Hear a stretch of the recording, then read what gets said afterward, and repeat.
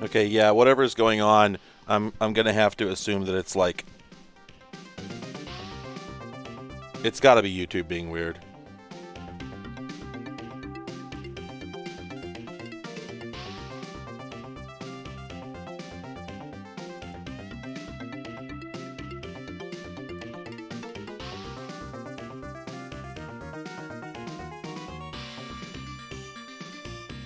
No, like I was having problems on my end. I'm getting like errors from stuff, and I'm getting it again. I'm getting all these messages saying that it's not getting enough video to maintain smooth streaming, so it's probably gonna start hitching again. What the hell? This has never happened before.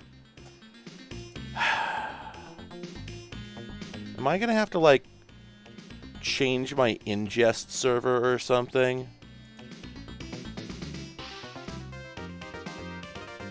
You know, that actually is something I could do.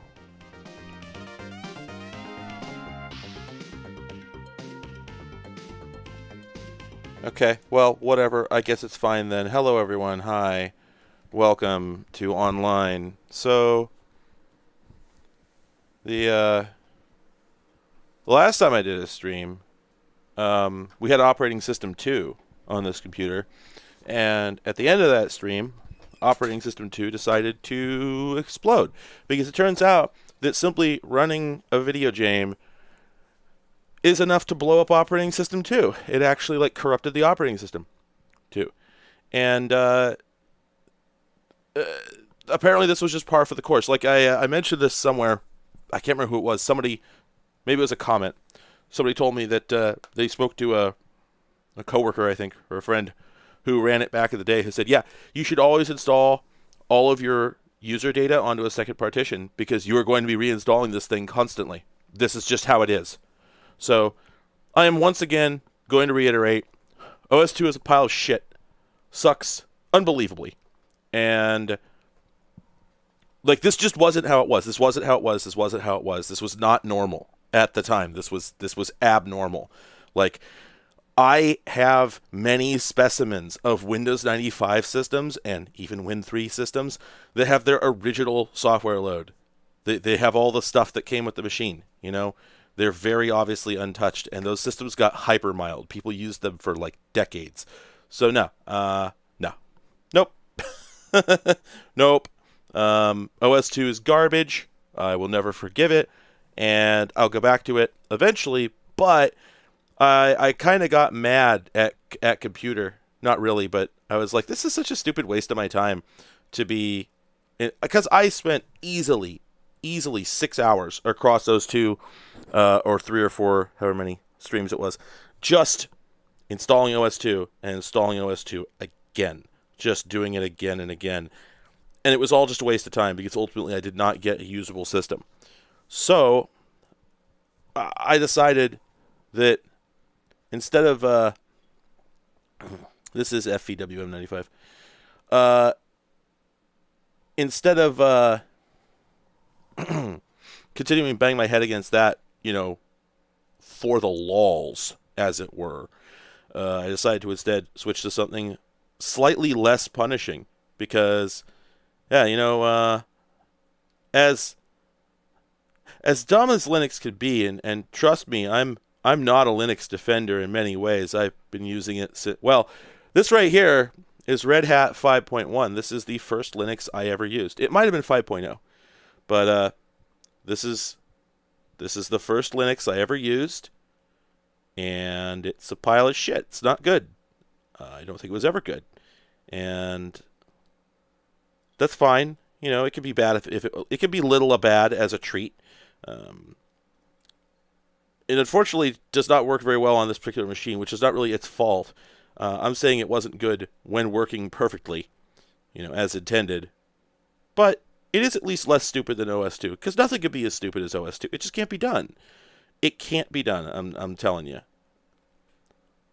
So I decided this was a better use of my time for the time being. And besides, how often do you get to see old Linux? You know?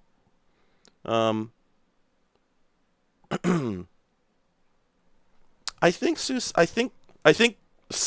the Amogus OS went away. I'm pretty sure it got absorbed into something. I don't know, but anyway.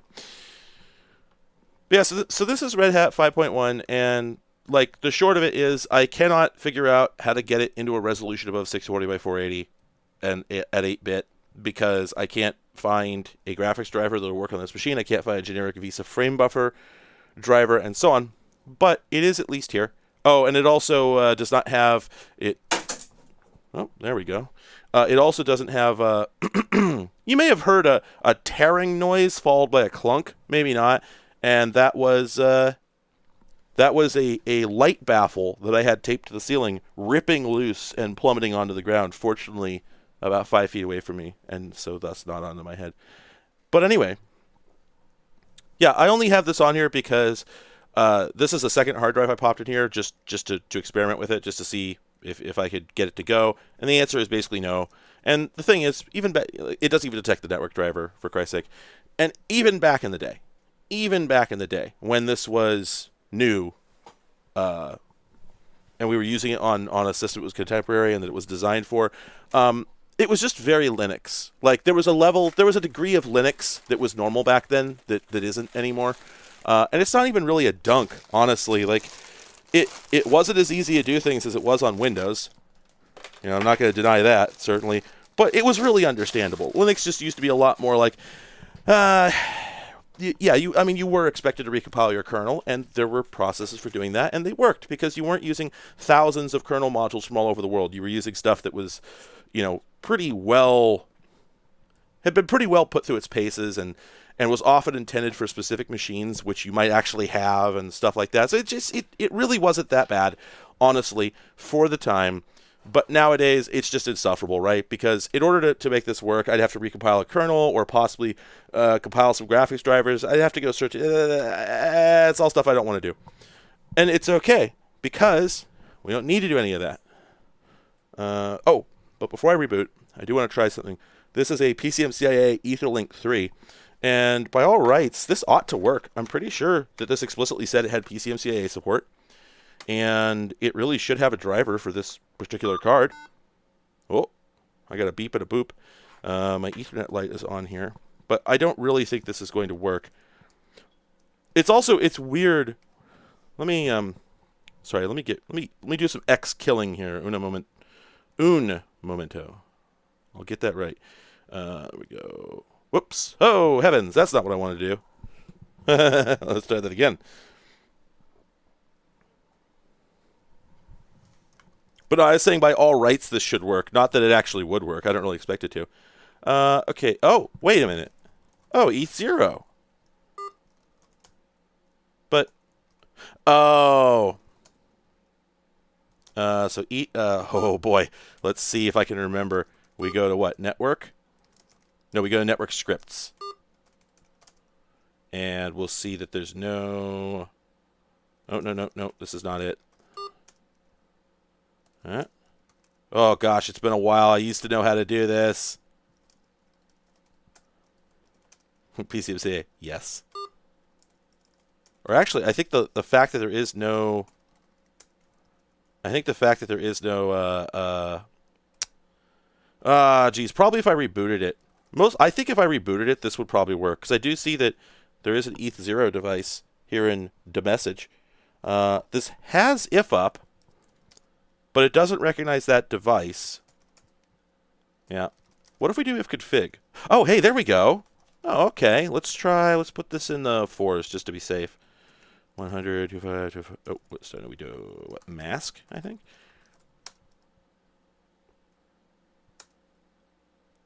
Oh, that's taking its time. Well, that's interesting. Why is it taking so long?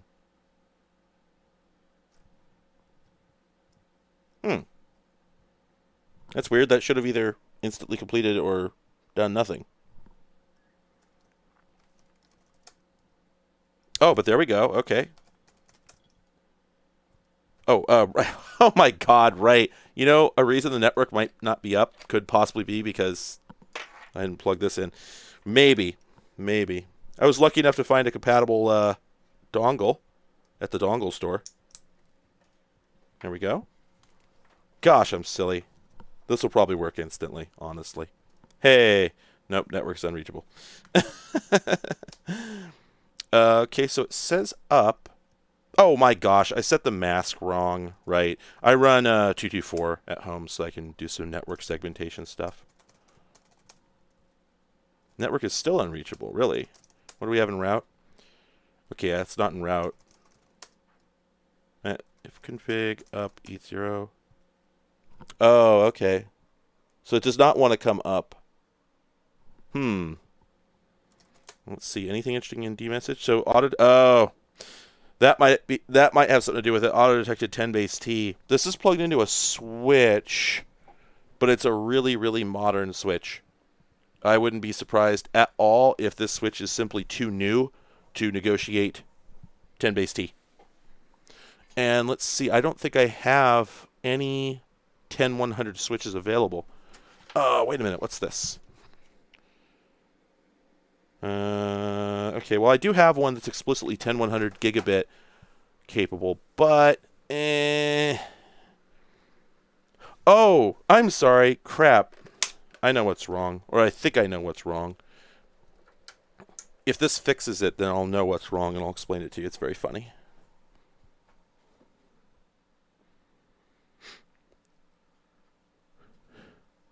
Right. 10 base T is correct, but what I'm saying is that 10 base T on some gear does not play well, and I know exactly what kind of gear it doesn't play well with, and I'll explain if this works. So we do config up ETH0. It's probably not gonna. That's interesting. It says it's received 754 packets. 864. So it's picking up broadcasts, but it won't transmit anything. Yeah, I think that's probably because I have not fully. Wait a minute. It's if config. Okay, yeah, no, I had it right. Okay, now we do ETH up. Oops. Oh, network's unreachable. Okay, well, all right, I'll add a route.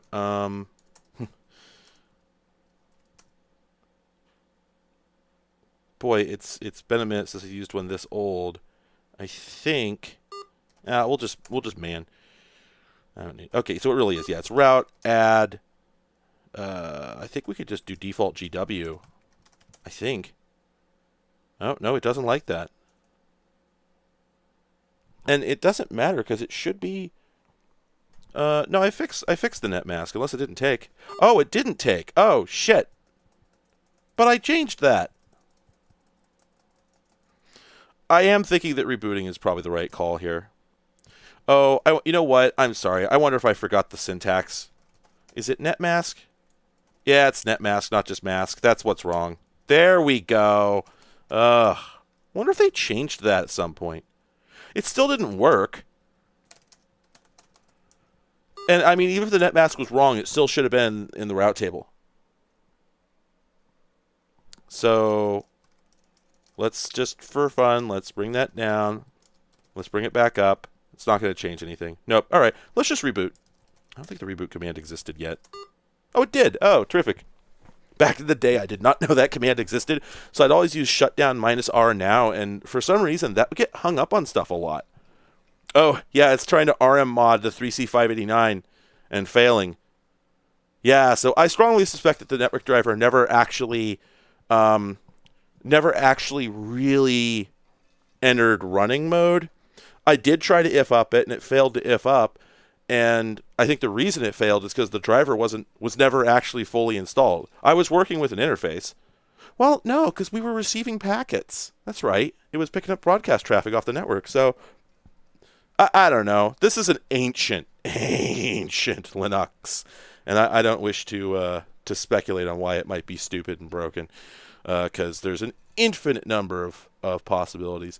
Yeah, right. It could be a hot plugging issue. It could be that under this version of Linux, you simply need to have a network-scripts. Oh, that's interesting. I think it just tried to set up DHCP. This might work now. It might be that you simply have to have a network-scripts entry or it won't work. Yeah, I kind of feel like this still isn't going to work. Yeah, it did the same thing. It started all the way up, and then effectively it just hot-plugged it after it finished booting. Well, now, oops. See, again, yeah, it doesn't recognize ETH0 because there is no no alias.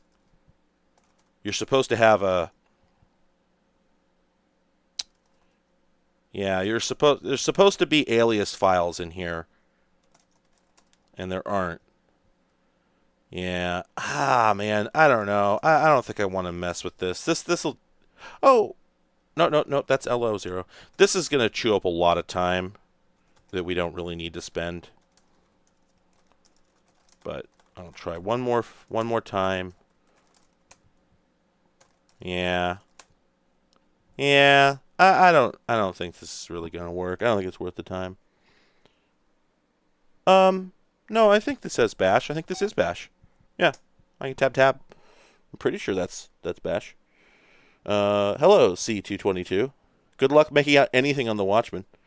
And yeah, it's Lilo, not Grub. I think this might have been the last era of Lilo because I actually have another version of Linux that we're going to switch to here in a minute. It's already installed, and it uses Grub, and it's from only a couple of years later.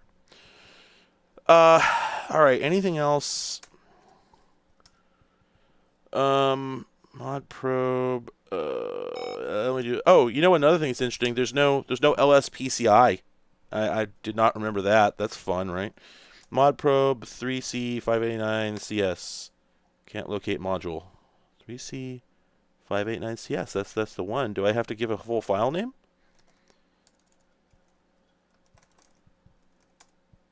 Oh yeah, I guess I do.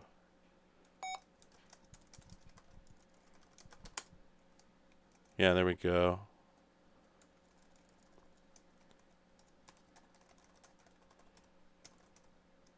So what? It's probably 3C5. Oh, actually, no, I don't know what that's using.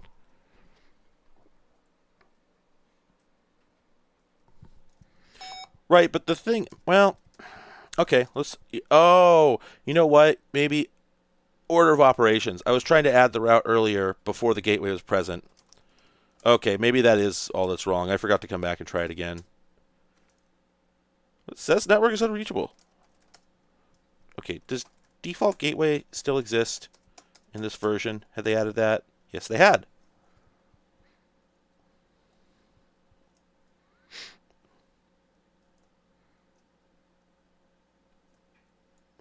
Do we have to manually tell it which device to use? No? Okay, all right, let's try this.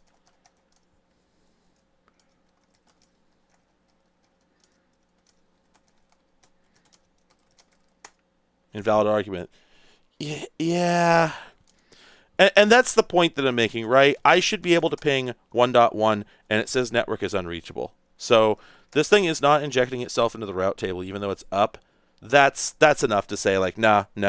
This is dirty pool. I was playing the game just to be polite, really. But it's not working. It's clearly not working. It's clearly not going to work. This is a thing where I can tell you, back in the day, this sort of crap happened all the time. Stuff was supposed to work, it didn't work, and the only remedy available was either to, it was always, recompile your kernel. It was always going to end up being recompile your kernel. Or it was going to end up being read a million. No, it doesn't need to be DHCP. It's just broken. I assure you. I promise you it's broken, and we're not going to waste everyone's time for hours dicking with it. I just want to explain, like, I promise you, this is never going to work. There's something fundamentally wrong here, and we would need to find a how-to that explains how to fix it. Somebody's tilde site, and that's just not worth our time right now. Let's go do something different. Yeah, exactly. It's literally like, it's hours on Usenet. I don't have the drive tray in here, so I just have to, like, brutally rip this disk out.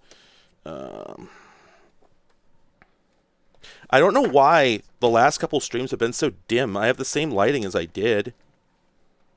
I wonder if the lights are turned down in here, and it just doesn't seem that way to my eyes. Hang on a second. There you go.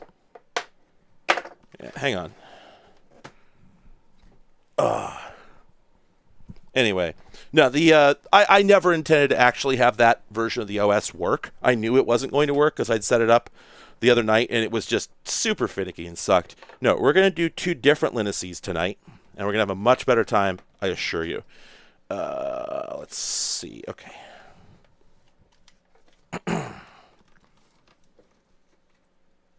There we go. All right. This is the native state of a ThinkPad of this era, by the way, not having the disk cover installed. That's just how it is.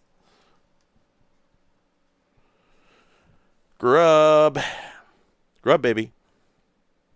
All right, and this is going to be Red Hat 7.2, a far less caveman-like operating system.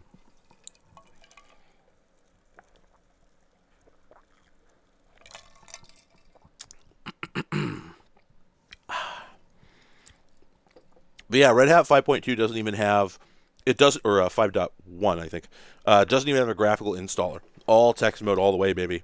I remember when the first one came out that had a graphical installer, which I think might have been 6, I remember being just blown away. Like, wow, it could do graphics, despite the fact that Windows could do graphics. No, we're going to do installing. Don't worry. We're just, I prepared this loaf of bread before the show, but we are going to bake one now, or bake one during this broadcast. We're just first going to look at this different one that I already have working. And right, that's the other thing. As Chartreuse said, this is Red Hat 7.2 came out the same year, I believe. The suggestion I have for you is add the search term before :2005. It'll fix your problem. It'll make Google behave. That's what I had to do in order to even get install media. Actually, I grabbed it off Internet Archive, but still, I needed to have drivers and whatnot. And yeah, you just got to do before 2005, and then all that R hell shit gets completely blown out. You can use it on YouTube too. It's a little secret for you. Go to YouTube and search Linux before :2010 and have a blast, baby. It's so good. All right. Anyway, I don't think I could figure it. Yeah, that's right. We're just going to log straight in with root.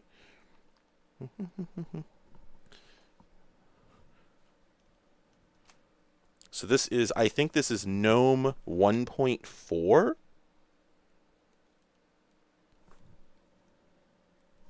I've got it configured appropriately for its era. And we got the little textured background. And we've got Mozilla, actually. It's not Netscape at this point. By 2001, that part of history had already collapsed into the dismal future. One moment. I'm going to plug in a Morse. There we go. Oh, yeah. Activate your product. Really funny, honestly. Is my mouse going to work? It worked before. All right, well, we'll give that a few. Anyway, so I've actually got this. I got this set up and got it like working. And I also installed a proxy on my network that converts HTTP to HTTPS requests. So we don't need that for my website. My website's already, it makes itself available on HTTP, specifically for this reason. By the way, I'm extremely pleased with how my website looks on old computers, because browsers this old have very limited CSS support. So I added, if you look at the source, there's just enough classical, like body, BG color, etc. crap to make it look good, even if the style sheets don't work. But also, I kept the style sheets extremely limited. So if we go in here and, oh gosh, yeah, I don't think the developer console existed yet. No, it doesn't. Yeah, I don't actually know if I could turn off the CSS. I don't think they really made that a thing until much later. Maybe Composer could do it. I don't know. But at any rate, oh yeah, I wrote a new page on my website that I have not yet put on my RSS, where that covers the basics of instant on operating systems and like what's available and how much it sucked, and specific models you can look for and that sort of thing. So I'm really pleased with how this looks on here. This looks fantastic, and it looks good on my phone too. Yeah, my website's basically themed around progressive enhancement, so I'm pretty proud of myself there. And yeah, so somebody mentioned the sidebar, right? And I didn't really use sidebars back in the day. I always thought they were sort of a waste of space, but you know, there it is. However, if we pull up the file browser, which I think is Nautilus, yeah, it is. What I think is kind of funny here is it also had sidebar disease because they were aping Windows, 98, 2000 XP at this point. So you've got this sidebar over here with these little tabs, and I've actually been curious. I don't necessarily know how to investigate this, but I kind of wonder if this is like Windows 98, a web view, or if this is all hard coded, actual GTK. So kind of curious about that. And yeah, this machine does not have wireless. You could get it with wireless. It actually has. I think that supposedly, I think there's an antenna in the screen, but it's not hooked up to anything right now. Anyway, this laptop also, I should mention, let me show you something. This, I didn't know about this. I just discovered it once I got the machine. Oh, come on, you bastard. There we go. Yeah, so that's new to me. There's a port on top, and that's called the IBM UltraPort. And what they did, oh, sorry. What they did is they apparently made a series of accessories that could be clipped to the top of compatible ThinkPads. So they have, well, you know, I don't think we'll be able to Google this on this machine. Google, even though we could load it, it really confuses the hell out of the browser. Yeah. Can anybody remember if there's is there a Google interface for older systems? I don't recall. I thought somebody made something like that, but I can't Google for it.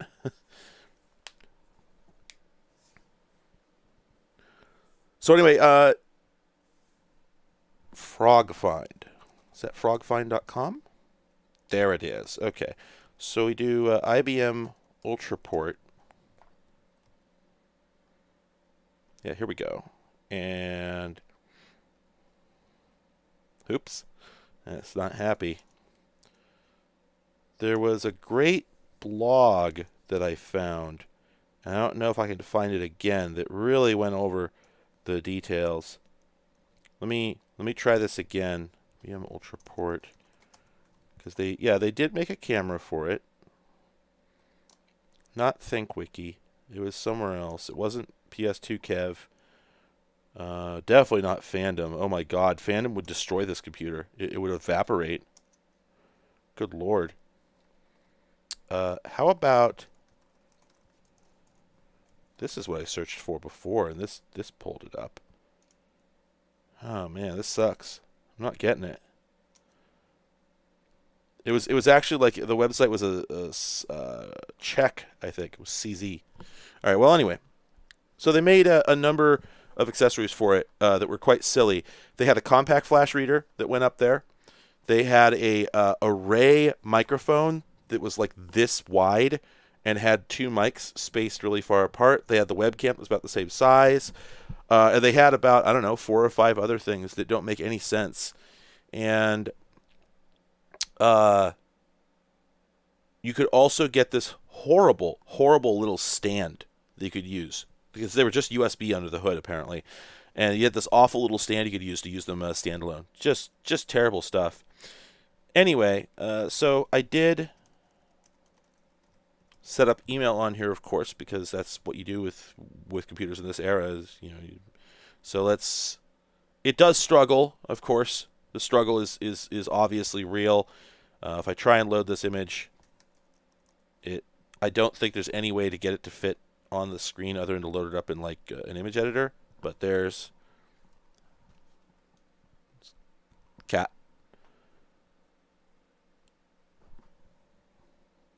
choice cat, in fact.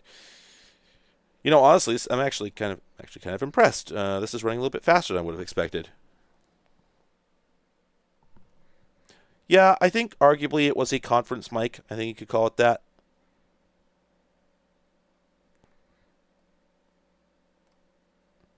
And here's another cat.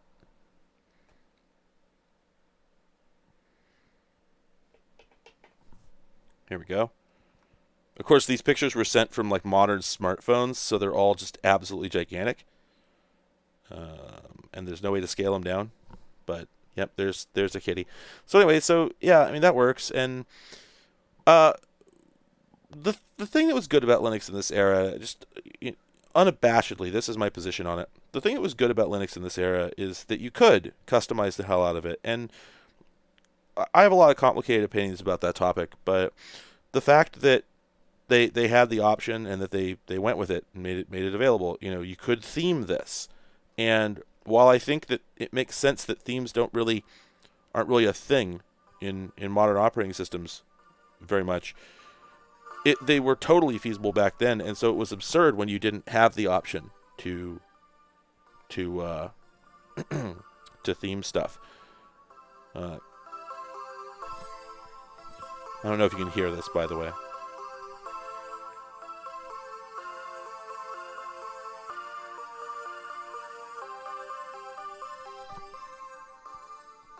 Right, and that's the thing.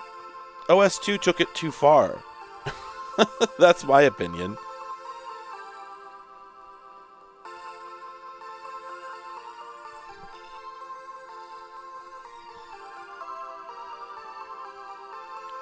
Anyway, if you can't hear this song, that's just as well, because I'd probably get content ID'd on it. Anyway, but yeah, so this operating system had the decency to come with a whole bunch of themes, right? So you could go in here and you could switch through a whole pile of different themes, all of which are, in my opinion, pretty dang tasteful. Okay, other than Absolute E, which is lifted from Enlightenment and in my opinion does not look great. Yeah, that's the thing. Like, I tried to use themes. So you load up GNOME, for instance. It comes with two themes, dark and light. I tried KDE. Its themes didn't actually work correctly. A bunch of programs wouldn't use them. And they looked like shit. Like, they just didn't look good. And this era had a pretty good experience with, like, people making tasteful themes. Like, this one I think is a little weird, but it's still not... If you saw this on someone's computer, you wouldn't, think it was ridiculous. But mostly it's like, okay, this one here, this is completely defensible. I think this looks fine. If that's a look that you want, you can have it. This one too. And it's even got rounded edges. So it's competitive with Windows XP. Let's see. Cool Clean. I think this is how it ships. I think this is what GNOME has out of the box. And the thing is, I want to save. If we load this back up, there we go. Go into Cool Clean settings. This is actually procedural. So, Enlightenment was in use for a while. I don't remember when, but yeah, it was in use for a while. Anyway, this gradient here is dynamically generated, so you can adjust it. If you'd like a vertical one, you can do that, or if you'd like a horizontal one, you can do that. This sort of kind of firmly informs you what they were cloning when they made this particular layout. This is basically a Windows 98 theme. But yeah, if you don't like these colors, you can change them, and it's not like you change one thing and then it makes all the other decisions, It's your call. Okay, you want it to look gayer, you can do that. Make some lavender going. Outstanding. And I'm nitpicking, but the thing is, this is what used to be good about Linux, is the fact that they, when computing was trying to get more, Windows had been what am I trying to say here? What I'm trying to say here is that they were not trying to chase some corporate idea of an ideal user interface. The idea that every Linux system would look different was okay. And while I think there are arguments for usability I think there are arguments that consistency enables usability, I don't think they apply here. And a lot of the reason that they don't apply here is, if we're completely honest, if we don't bullshit ourselves, we know that this operating system did not have the faintest idea that a quote-unquote normal person was going to use it. There was no illusion. There was no illusion whatsoever that the proverbial grandma was going to be using this thing. I mean, people might have said that, but no one really believed that. The reality is that every single person who was using Linux at this time understood the underpinnings of their system. They were not going to use anybody else's computer. We were not over visiting other people's houses and using their computers. Okay, we were bringing a laptop of our own, or we never saw anybody else. That's the reality of it. And even if we, even if we did, we could easily retrain ourselves to a different user interface. So this just didn't matter. Oh, your close button's on the opposite side of the window from mine? Okay. If you can borrow a car that has the windshield wiper control on the right side instead of the left side, and get used to that, then you can get used to this, right? But I think that's terrifying to operating system vendors now, and that includes Linux. They're terrified of the idea that it's the same thing that happens when anybody starts chasing numbers. When you start chasing numbers, when you start saying like, oh, we're going to have the most users, we're going to have the most the widest install base, we're not going to turn anyone down. Then what happens is you end up saying, okay, you want to use our operating system, but you're unwilling to put in any effort whatsoever. Okay, no problem. We'll meet you where you are. It doesn't. Now, there's validity to that. The idea that computers should be easy to use, that's legit. And the fact that Linux is free means that there was a possibility, and there still is a possibility, that it becomes the default interface for computers. It could become the case still that that Linux becomes the thing that everyone has, unless they have special particular needs for Windows or Mac OS. And so making it universally accessible is important. But that's only an argument for sane defaults. There's no reason that modern Linux couldn't look exactly like this, and that this couldn't be the expected way for it to look. And while you can do this, you are not supposed to, and you know it. You're coloring outside the lines, and the fact that they can't stop you and don't care to does not change the fact that this isn't what Linux is about anymore. And yeah, I resent that. This is back when I liked Linux, because, for instance, let's take a look at my taskbar here. This one does not look like any other GNOME task panel on anyone else's computer. It looks like mine. I've put a bunch of widgets on it. Widgets I find useful. Earlier you may have noticed that I adjusted the volume. I didn't have to open up a separate panel for that. Now, not everyone wants that. I don't think everyone should have to have that down there. But I really want it down there. I wish I could have it down there on Windows, but I can't. Or modern Linux. I actually just tried this the other day. There's no way to do it. You can do it in KDE, but it's so janky. Plasma is a terrible mess. I hate KDE Plasma. I think it looks like shit, and it performs like shit. I switched back to GNOME, which is really tragic.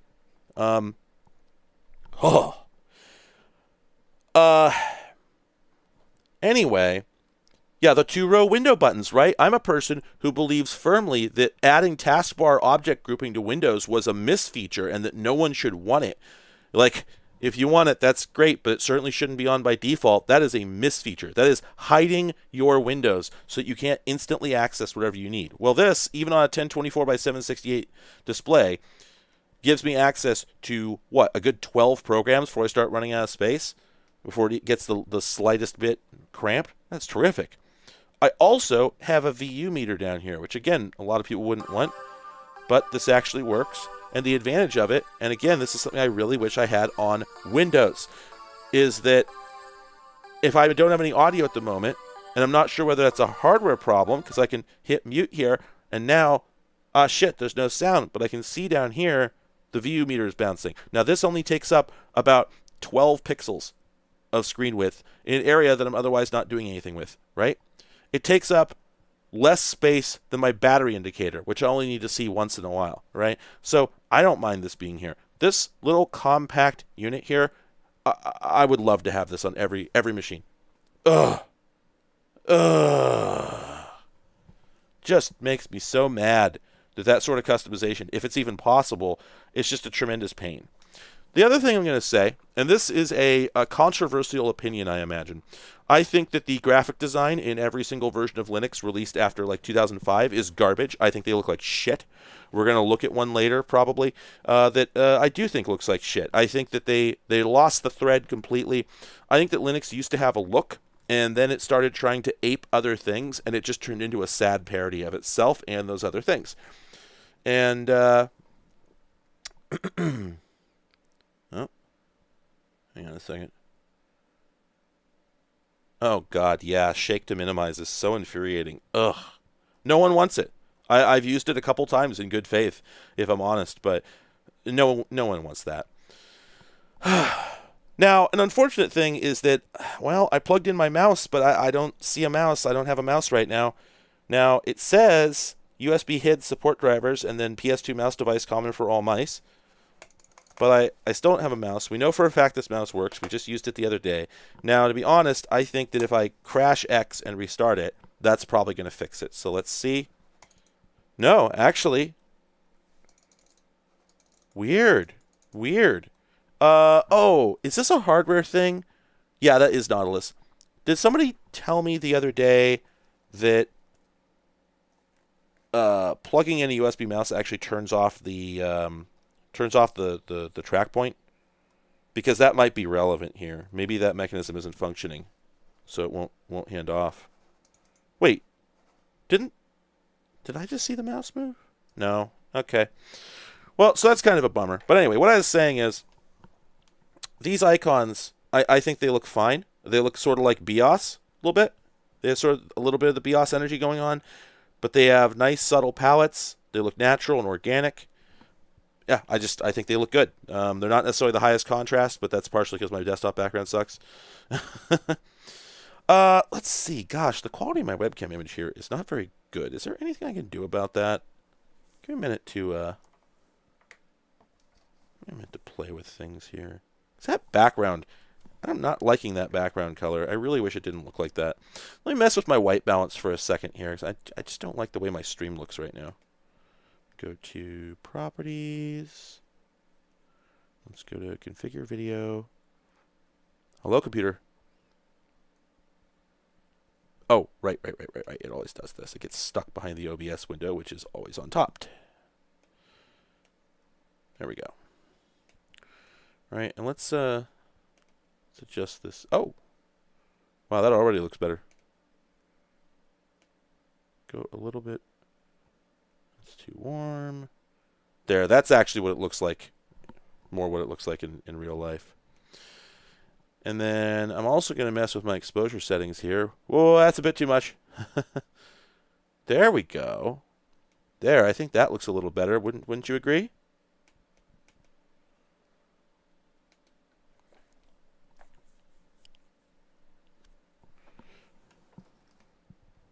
All right, terrific. Anyway, yeah, so I wish my mouse worked, but what can you do? And again, I think, without getting too into the details here, because, you know, I'm kind of talking out my ass, but kind of not, in my opinion. I think that Linux in this era came with a lot more garbage, if you will. It came with a lot more, like, random shit. Oh, whoops, that's not what I wanted. I was in the wrong menu.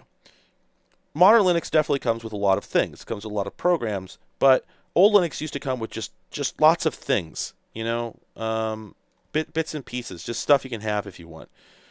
Wait, am I still in the applets section? What am I doing here? Come on, man, get it together. Programs, that's what I wanted. And well, we could dig into that for a very long time. Like it does come with. Now again, this is in the era where you weren't. There was no app store. There was nothing even remotely like it, and you didn't have a package repository in the cloud that had thousands and thousands and thousands of packages. So everything that this could use generally had to come on the disk. And I did install this off of a DVD, for Christ's sake. So, this installed this is all the eggs that the system is ever going to have. It comes with all the software you're likely to ever have installed. Where the hell is Xeyes? I thought there was I thought it was. I mean, I know it's available as an applet. Oh, I'm sorry, it's GIs. My bad. There we go. But I could have sworn there should have been an Xeyes on here. Yeah, there is. There it is. There it is. Oh, wait. It was anchored to that. Wait, even though I gave it the ampersand, it's still anchored to that TTY? Huh. I didn't know that. That's weird. Anyway. Oh, wait a minute. There. That's what we want. This is the only legal way to use Linux in this era. Hello, Tiki. Hi. Gosh, Yellow Dog. I heard of it. I never used it. Wow, I think this is actually slowing down X. X is struggling to render this. Now, something fun that I installed on here, I actually installed some software. Some real honest-to-God software. Let's fire this up. StarCraft Flamethrower Trooper voice. Fire it up. Yeah, Xscreensaver's on here.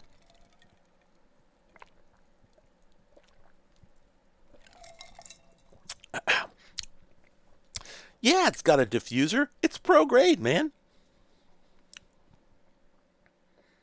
Oh man, come on, where is it? Not graphics. Okay, so I guess we probably just have to go through.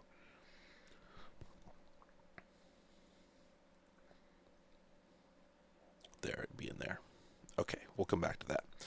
Anyway, so this is Borland Kylax, which is oh, no hub. Okay, right. I forgot about that. Borland Kylax is what am I looking for here? It's an integrated development environment. It's like Visual Studio, and it really is because I mean, you can tell it's using like a Windows.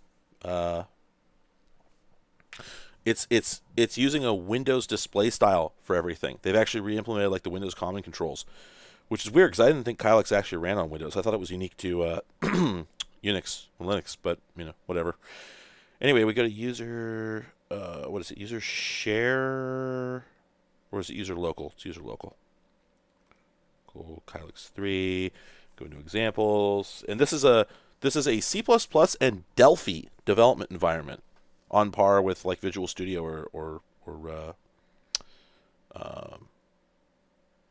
what am I looking for here? Visual Basic. There we go. So I'm going to just load up a program.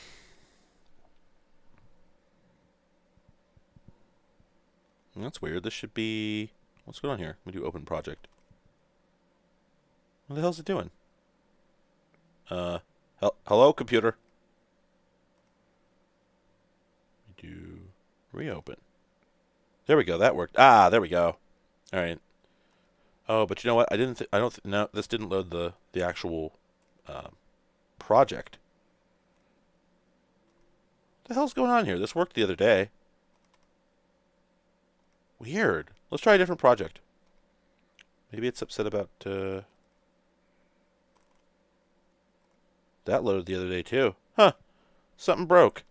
Linux.jpg. Jeez Louise.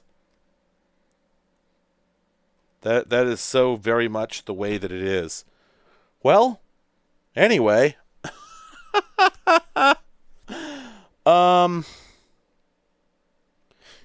Yeah, Kylax is available. You can find a copy on the Internet Archive, and it comes with a. It actually comes with a keygen. It comes with a crack, which I thought was really funny. Oh yeah, I can't even close this. So I think something's data voice. I think something is wrong. What is it? Kylax 3? Oh, whoops. What am I doing? Wait. Oh my God. Wait. Hang on. That's information I didn't have. Is this wine? I wonder if it is. Let's do kill all wine server. No, maybe not. BCB Lin. No. Okay. I think it was just on here. And yeah, Tux Racer's on here, but it runs so poorly, it's like not even worth starting. Let's screen some saves first.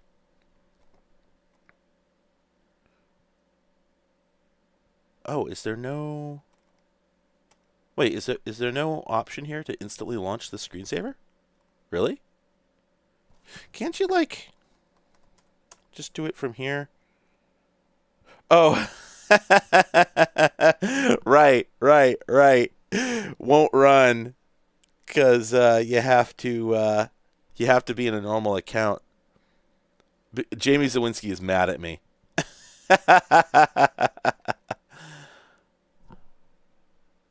Well, I guess can we just maximize this and then? Oh no, this isn't vertical. This isn't horizontally resizable. That sucks. Yeah, I guess the demo area is a fixed size. I don't want to make a user. Here, add user. Oh, are those aliased? Uh, really? Okay, and then, oh gosh, what is it? Group. Oh geez, it's been so long since I did this manually. Is it?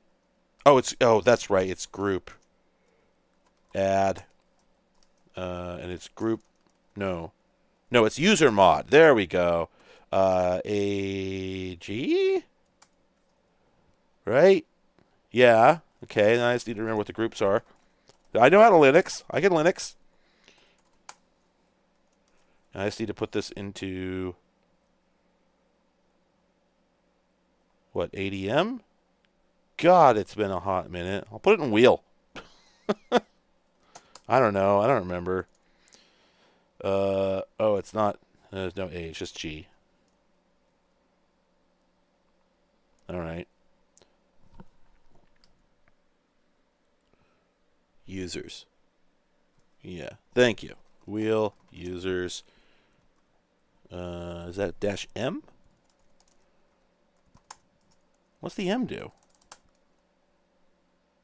Huh. Oh, I misread. You were doing user add. Okay. So now if we group, let's see, you should be in wheel. Yep. Okay, there we go. So then we can just go ahead and log out, log in. Oh crap! I didn't set a password. It's probably not going to work.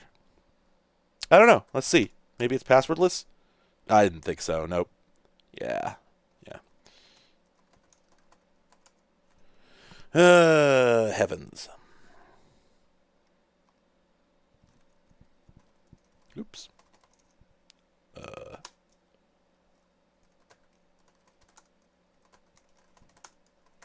There we go.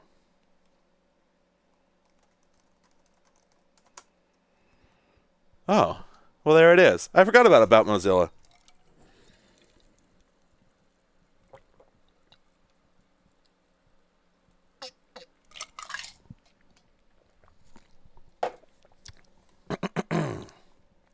Anyway, let's see. VI, see.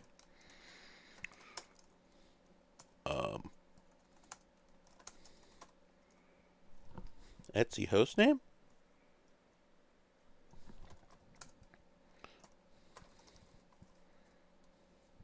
Oh my god. So the most annoying thing about this ThinkPad is this is where escape should be, but instead it's F1. Ugh, it's so frustrating. I always hit F1 in Vi when I'm trying to actually hit escape. It happens every time. Just rough. Anyway, but yeah, I bet it didn't create a home directory. I bet that's what it is. Oh no, it did. I don't know. I think it probably doesn't let you log in without a password. I think that might be like a GDM thing for this era. Let's just find out. Yep. That's what it is. Yeah, and you know what's funny is I have to admit, I think I'm actually not really that big a fan anymore of the 7-row ThinkPad keyboard.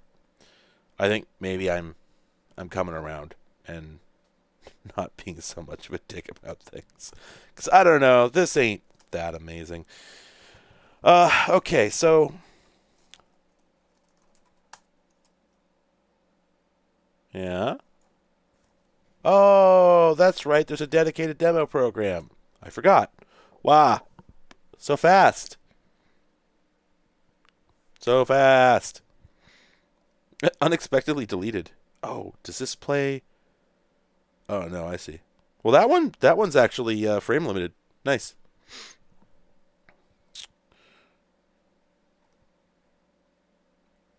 Right.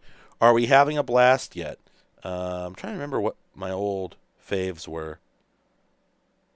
I was always just a fan of the 3D ones, of course, because of course I was. I think this is one. Oh yeah, there we go. This blew me away back in the day. You know what's still weird to me is the fact that this keyboard has no Windows keys. I still can't really get over that. That is so strange. Oh. Yeah. I used to have maze solvers on my, like, 286 machine. And that's the rest of that story.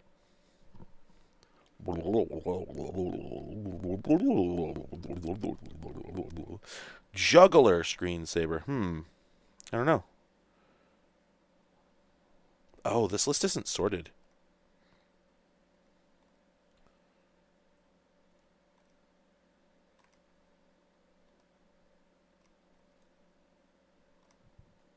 Right, the 3D bubble clock. Right. Oh, it's here, folks. It's here.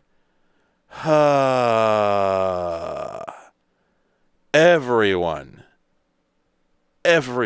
was just running this. All right, what else we got here?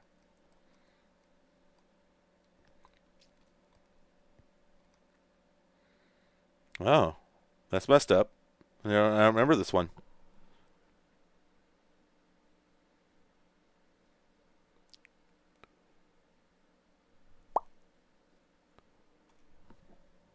Yeah, I should really be doing this on a T420, right? Isn't that what God intended? Oh, the rot zoomer. Yeah, there we go. That's the good stuff. This is exactly what you'd expect to see running on any random unattended Linux box. You'd walk by, you'd see shit like this happening.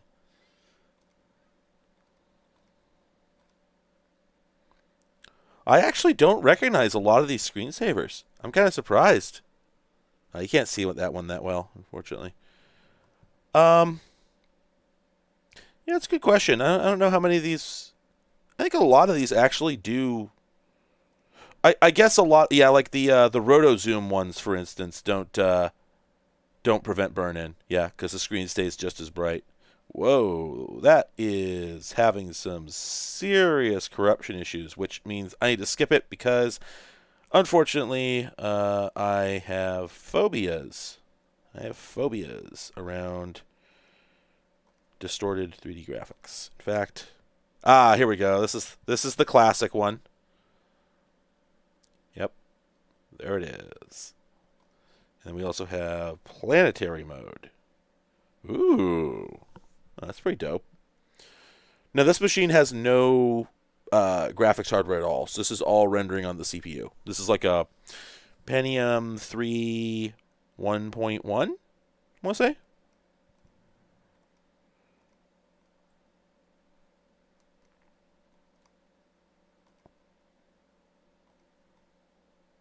Oh, I see. Okay. Visual type. Huh.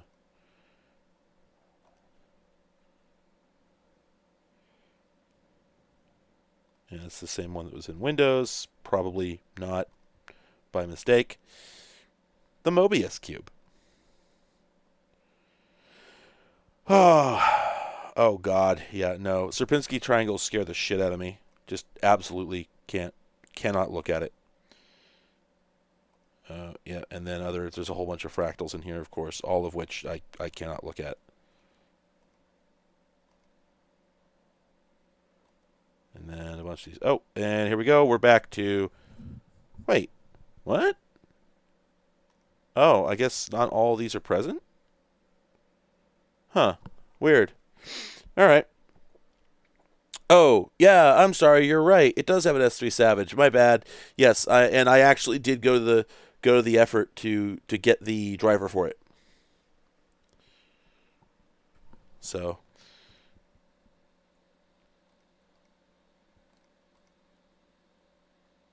anyway, yep, so there's Xscreensaver. Now we have proven that it exists.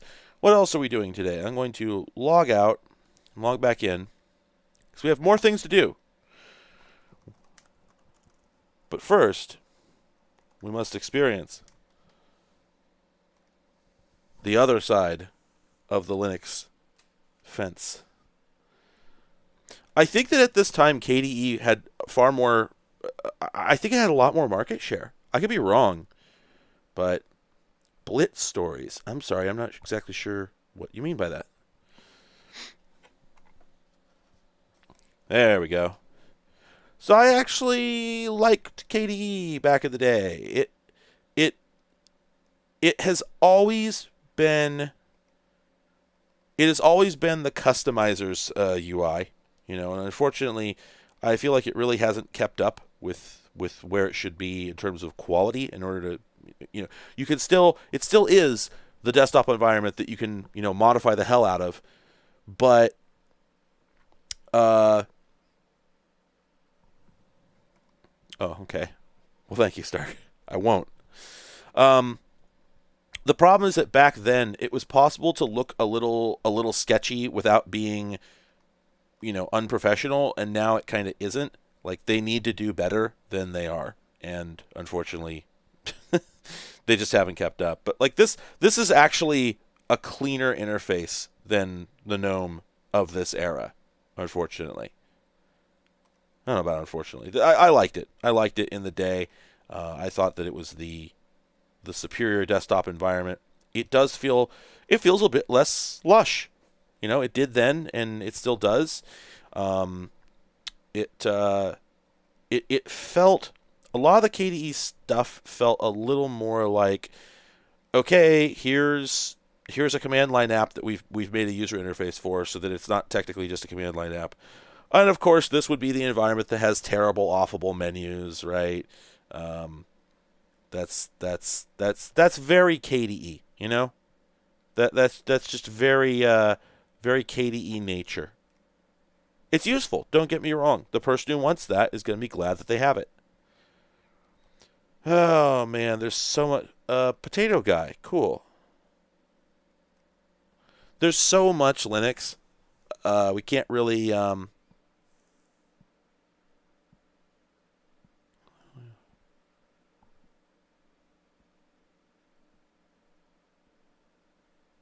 Yeah, I think I'd agree that like KDE, it's got its rough edges, but it does, when you ran KDE in this era, it felt like a finished, polished experience, whereas GNOME did and does always has felt like it was in the middle. It has Windows 10. It has Windows after 7 disease. You know, GNOME is we have 10 different control panels, and KDE is like, no, fuck you. It is all right here. And it honestly works great. We have everything in one place. I don't know what the deal is with the window manager and desktop environment window manager and desktop manager, what the hell the distinction was at the time, being I guess the same thing here, whereas in GNOME they're always separate. And again, that's a philosophical distinction you can make if you want. Here we go. This is what the very first KDE that I ever used looked like. And yeah, FEWM95 did not look good, unfortunately. In addition to being just a clone of Windows, it also didn't look good. And again, I would say that all of these window decorations look respectable. I think they're all quite respectable. They are, in several cases, ripped off from other OSs, but they have been, the serial numbers have been filed off. Oh, oh gosh, this has the Windows XP watercolor theme. Yeah, baby. It's really funny to me how Microsoft abandoned that. The dumbest decision they have ever made in the history of their entire company was to abandon the watercolor theme. It would have made Windows XP so much more professional looking and modern looking at the same time. The bizarre desire they had to go with the Luna skin is one of the nope, I shouldn't continue on this because I will say something unkind. But it's really funny to me how they abandoned it, and every other nerd in the world brought it into its house and pet it and gave it a saucer of milk and told it, no, you did nothing wrong. It's not your fault. Like, God, it deserved better. Can't believe Microsoft did that. Some of these themes are a little rough. Like System++, is that supposed to be a Mac theme? That looks like shit. But probably because you need to adjust the colors first to make it, yeah, whatever. Anyway, I think these are fine as established. I think they look okay at worst. There's also, does this theme manager, does this do... Yes, I think this does everything. This does the desktop, the windows, the everything. Oh, and icons. Oh, hey, and this also includes window decorations that aren't even present in the list of window decorations. Huh. Wait, what is this doing? Oh, okay. I never ran through the personalizer. Whoops. Let me do that real quick. Next. You prefer? Oh, this is cute. Okay. See, this right here, meeting the user where you are.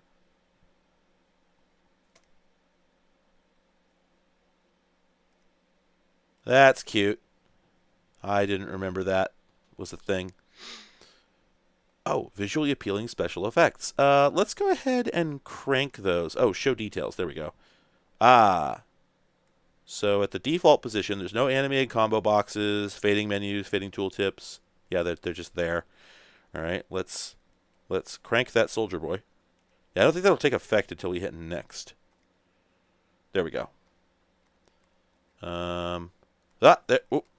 There we go. Now we're getting fading. Excellent. And then a style from the northwest of the USA. The platinum style. I wonder if that's Mac OS. Oh, no. No, it's its own. Oh, it is Mac OS. Damn it. I just saw the buttons. That's kind of egregious.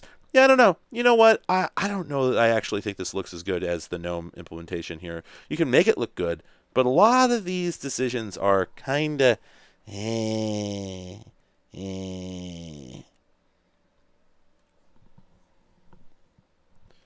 I don't know.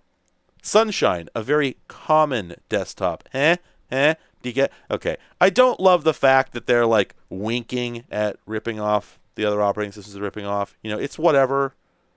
But still, I don't know. Like,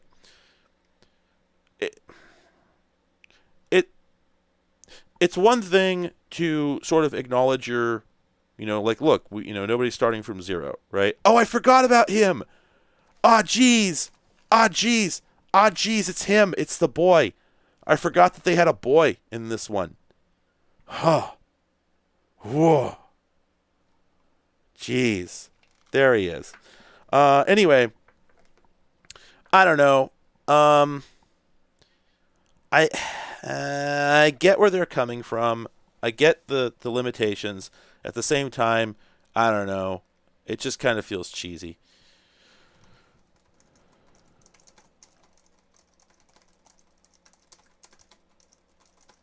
Now, a thing I'm going to say is that this font rendering... Oh, gosh. Let me turn the camera exposure back down a little bit. I think I overdid it. I mean, yeah, like, that's sort of the thing with Linux. The fact that Linux is unable to get itself out of the shadow of Windows and Mac OS. And it's one thing to acknowledge that you can't get yourself out of that shadow. And I think it's another thing entirely. Oh, that did not really make it better. This camera just has limited dynamic range, unfortunately. It's another thing entirely to never stop lampshading it. You know, I don't know. There's just a limit. I think there's a limit. There's a point at which, like, calm down. Anyway, what I was going to say, though, is a beef that I have with OpenOffice, and really a lot of Linux in general over the years, is that the font rendering is just garbage. It's just garbage. OpenOffice in particular has always had atrocious font rendering. So it's nice to fire up Kword and just see some nice, solid, crispy, non-AA'd, but also not scaled font rendering. You know, this is being rendered properly directly from the true types or OTFs, where the hell they were at the time. And I just feel like for some reason OpenOffice could never manage that. God, there's so much Linux here. There's so much Linux to explore. We did some browsing earlier. You know, I don't know what to do. The fact that this ships with two completely separate operating systems, essentially, like, hey, we have our own email client over here. This didn't exist over in the GNOME world. You could run it, you know, but it was a KDE app running under GNOME. And likewise, you know, we have a completely different browser here. We've got a completely different everything. Yeah, this is I don't remember if Conqueror was based on, I think it was its own thing, wasn't it? Didn't it have its own rendering engine? Gosh, look at that credits list. Yeah, there we go. Yeah, I think it was a completely unique rendering engine that eventually got folded into something and disappeared. But KHTML, there we go. Let's see. There she is. There she is. There's Udon. Udon Wolj. Oh. Ah, there we go. Kitten. Kitten. Kitten. Right. That's okay. I knew there was a relationship to Chrome, WebKit, etc. Or wait, I'm sorry. Is it WebKit? Yes. There we go. Yeah. I remember that WebKit derived from this, and then, yeah. I knew that somewhere in my brain. I need to go get a drink. I will be back.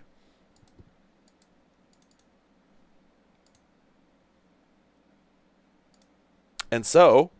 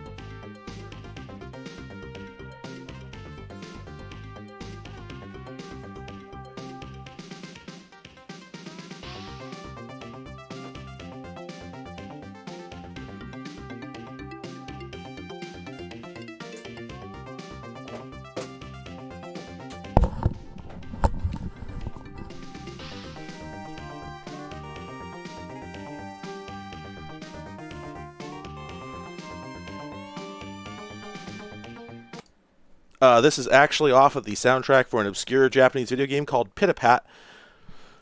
So, okay, maybe we will look at this more later. However, for the moment, what I'd like to do is to shut computer off. Oh, right, halt. There we go.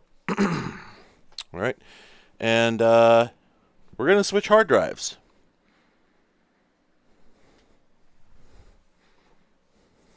Stopping PCMCIA. There's nothing plugged in. All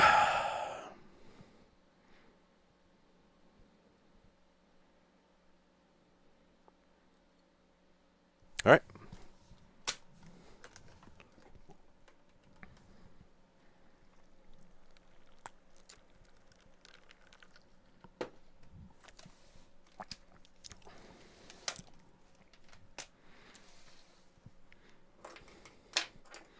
As noted before, it's hard to get the drive out, so I'm just going to grab it with pliers.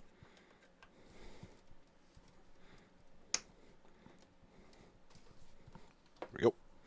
All right, where's hard drive 2, the sequel to hard drive? There it is. Wow. Hopefully I can nail this without the tray. Ah, there we go. Outstanding. I'm good at computer. All right. Because that is a Moscow Mule, and I put a bunch of mint in it. Yeah, you put mint in a Moscow Mule. That's what you do.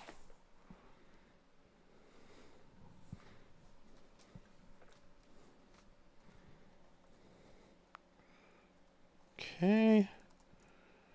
Fedora Core 1. I never used this one back in the day.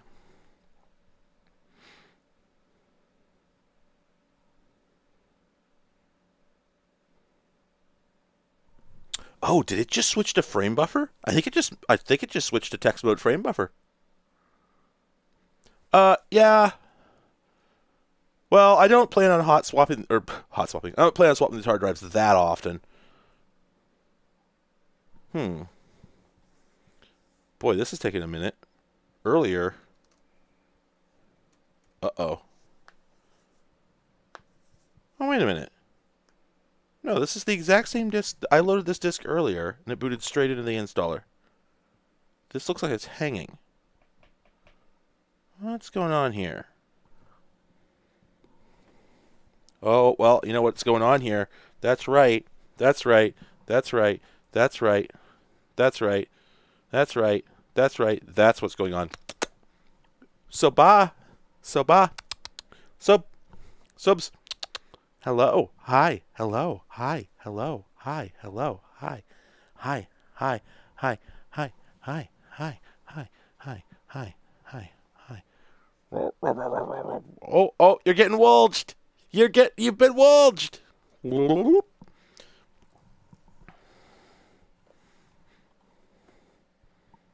She's snuffling.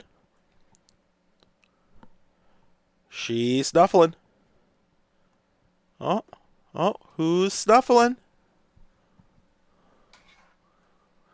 Gosh, she has such a big tail. Is she going to fall over? Replacing odds? Oh, she's wulging the network.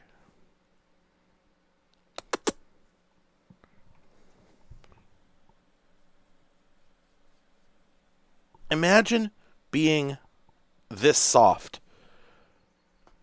What would you do with yourself?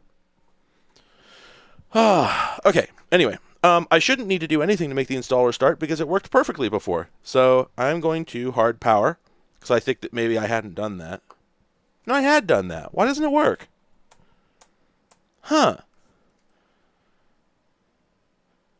I think this is some non-determined... Hey, don't bite the headphone cable. Soba is biting the headphone cable. Hey, you. Don't be super kitty. Be only a medium kitty. All right. This booted earlier. I think it's just being non-deterministic. Let's try it again. Net 4 frame diverter. Okay, that's interesting. We didn't get the The cursor. There was just we can get the blinky cursor before. Oh, shit. You know what? I did change something. There's a mouse plugged in. I wonder if that's the problem. Ah, god damn it. You wonder what the problem is? She fell over! I'm not getting my money's worth out of these cats. They can't stay upright. They just keep falling over. Whoa. Whoa, Vicious Huntress? Oh, Vicious Huntress? A threat to all that lives? Excusez-moi. Hey. Wow, she's going nuts. Hey, I got a cat, not a rabbit. No bite. No bite. I mean, it's hard to tell the difference sometimes. No. No. No. Nope. You gotta go. Someone is too rowdy. Get. Go through your hole in the wall. Fuck off. Or lay down. Those are your options. But you can't be walking around putting little tiny kitty tooth holes and everything. And also, you have torn skin off of my hand. Hang on. I'm disinfecting it. Ow. Ow. Ow. Ow. Ow. Okay. When I tried earlier, I did not have the Etherlink installed. So I'm not sure what's up. Oh, that's interesting. Why did it just reboot? I wonder if the hard drive is not installed correctly. All right, well, let's try this again. Yeah, I love cats. They're wonderful. Cats are constantly making things easier in my life and not harder. Hey, look at that. This time, it didn't hang. It was the mouse.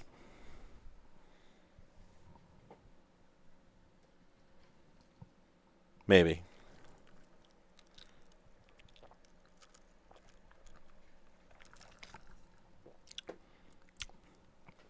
Interesting. This didn't happen before either. I think I know the hard drive fully seated. I think that's the problem. That's weird, though, because I felt it go in.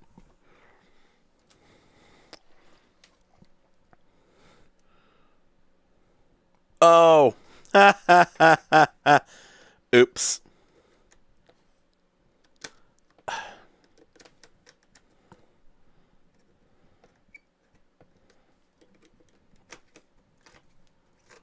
Oh, yeah. It slipped over the plug instead of plugging in.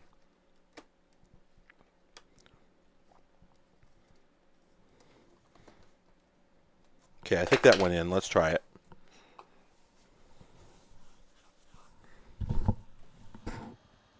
Yeah, there we go. I can hear it. Spinny. But yeah, the fact that it rebooted previously just unceremoniously made me think that probably I had not seated the hard drive, and that does appear to be the case. Just found another hole that Soba put in my skin. Ow. Ooh, that alcohol burns.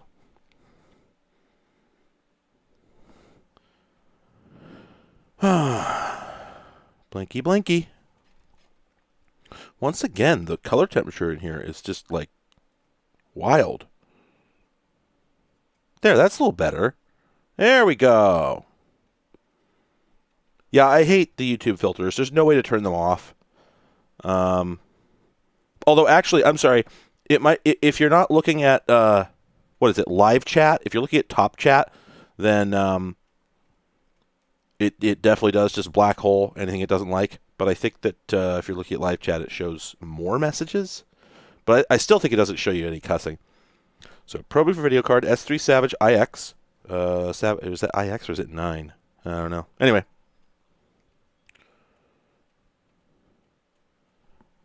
Yeah, I mean, it makes sense that it used to be better. Because, well, the other thing is, if it told you, then you would know that you needed to start basically you could start brute forcing it and saying differently modified words until something got through. So in this case, it makes it harder for bad actors to figure out what they could get away with. So that's probably the reason. Yeah. it constantly throws you back on not top chat, so it's not really worth even trying to stay on it. Or yeah, anyway.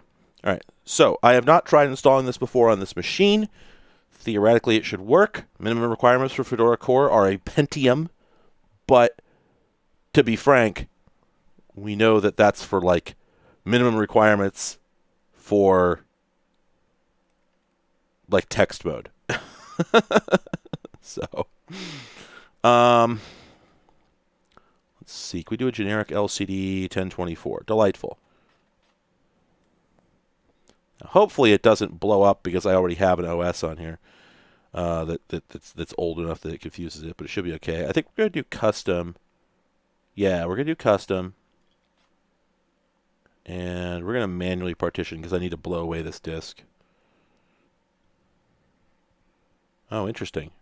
Huh. Wait. Oh, God. The Red Hat installer? Oh, that's right. I had to put little tiny baby partitions on here, too. So I'm just going to go ahead and blow this all away. Reset. Yes. Oh, is that... Oh, to its original state. Sorry. I guess I have to manually delete everything. You cannot delete free space. Cowards.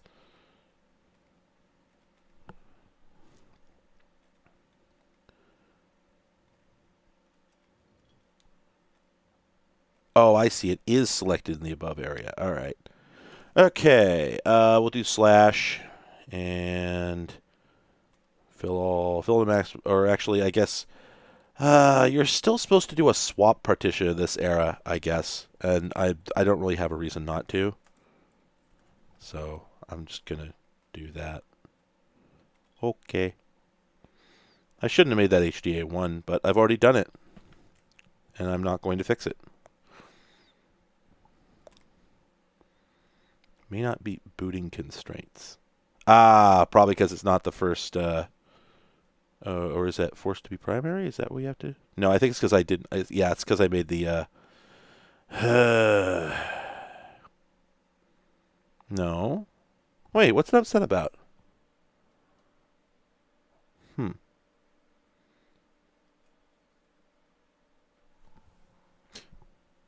Well, whatever. This will probably work fine. Oh, weird. Oh, okay. So when I created the swap partition, it actually deliberately moved it to the end even after I created the new one afterwards. Well, that was polite of them. All right. So it's grub. Yeah, that's fine. That's fine. That's fine. Yep. Okay. Detected the network card, of course. We're just going to do... No, we'll do firewall, but we'll enable this, that. Okay. This is definitely a lot better than the text mode installer, and a lot better, and it's nicer than the one that Red Hat 5.2 or 7.2 had.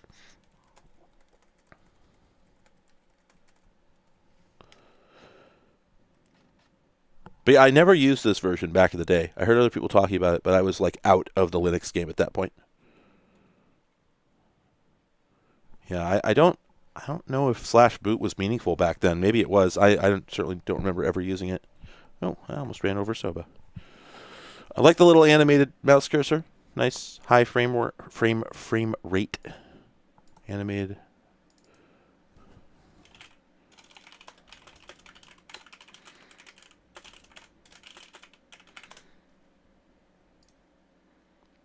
Oh man, I need to adjust the damn white balance back. I went a little too far.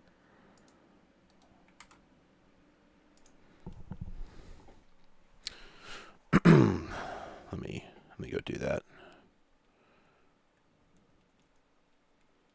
There, that's a little better. Okay. So I want it all, baby. We're gonna do KDE 39 of 42. No, I want everything. Let's see. GNOME pilot conduits. Okay, maybe I don't want everything. Well, I do want this image viewer. That's going to install 1.8 gigs. Wow. KDE admin. Yes, we want that. Why would we not want that? Oh, and a PIM? Hell yeah, I want a PIM. That's like an address book. All right. And we're just going to install everything. There's no select all buttons, so we're going to have to do it manually. Authoring and publishing, yes, definitely, obviously. Games and entertainment, are you kidding me? Yes. I don't need to install any of this shit. I don't need any servers. Nope, good on all that. We definitely want development tools. We definitely want the kernel development. Is that Linus's face? I always wondered. I was never sure. Yep, yep. Printing support, well, that's unfortunate, but yeah.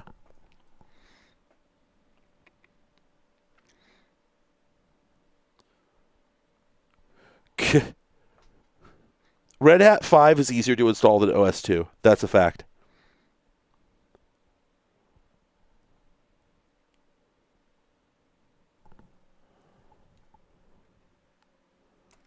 I mean, to be fair, they were equally powerful. I think it was a reasonable decision.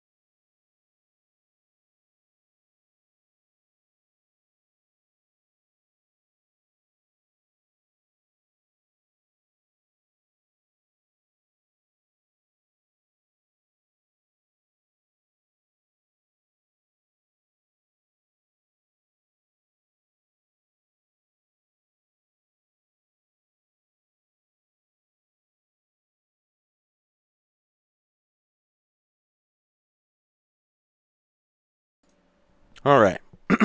So, regarding this guy, it is actually going to copy faster than 36x CD-ROM because we're actually installing from a single DVD, even though it said insert discs 1, 2, and 3. We're actually going to be installing from a single disk that should be copying faster than any CD-ROM. I think DVD transfer rate was always faster than any CD-ROM, but I could be wrong about that. Either way, at least we won't have to swap disks, so hopefully that'll finish in a reasonable length of time. Anyway, while that's doing its thing, I figure let's look at another kind of crappy computer. It's here, we'll do it. This is a Vaio. As you can see, it's quite small, smaller than the ThinkPad. It's smaller than the Stinky by a little bit, just a little bit. So it's smaller even than X260. So I'm sorry, I am unmuted now, right? I see several people saying I'm muted, but that was from earlier, right?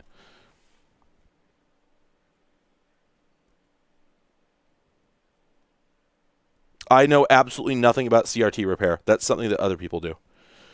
Anyway, because this is a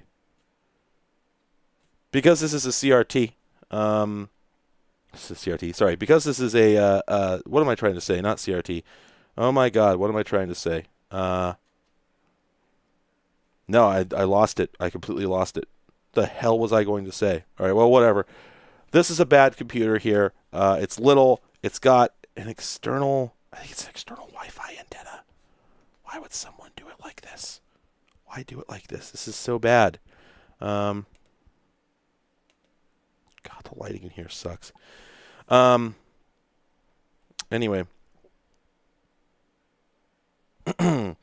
But yeah, this is sort of like a semi-ultra compact. I don't know, it's not that compact. It's definitely, it's meant to be a Sony, right? So we've got why can I not seem to get good exposure on anything? This camera was working. Hang on, let me put this on auto. No, it still looks like shit. What is going on? It just didn't look this bad the other day. Wait a minute, is this... Let me look at my main monitor. Oh, okay. It's mostly just the contrast on my... Oh, okay. I had the screen brightness turned down on the laptop I was monitoring from. No pun intended. God, that sucks. All right. Yeah, that looks reasonable. That's passable. Anyway. Sorry. But yeah, so stupid little Wi-Fi antenna. We got media keys exposed on the top here. And of course, it's a Sony, so all sorts of little accoutrements just sort of scattered all around. We've got volume up and down here. We've got the wireless switch on the front. We have an SD card slot, and of course, we've got a memory stick slot, because of course we do. Little PCMCA in an inconvenient location. Inexplicable flap. Absolutely no reason for the flap. Just covers up the RJ45 of the USB. No reason for that. Just makes it harder to use. Single USB port back here. You got FireWire, of course, and then wait. Is that a modem? Oh, sorry. That's a modem. That's the RJ45 Ethernet. My bad. And then it actually has a VGA port that doesn't fit entirely inside the machine. It actually protrudes. It's kind of shitty. Anyway, I only have this for one reason. I got this for like $5 the other day. It's a terrible computer. It sucks. It's just not very good. Awful keyboard. Very unpleasant to type on. Horrible trackpad. Very unpleasant to mouse on. Not fast. Runs Vista. Sucks. It's a Centrino. Very flimsy. Like, yeah, it's not good. Anyway, here's why it's here. AV mode. Press that. 1, 2, 3, 4, 5. There we go. Oh, wait, we're not there yet. 10, 11. There we go. All right, so about maybe a 10-second boot to this thing. And, yeah, this is just a CD DVD player. That's it. You put CDs in it. You put DVDs in it. It's got a horrible little menu here. It basically has the intelligence of a CD DVD player, like one of those awful folding, like Toshiba ones, where you think it's a laptop when you find it at the thrift store, but then you open it and you're very disappointed. I'm sorry, I just realized developers.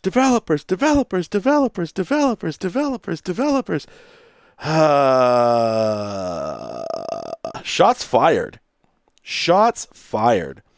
Anyway, hey, it's better than spam. You know what? I'm sorry. We need to rotate the camera. Look away if you get motion sickness. The cable's all tangled up. I gotta fix that. Okay, and we're fixed. You could look back now. Oh, no. Now it's coiled the other direction. One moment. Let's see if that was enough. Are you happy now, bud? There we go. Okay. Anyway, yeah, I don't know how this works. I don't know how this works. I have no idea. I haven't figured it out yet. Yeah, that's the story pretty much. So what I need to do is I need to get a Linux booted on here. And the strange thing is I was able to do that a few times, and then I tried again, and it wouldn't boot from USB anymore. I don't know why. Maybe I broke the USB. I doubt it, though.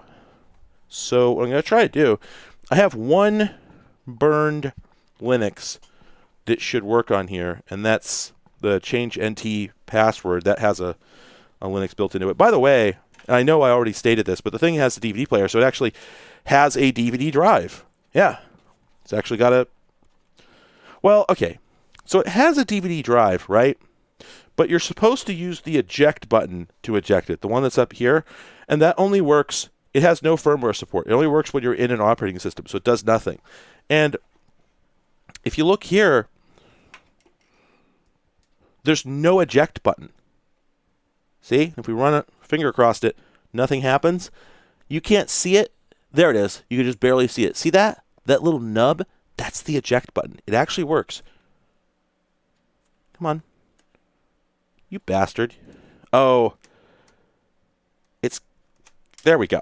There we go. It's really hard to hit, but it actually does work. Anyway, the CD-ROM takes up about 40% of the volume of the machine. So, yeah. This is probably the smallest computer I've ever seen with a full optical drive.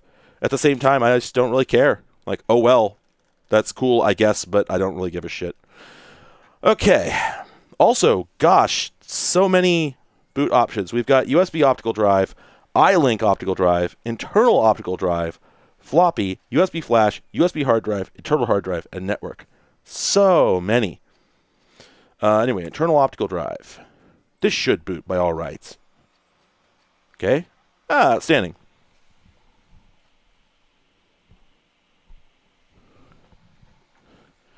And this isn't a Mac, so you can't cross boot it from another system's operating system over FireWire, because the PC was made entirely by cowards.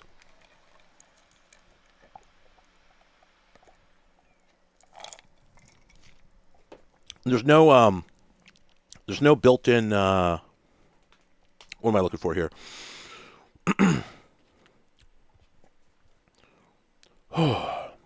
Sorry. I feel like the Pixie server would just cause more problems than it solves personally. That's my honest to God opinion. Also, I love that the screen doesn't do any scaling. So it starts out at 80 by 25 and you could barely read it, and then it switches to Vista frame buffer or whatever, and it's even harder to read. It's okay if you're actually looking at it. Okay, so I don't know how this quick boot operating system starts. I don't know where it lives. There are two partitions on here, but I doubt that it's in either one of them. SDA1 is supposed to be a recovery partition, but now that I think about it, this doesn't have a recovery partition on it. Like, there's no, if you hit the recovery option at startup, nothing happens. So let's see if we can mount. It says unknown file system. Yeah, invalid argument. Okay, let's oh, that's interesting. Oh, but you know what? Yeah, so we just get junk, and then look at that. NTFS. So I think it's an NTFS partition that just starts on a weird boundary. So let's hex edit dev SDA1. Oh my god, this version. Oh, okay, that'll work. SDA1 pipe head. Oh god. What do we do? Dash A? Or dash... Hang on a second. Hex ASCII dash C. Oh. No, it looks like the NTFS signature is where it belongs. Let's compare it to SDA2. What? Why won't that mount? What? Huh?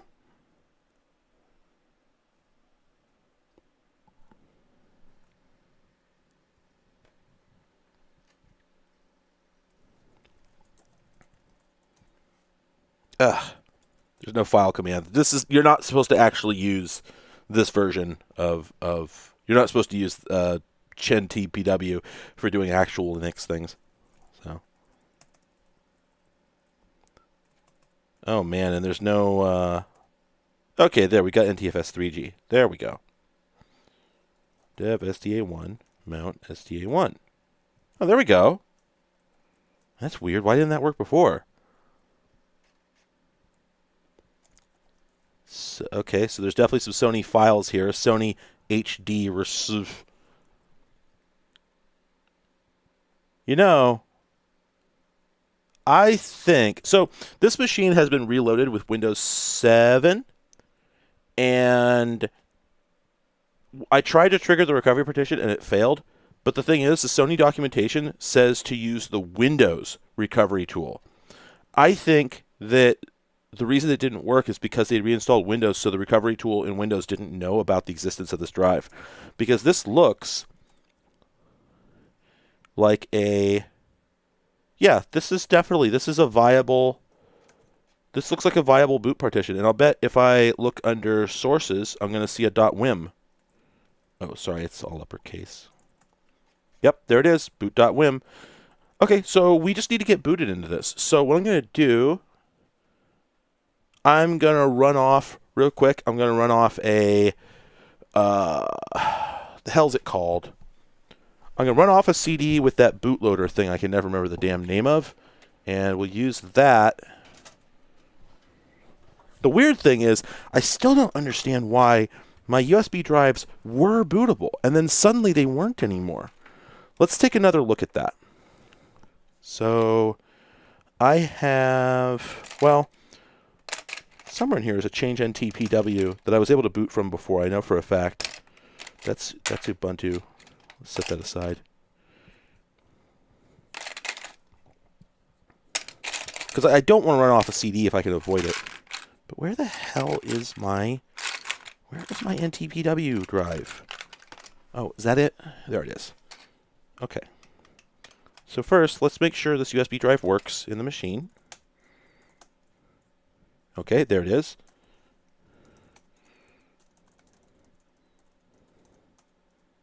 Oh. Oh, interesting. Oh. It says SDB attached SCSI removable disk, but... you know, this version of Linux might be so truncated. Yeah, there's lots of reasons that might not work. So let's just go ahead, power down.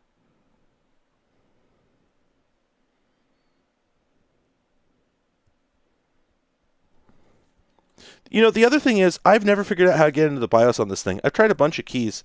Let me try it again. Because, yeah, maybe like fast boot is on and it's confusing matters.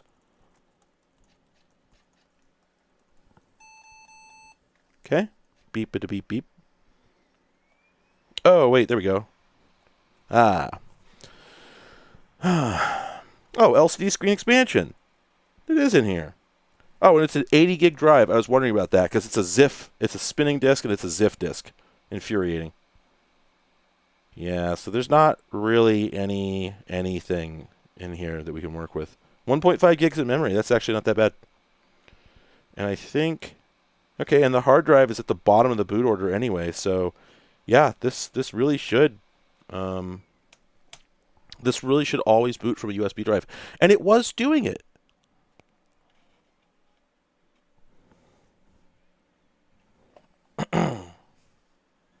S?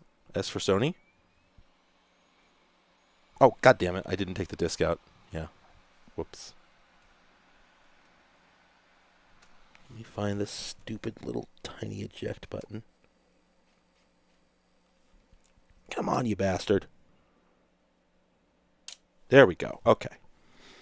Let's try this again.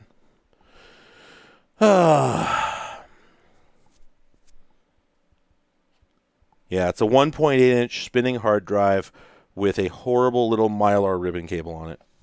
See? You see? It just bypassed the USB drive. Now, I was able to boot from this about 4 times, and now it's doing this shit. Like, what? What? Stop. Don't. Yeah, it's basically ATA. Yeah.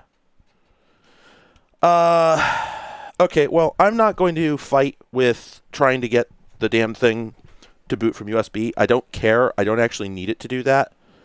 I need it only to run the recovery installer, and I could do that from a compact disc.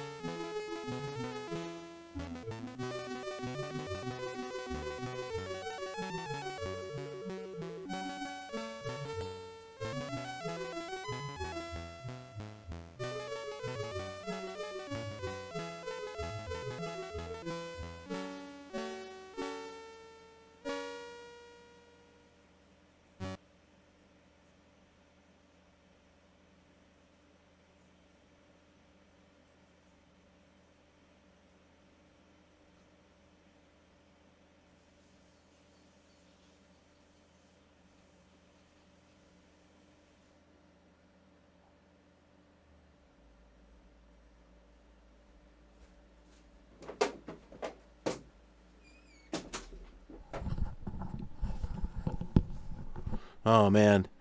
Yeah, the backlight is flickering. I am very sorry about that. Nothing I could do about it. There's no technology to prevent this. I will try increasing the brightness. Maybe that'll do it. But first, let me write on this disk. Plop.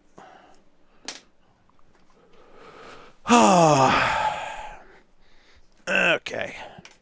You know, it was probably always PWMing. We just couldn't see it before. Now, if we turn this down... Oh, no, it gets so much worse. Ooh, bad. Yeah. See, I've never understood this. The idea of...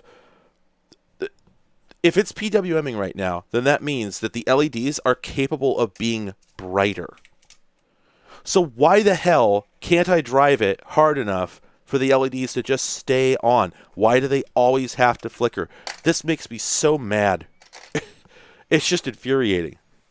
It has to be, it has to be PWMing, right? There's no other explanation. But why? Why would it be PWMing if I'm at max brightness? Why isn't 100%, 100%? Like, then put a resistor in there. Like, PWM is a failure mode. You should never have to PWM. It's not good. It would always have been better to use some sort of digitally controllable attenuator. They don't do it for good reasons. I get it, but you can still set the maximum brightness of your damn LED that way. They could crowbar it. There are options.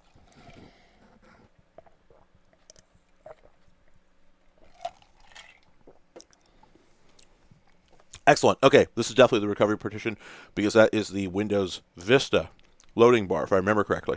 I could be wrong. I think they changed it with 7. But anyway, I think this is going to work. Okay, Vaio recovery tools. Yeah, baby. Wow, this is terrific. I actually think this is going to be productive, which is cool. I did not actually... I brought this machine out solely to make fun of it. I didn't think it was going to be useful, but it looks like this is working. So I'll be able to actually recover the OS, which is something I had hoped for. Okay. So Windows System Restore is not going to be what I want, right? It's going to be Restore C Drive. Yep. Cool.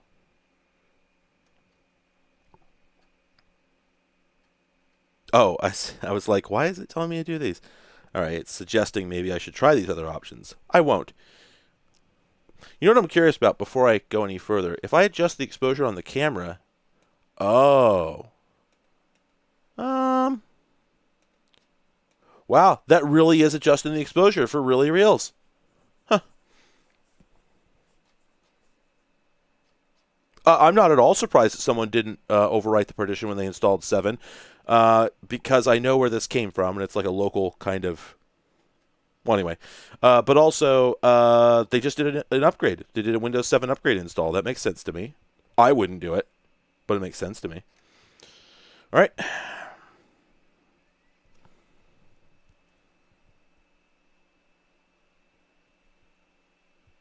Starting in 5... Wow, it gives you a 10-second countdown so you could, pull the plug. Needless to say, the battery on this thing is kaput. Nope. That's a hard N-O. I mean, you are watching a live stream of someone doing a factory... I mean, right now, we are installing operating systems on 2 computers live on the internet. Live from New York. It's Saturday night. It isn't. It's Sunday. Sunday, and Saturday.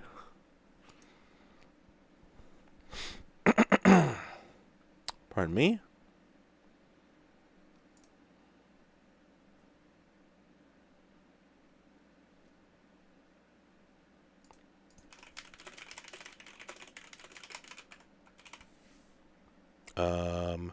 Sorry, one moment.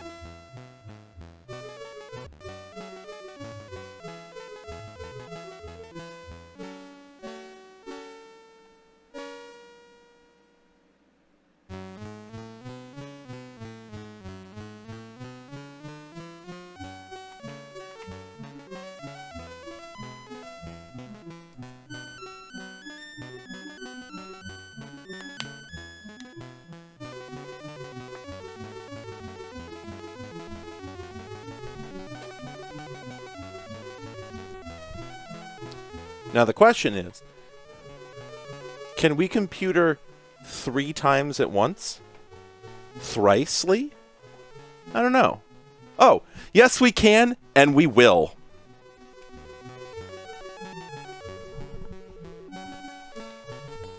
Honestly, we just aren't computer enough. Let's computer more.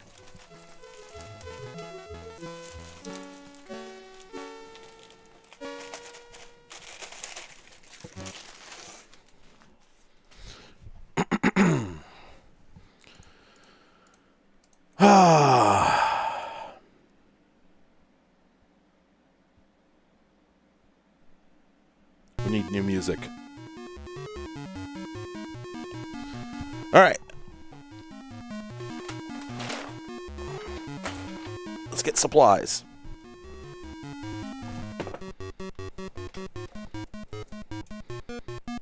Okay, good. This has the requisite.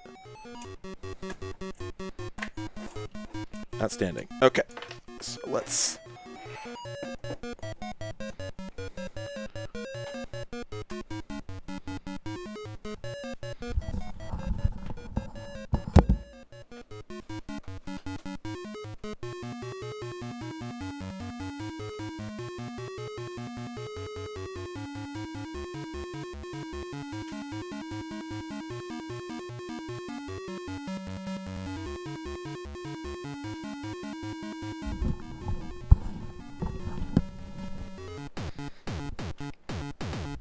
Where the hell is my benchtop graphics card?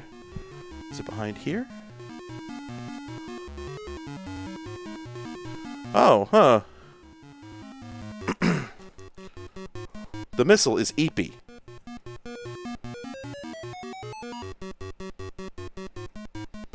Alright, well, we might have a problem over there, but we'll come back to that. Where's my bench GPU? What the hell happened to it? Oh, is it in here? Oh, there it is. Accidentally threw it in a bag.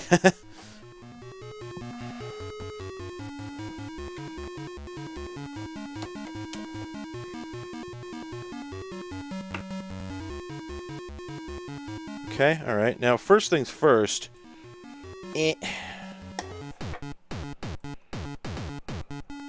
The ThinkPad is having a difficult time. Shoot.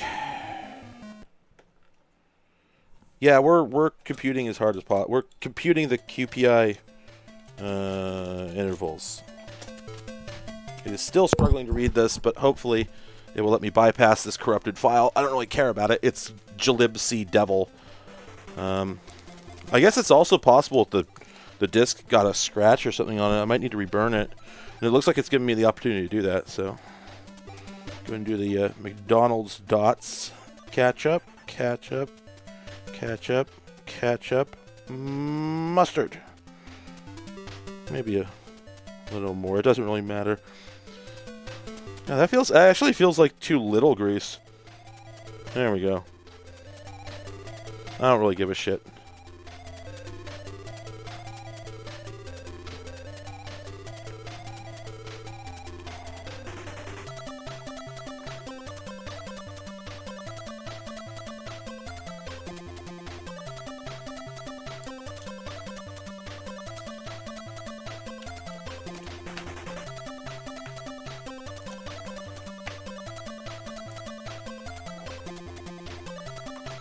Oh, sorry, there's a method, the recommended method for making McDonald's hamburgers at some point in the 90s involved a particular pattern of dots of ketchup and mustard. I've always thought it was a funny concept. This is, by the way, a socket 1366 motherboard, so may God have mercy on my soul.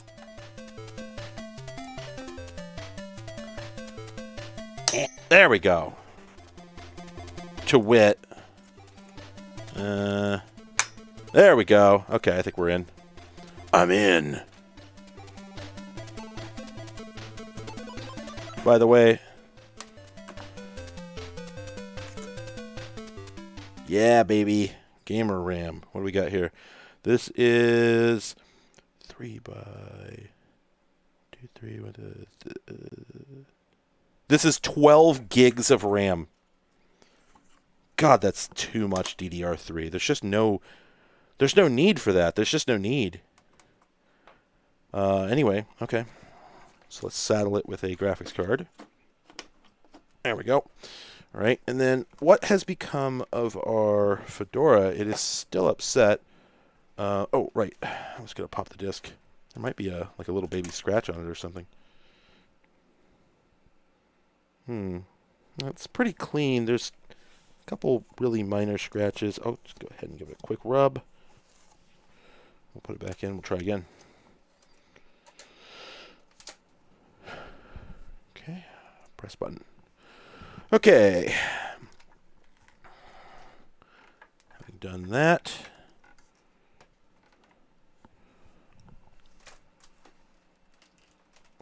Let's bring this bad boy over. And do we have DVI? We should have DVI. I hate VGA. Is it up there? Is that what's going on? Where is the bastard? There it is. There we go. Oh, you know what? That worked. That worked. We got past the error. Hey! That was like a George Costanza noise I just made. Hey! All right, we need a keyboard.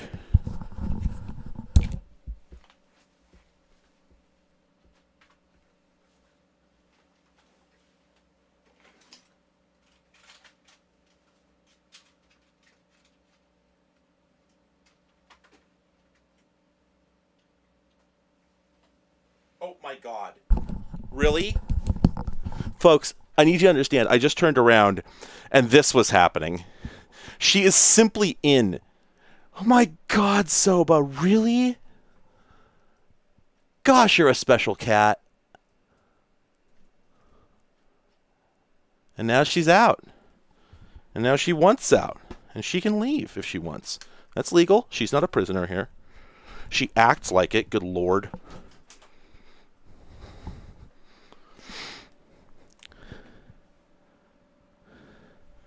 All right. She was within, and now she is without. All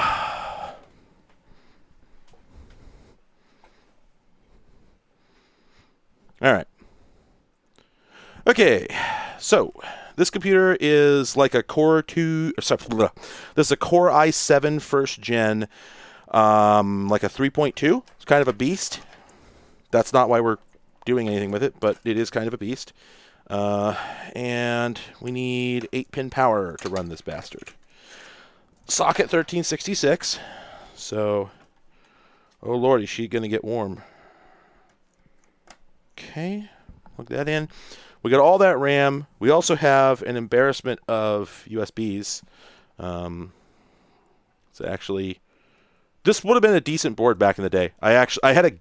So my first Core i series system was a gigabyte with a first gen like i7 960, and I actually really wish I'd had this board instead because it would have been a better board. Oh yeah, no, HP has produced more of these than there are Rock Band drum set drumsticks. Like there are billions of these horrible things in existence. Yeah, it's got eSATA and it has FireWire. This thing's... Yeah, anyway. All right. There's a very specific... Those things don't matter, though. There's a very specific reason we're doing this. And hopefully, if all goes well, we're going to be able to demonstrate it pretty quick. So let's find... Where's the juice? Where's the juice? Here it is. Pluggy. Beep. All right. We have a glowing red power light. Press button. Fan spinny. And give me the juice. Give me the juice. Oh, this thing better. If this thing doesn't post, I'm going to be so mad. Oh, okay. I got keyboard lights. All right. There it is. And hang on. Wait. Load default values. Come on. Come on. Come on. Come on. Come on. You can do it. You can do it. You can do it. Come on. Come on. I know you can do it. Ah, hang on. Let me go into the BIOS. Dang it. I was told I should have just... Oh, yeah. This thing does have dual Ethernet. Yeah, baby. Damn, that's a good board. Oh, you know what? My recovery install on the Vaio is complete. Yeah, baby, there it is. Express gate time. Let's go. Here it is. I've been trying to get one of these. I've been wanting to investigate ExpressGate for years, and I've been trying to get one of these motherboards for quite some time. I need to point something out. I'd like someone to tell me where the hard drive is plugged in. I want you to tell me, where's ExpressGate? SATA? Nope. Nothing plugged into the SATA. Nothing plugged into the IDE. Nothing plugged into the USB. Where's ExpressGate? Right there. It's got its own dedicated flash module right between the PCI Express slots, baby. That's computing. That's computing. Is that not the hottest thing you've seen on a computer? It even has its own crystal. I have no idea why. Why is it in its own crystal? I don't know. But I will point out that, to the best of my knowledge, it does not manifest as a normal storage device in Windows. So it's got to be either some weird SM bus shit, or it talks directly to the BIOS or something. So I think the reason it has its own crystal is because it's actually isolated from the rest of the system. I don't think it's just like a USB device or anything. So, yeah, that's the thing. Every single person I talk to about ExpressGate goes, oh, right, yeah, it was there. I remember I had a motherboard that said that on startup, or I had a laptop or whatever. But the thing is, and let me get you all a link. I wrote a page on my website all about this. By the way, I saw somebody freaking out because it's Splashtop. This Splashtop was not originally the name of the company. It was the name of a quick booting Linux variant made by a company called Device VM. Weird ass name. And they later renamed themselves to Splashtop and then made a remote desktop program. But back in the day, it was not them. Anyway,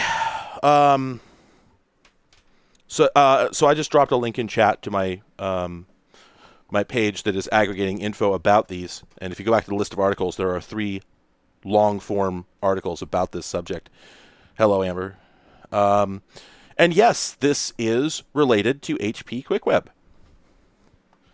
The HP actually shipped a version of Splashtop as HP QuickWeb. I will fire it up for you if you like. But the reason I linked the article on my site is because here's the paragraph. This is a subject that is completely ignored for one simple reason. No nerd would have ever touched this stuff with a 10-foot pole. People like me who write about stuff on the internet have never used the operating system that shipped with a PC without wiping the hard drive and reloading it from scratch. And that's assuming we've ever even bought an assembled PC. I haven't. Most people here probably haven't either. So we've never even looked at any vendor-included software, except on a laptop where we like recoil in horror and then get rid of it as quickly as possible. So they sold this on lots of computers, literally hundreds of models across a dozen manufacturers for like 5 or 6 years. And a lot of the time, the feature was advertised on the box or in the BIOS. And we all looked at it and said, no, that's bullshit. That's bullshit. That's not going to be anything. You look at it, it's just like the normal bullshit that you see on a motherboard. You look at it and it's like, Platinum Express Fast Boot. And you're like, no, that's nothing. You just bought a Phoenix BIOS. You don't have some special code that's unique to you. You don't have any special hardware. You're just a motherboard manufacturer. You can't actually do anything like that. So we're just like conditioned to ignore this completely. And that's good, because if we'd ever used it, we would have immediately retched and deleted it. And in fact, that is what happened. Most motherboards that could run ExpressGate, and most laptops, which happen to include the most of the EPC series for the first like 3 or 4 years they existed, if you erased the hard drive, that ExpressGate was gone and it would not run again until you reinstalled it. Why the hell would any of us have done this? Anyway, we're here. I'm glad you're here too. Japanese radio station. I can't remember the name of. Giga? Something like that. Anyway. So yeah. Notice that it had the X11 cursor. So you notice how fast that booted? That was like 3 or 4 seconds. So this is a version of Linux that has been carved down to the absolute bare goddamn minimum so that it can boot extremely fast. And it's also read-only, right? So you can't break it. Even if you completely hose your Windows install, there's no way to break ExpressGate. It's always there. So as a thing that the proverbial grandma could use, or let's be honest, the proverbial dad, this was something that they couldn't break, right? You know, even if the rest of the machine got completely hosed, you'd still be able to boot into here and go to a basic web page. So, hang on a second. I'm having some trouble with the Vaio over here. We need to proceed on this. It's cool as a concept. Oh, you know what? We need to get back to our laptops here. So, we successfully installed Fedora Core. Awesome. That's done. And then let's just get this guy for a moment so I can get at... I can't get it to stop booting to the damn plop loader. Come on. God, I hate this CD-ROM. Fuck this thing. Ah, so dumb. There we go. Okay. Okay, there's Fedora Core. We are triple computing right now, and I don't have any shame about this. I'm proud of myself, actually. I have computed this hard before. Yes, this is an ancient copy of Firefox, which can never be updated. Splashtop had absolutely no method for automatic updates and was primarily intended for internet access. So, yeah, baby, security. Oh, look at this. This is cute. Is this the normal Fedora Core boot sequence? Is this just what it does? This is really cute. What does show details do? Does that just open the... Whoa! Whoa! Really? Really? I don't remember this. They nested the text mode frame buffer inside a little interactive... Yo, this rocks, though. Hey, this whips ass, though. What? I don't remember this. That is super dope. Huh.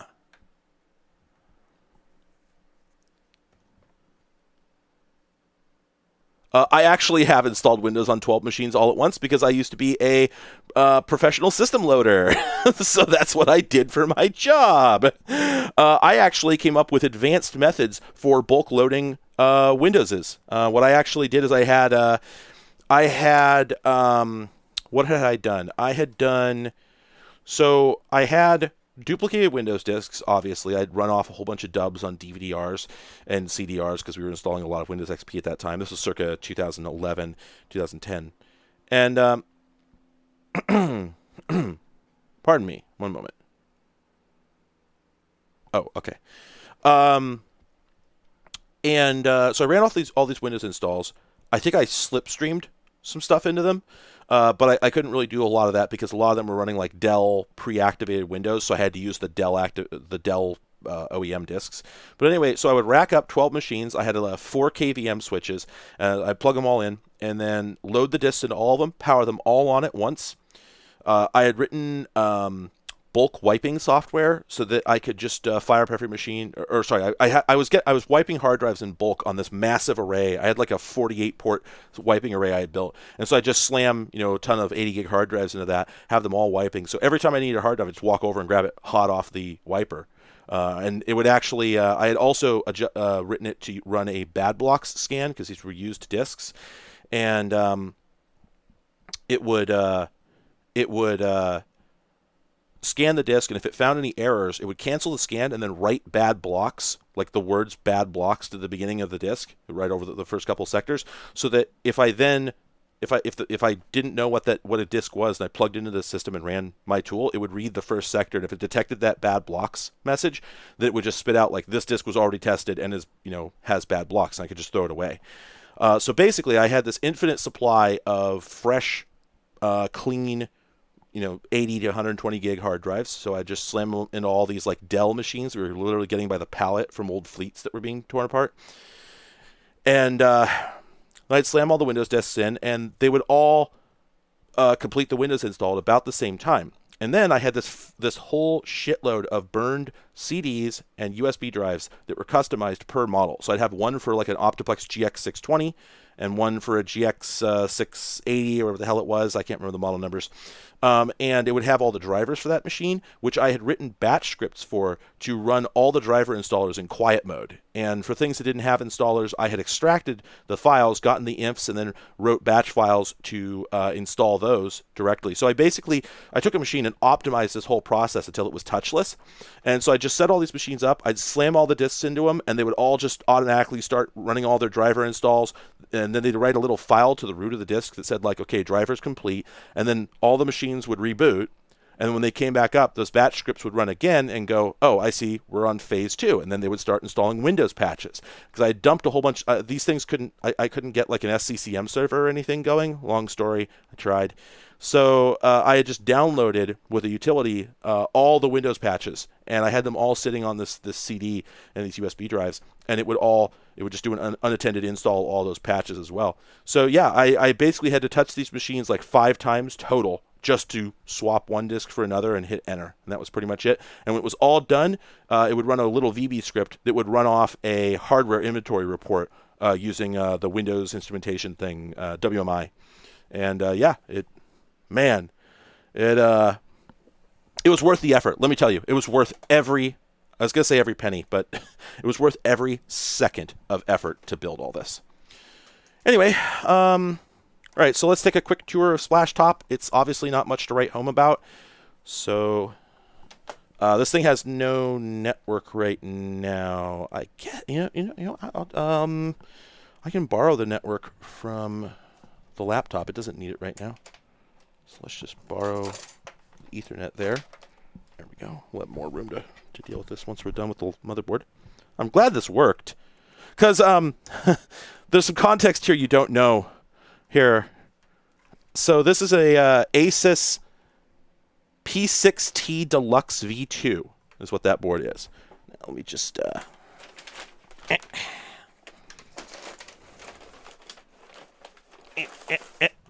and this is an Asus P6T Deluxe. And this is an Asus P62 Deluxe V2. Unfortunately, yeah, the same friend that helped me get a hold of this board also helped me get a hold of 2 others before this, which worked when he first plugged them in and then died.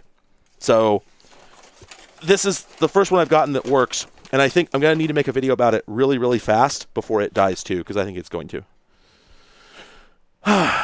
Anyway, all right, so with the network plugged in, let's see if we have internet. Okay, it can't find the server. Find Google?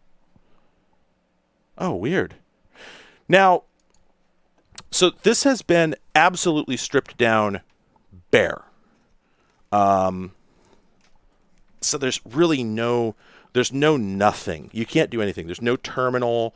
There's no diagnostic tools whatsoever. You cannot drop to a console. I have heavily investigated it. It cannot be done. All you get is what you see, and then like,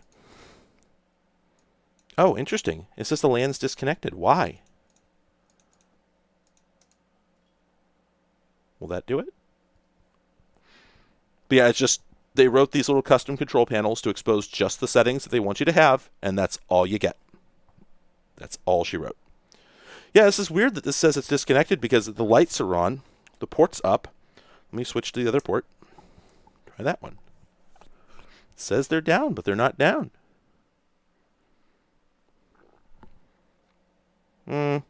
This is from like 2001. This should have network hot plug. Oh, there we go. There we go. I don't know what's going on with the other LAN port, but now it's working. Cool. I'm trying to remember. Can you even adjust the screen resolution? Oh, yeah, you can. Why does it top out at 1440? This display won't do that. I think it'll do 12. Oh, wait. Changing resolution requires a restart? That sucks. Oh, well, that was fast. Okay. Well, now we're at native res.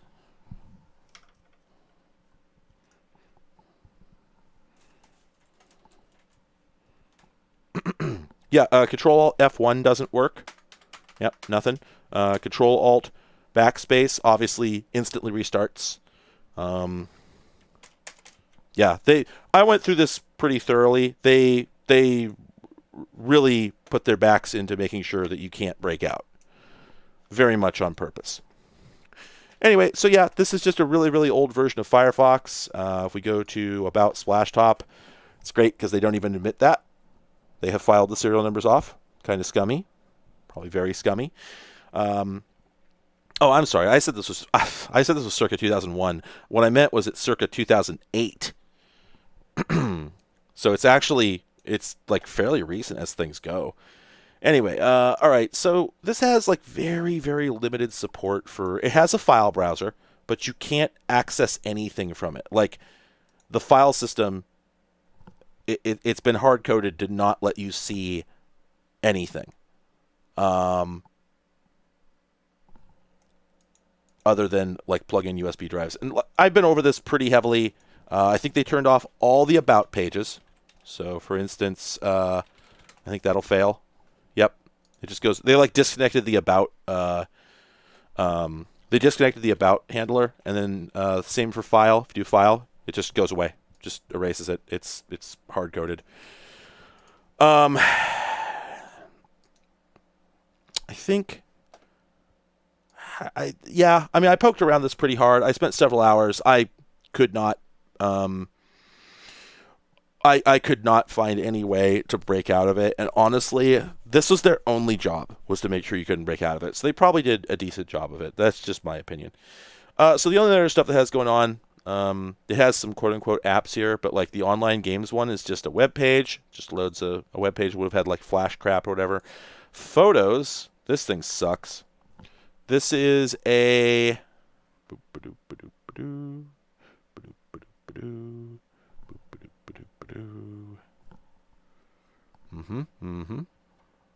This is actually a Flash app. Like this is Macromedia.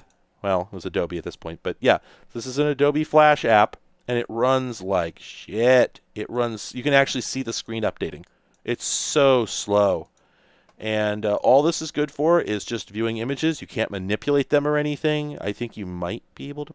Oh, you can upload them to Flickr. I forgot. I don't even think you can print them, which makes sense because you wouldn't have any printer support. So yeah, it's incredibly limited. It can do those things. It has Pigeon. It has Skype, and they have like a little tiny babby. Little tiny babby partition that it uses to save user settings to, and everything else is completely immutable. And that's it. That's all she wrote. That's all ExpressGate does. They shipped this for years.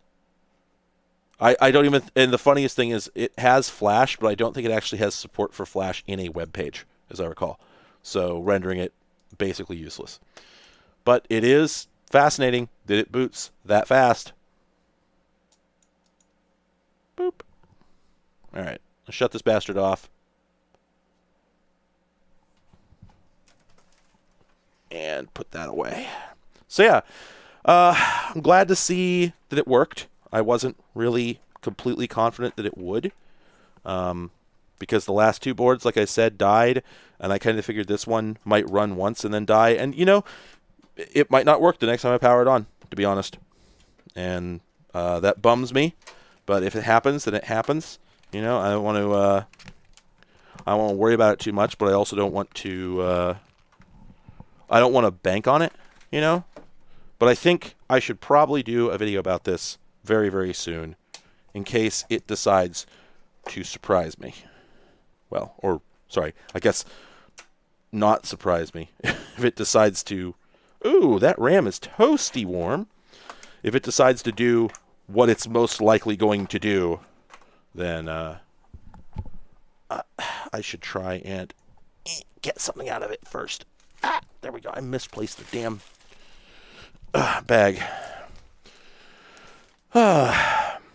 Nobody would want this on a desktop machine. Absolutely not. Absolutely not. No. I actually have the I/O shield for this. Shockingly. Ugly ass I/O shield. Doesn't look very good. Ooh. That GPU.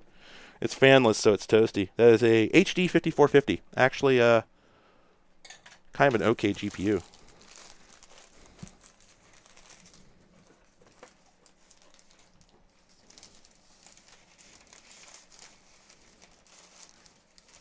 Damn it. Ah.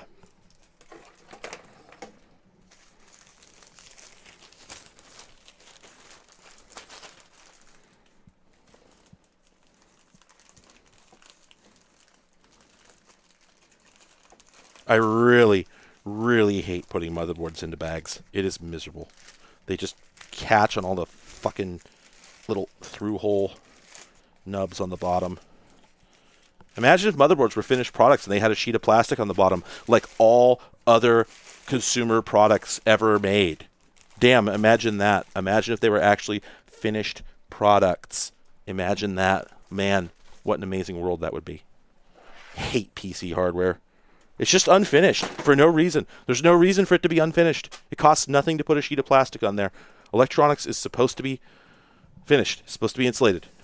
There should be plastic. Ugh. All right. Okay, let's see where this guy is.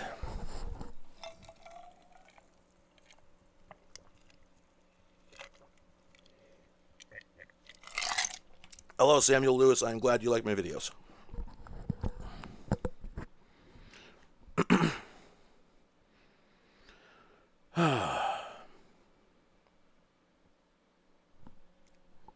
All right, this looks like it is now booting into Vista as it should. Thus, the recovery appears to have taken.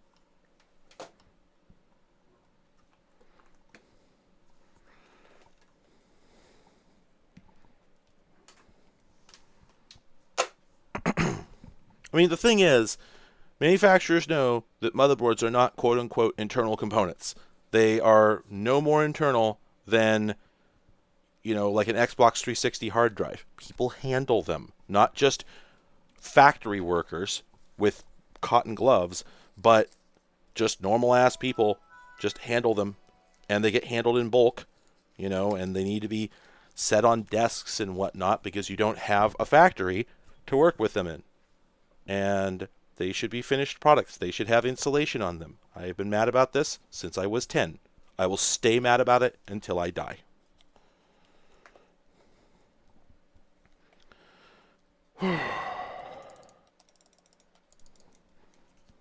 Oh, yeah. I mean, Vista really ran fine on contemporary hardware as long as you didn't absolutely starve it of RAM. That's the important thing. Okay, so Vaio recovery has to finish, so let's push that aside. Let's bring back the Stinky. And I want to plug in a mouse, but I don't want to crash the oob. We'll take a risk. There's really no reason it should crash. Ron Howard voice. Ron Howard? Is that his name? It crashed. All right. Okay. Mouse, mouse, mouse. There we go. Oh, thank God we got a mouse. Turn it on its side, and cello, you got a base. All right. We are still double computing. Next. Fucking Yola in Linux. Always absurd. 2003. I'm going to leave it set there. Oh, I should plug the network back in. If it's got NTP, I'll let it have little NTP as a treat, I guess. Todd, don't run two computers at once. Yeah. Anyway. It's a joke about double music for Makewood. And the network is not coming up for some reason. Okay, well, whatever.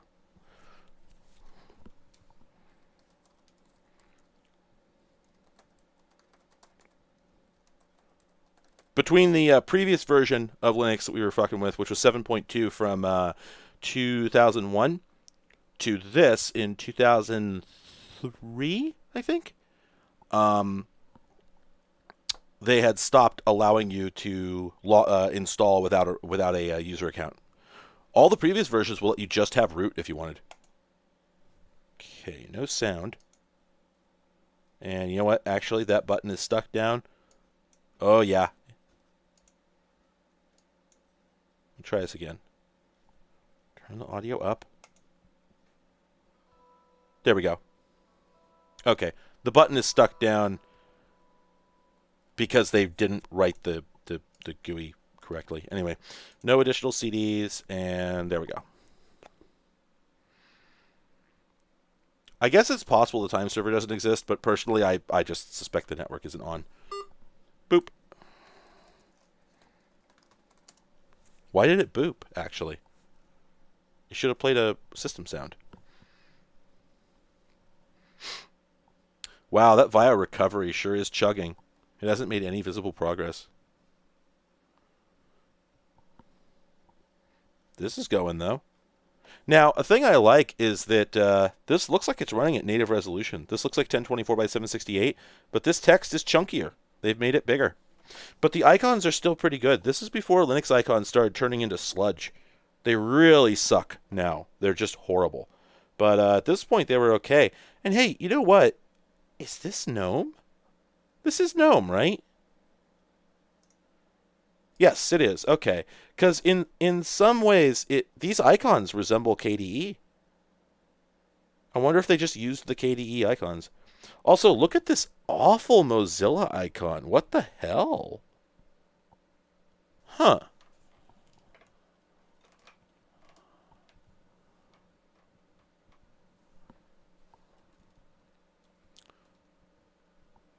Weird. Well, anyway, yeah. So it's GNOME, but it kind of resembles KDE, if you ask me. Now, I'm going to tell you that I don't like Linux very much these days. I've always been the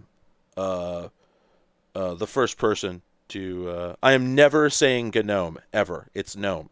I've never heard anybody say GNOME. I am never going to say GNOME. Never, ever, ever.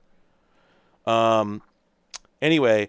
I used to be a big Linux fan, and then I just cold turkey decided I hated it. And the day that I decided I hated it was very distinct in my mind. It was the day that I think it was the first Mandriva came out, which I think would have been contemporary with this, about 03, 04. And the reason is actually because of the automatic updates icon. Because at that time, I was very much a sort of oh hey, the Vaio is proceeding finally. I was very much a principles type of Linux person, where, like, you know, the reason I was a big fan of Linux is because, oh, okay, they're doing things correctly. They're doing things as they should. The sort of person who's like, yeah, I don't care if my computer doesn't work, as long as it's not compromising my freedoms in ways that don't actually matter except in principle, sort of shit. And so one of those principles was that, in my perception, Windows was full of unnecessary and unasked for, network processes, automatic updates, just all sorts of shit running at all times. Now, I think if you were to look in like PSAUX on a comparable Linux system before, even before 2003, I think you would have found as many underlying network services running. The only real differences were like Windows Update. Well, this is when they added Windows Update to Linux. And I remember starting up like Mandriva, and on my first install, it starts up, and I just get this big, huge, ugly, solid red icon down here instantly.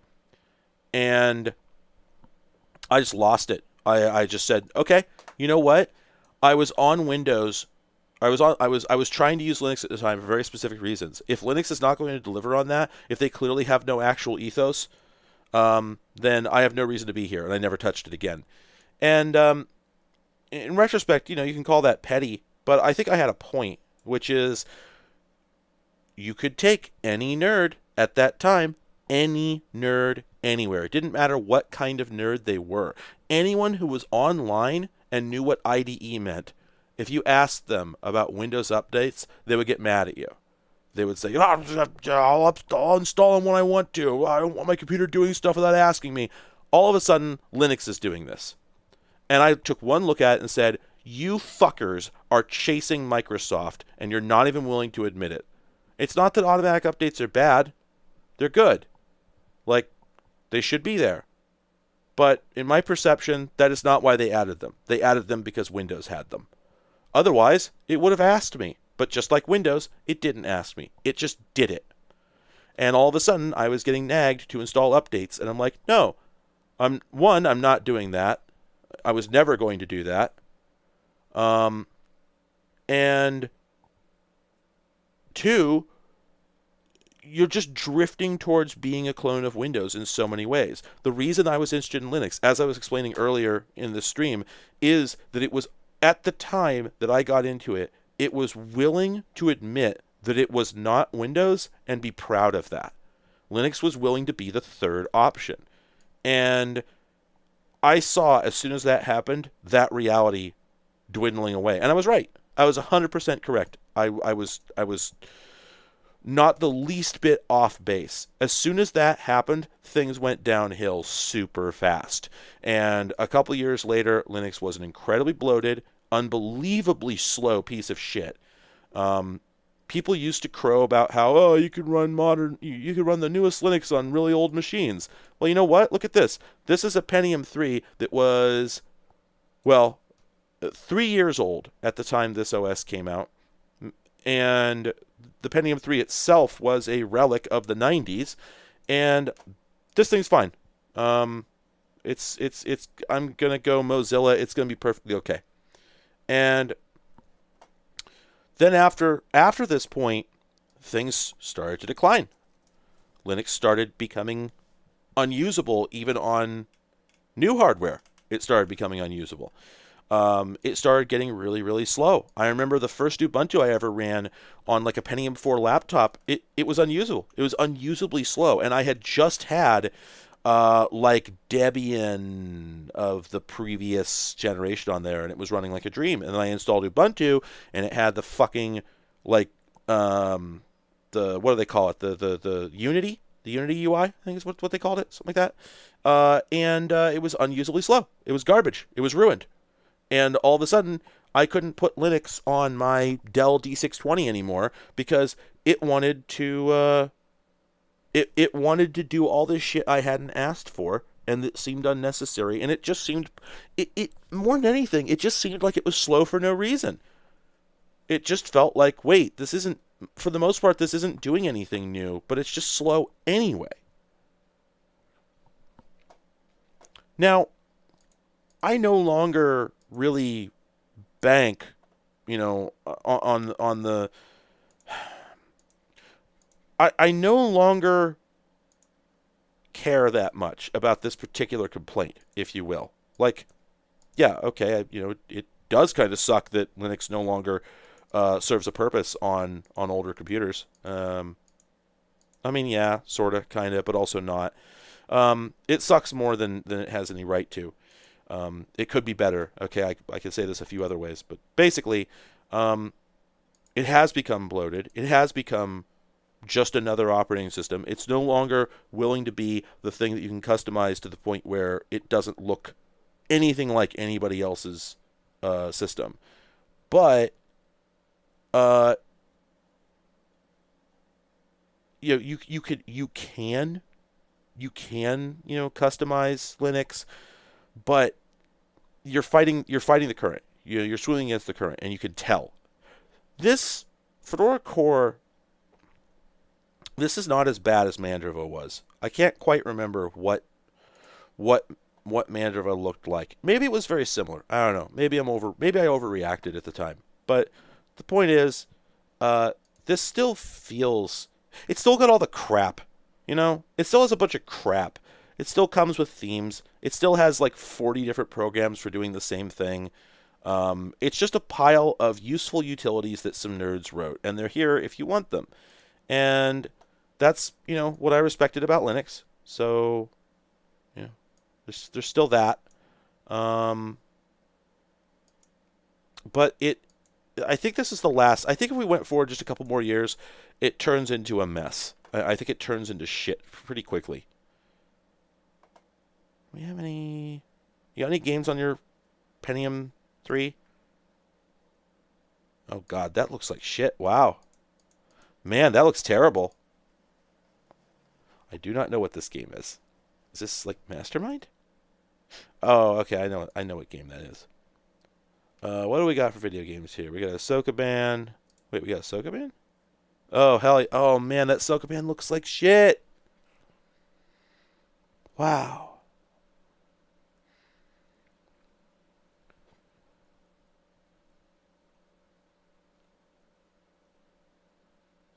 Yeah, but the thing is that what I'm saying is that the Linux distros that were the front runners in 2002, 2003 represented what I think Linux ought to be. Now they don't. The base experience of the base experience of the most well-known distributions now, particularly Ubuntu, is, in my opinion, garbage, and has been garbage for a very long time. Yeah, I'm lumping it together because if I go and build an electric car that doesn't suck as much as a Tesla, it doesn't mean that Tesla isn't dominating the market with shitty electric cars, okay? Ubuntu is getting used on everything. So if it sucks, then Linux sucks. That's how it is. I don't know what to tell you. This is weird. Huh, I got a program compatibility assistant thing saying a program didn't install correctly, but it's on the Vaio recovery partition. Huh. All right. Oh, it's installing Microsoft Works? What? Whoa. Bad. And yeah, that's the thing. Like, Fedora Core was massive in 2003. And, Red Hat was. And now, I mean, I'm running Fedora. I have Fedora on my X260 here, and I think it has really gone to shit.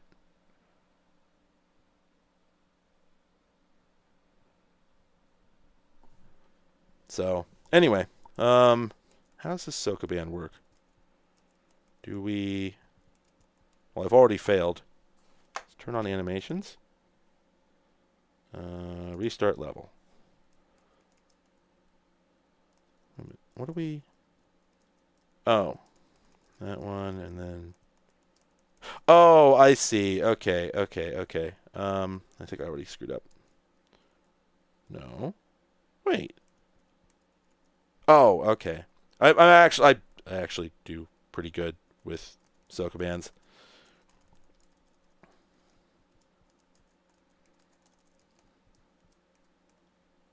Ah, crap.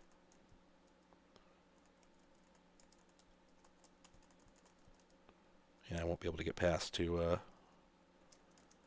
bad. That sure is. That sure is a Soka band. Frickin' damn Small Linux was cool, and then it became impossible to find it anymore, and I was always bummed about that. Always bummed me out. Anyway. Ah, geez, what else am I going to do here? Oh, this has TWM. I mean, of course, right? So wait, can we just switch in situ? Oh, no, okay. We have to restart X. So we log out. Yeah, let's see what the KDE looks like. Yeah, that's a pretty hard first level in my opinion.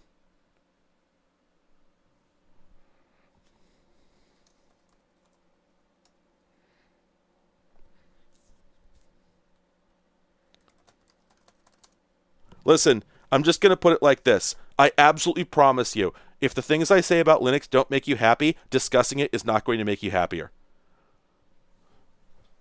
I absolutely assure you of this. You don't want to have this conversation with me. Neither one of us is going to walk away happy. Not like I'm going to kick your ass, but like my opinions are unfounded and I don't intend to justify them. They're not good opinions and I don't give a shit. It's a lot simpler if I just make that clear. All right, I'm going to go grab a drink. And I will be right back. Here's music.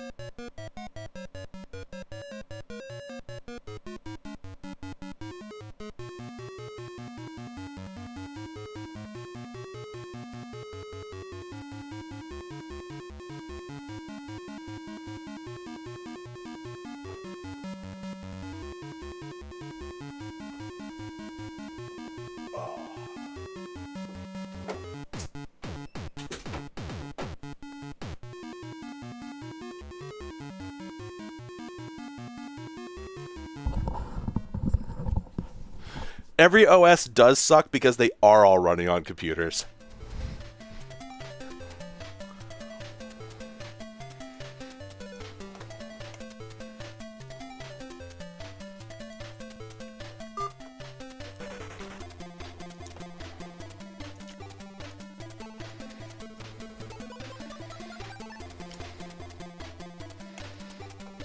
You know, I think that it would be fun.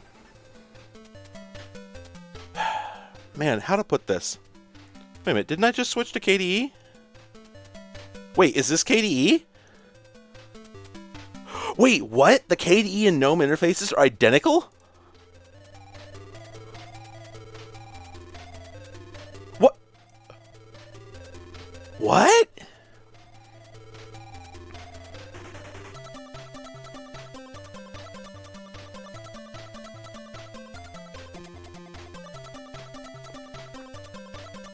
It is another Moscow Mule.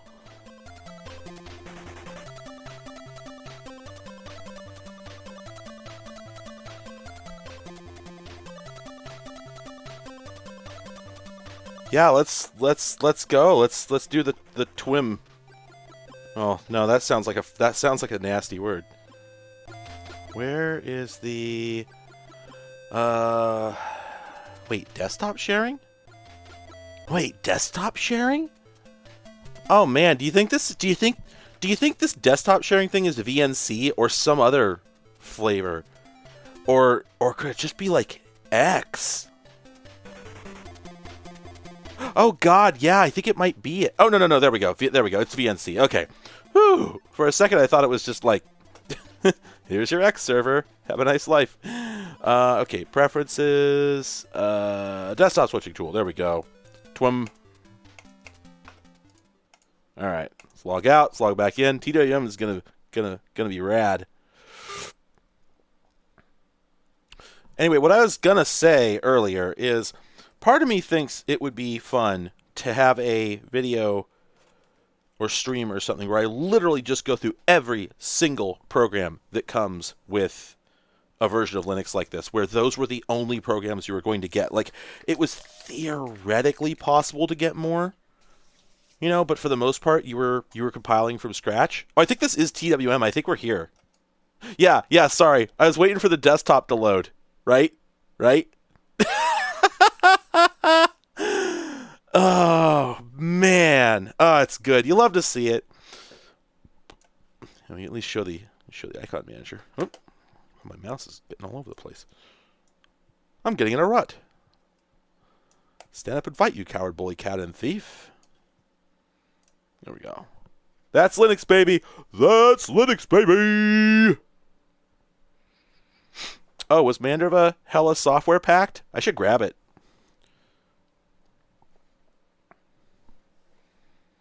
But I don't have another hard drive to install it on. I don't necessarily want to wipe this one right away. Anyway, let's do what everybody was doing with Linux up until like 2010. This is the purpose of X11. There it is, baby!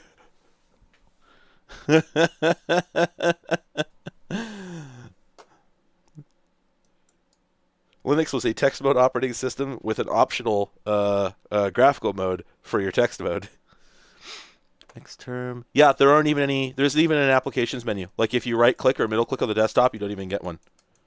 This is it. This is all you get. Well, it's all right. Everything's okay.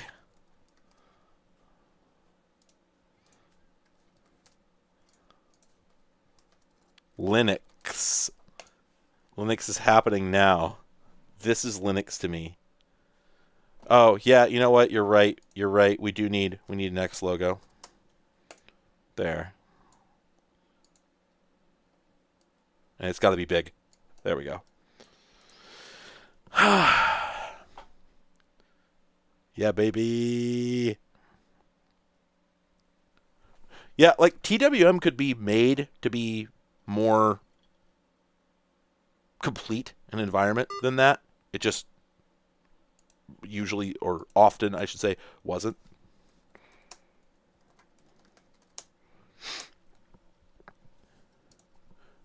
But yeah, this is the only time I have ever seen GNOME and KDE look that similar. Like in the previous version of Linux we ran, they looked completely different. Like completely. Oh, Evolution. Huh. I'm trying to remember. Zimian? Wait, who the fuck is this? Wait a minute. This is Thunderbird. What's going on here? There's some software history here that I completely missed. What is going on?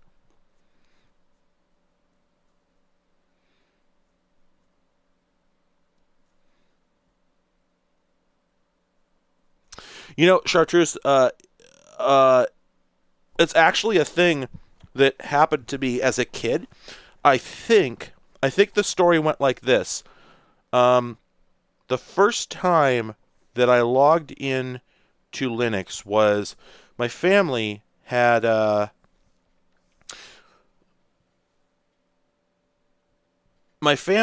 built a router that we were using to do dial-up on demand, and then later we were doing broadband routing once we got ADSL, and it was based on Red Hat 6, I think, at the time, and I was 8, maybe 10, yeah, I think 10, and I was just deeply fascinated by it. Just, oh man,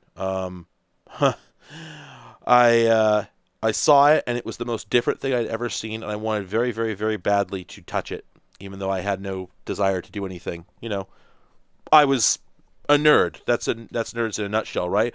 You know, oh, I want so very much to use that computer. To do what? To use it. To computer. Computer is the end goal, right?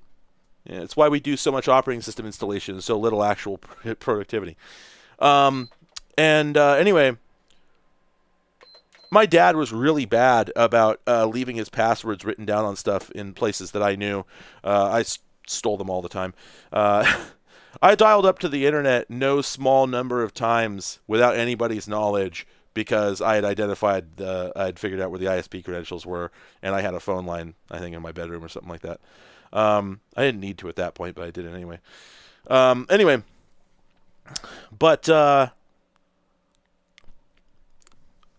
So I stole the credentials for the machine, and I went and I logged into it, and I poked around a little bit, and God, yeah,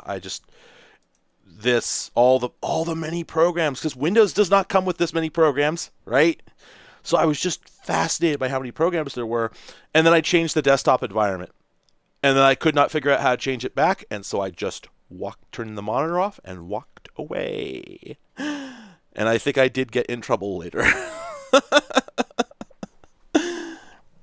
So yeah, it's very much in my my blood to look at this and go like, there's an opportunity for a user to get very confused. Because I did.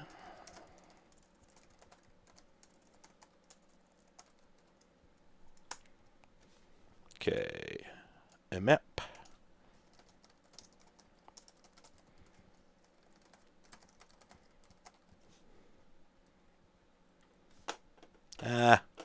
This mouse is the mouse I'm using is actually a Logitech iFeel, but it's identical to the other sort of generic blue Logitech mouse from the era. So that's not the problem. The problem, however, that I'm having is that it really wants a mouse pad, unfortunately.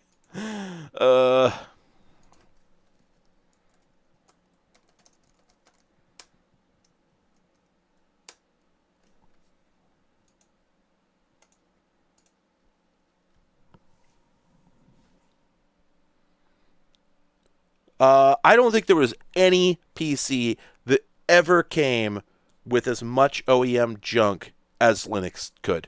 Like, I mean, it's hundreds and hundreds and hundreds of programs.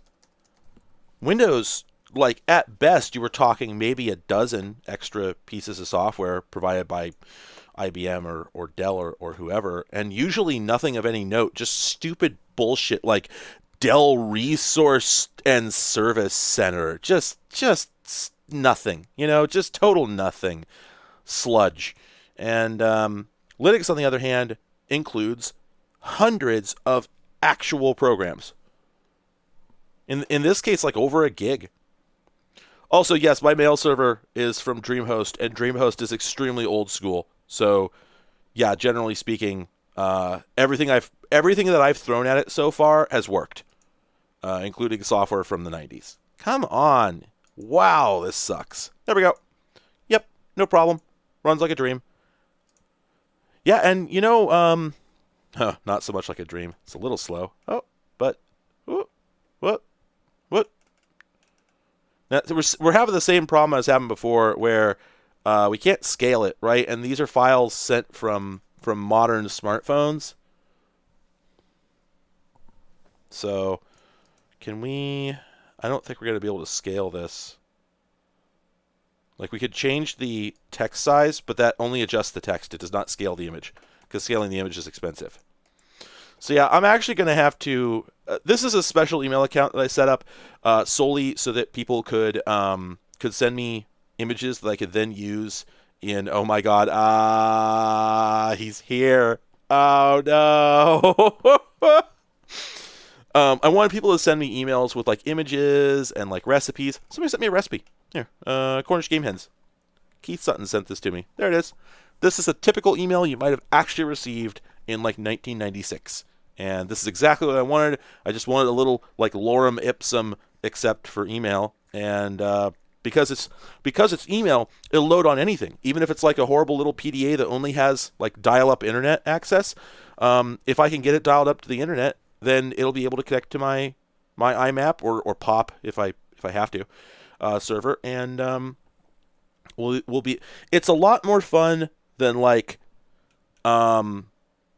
if I'm demoing a thing and saying like, oh, you know, here's the web browser, it would work, or here's the email, or sorry, here's the email client, it would work if I had any emails, right? Here I can actually have emails, real emails that a human being might have sent, with content that is pleasing to see, and subject lines and actual names, and not because you don't really ever want to see just like subject line, blah, blah, blah, blah, you know, content of message. You want to actually see some human communication, and I'm using shared hosting from DreamHost. It's literally what DreamHost is providing for me is literally nothing more than Apache CTL start. You know, I could run it myself, but I don't want to. I let them do it, and they deal with a hard drive failure and, you know, internet access issues and whatnot. And I really hate hosting stuff at home. I tried to do it so many times, and I just, no, I hate it. I never want to do it. I want to have somebody else do it. I don't really have any problem with my stuff not being hosted at home. That doesn't really bother me. You know, I should be able to do it. I can do it. I don't want to do it. Anyway, all right. So we got the electronic mail.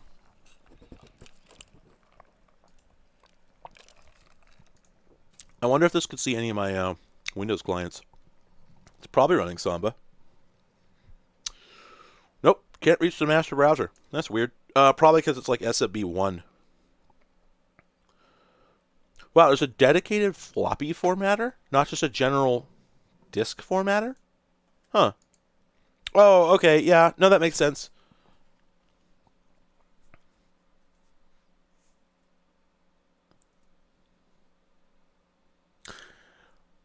I might actually set up a fax to email server. I have a device that actually is a analog.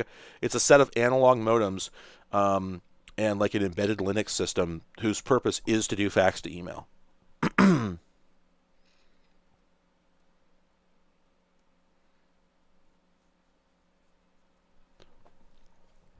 Anyway, all right. So what do we got here? I'm just poking around a little bit. This is interesting. So you actually have a file type association program. I did not know this. If I had known this back in the day, I would have been less mad at things, because there was this tendency whenever you opened up like Nautilus or whatever, that you'd go in and click on a file, and pretty much universally it would say, sorry, I don't have a viewer for that, and then it wouldn't offer really any solution. Now, it always bugged me that it just didn't have a viewer to begin with. That always irritated me. I'm like, come on, it's a JPEG. You should have a damn viewer. Sensible defaults, right? If you install all these packages, you should have the associations in place. And like Circa Red Hat 7.2, they had not solved that. At this point, they probably have.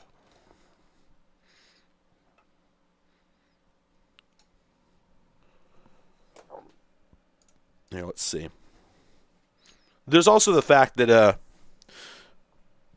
so at this point in Linux's history, they hadn't really, how to put this. I talked in another stream about how modern OSs have a virtual file system where the system does not begin at the root of the disk. It begins at the desktop and then works down from there.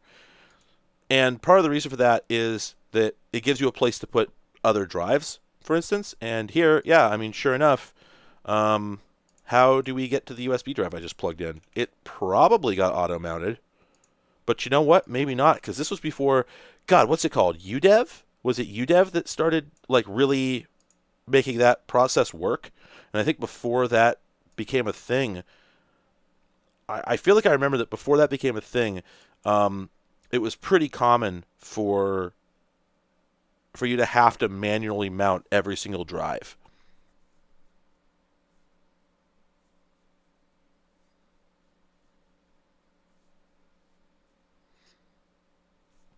Well, Zen could still drop the domain name without the www or the .com, and then we can infer it. I could pull it up in here. I could pull it up. Actually, yeah, I could pull it up in here if they're interested. But yeah, likewise, I mean that's why my website is written entirely in HTML2. Everything here is HTML2.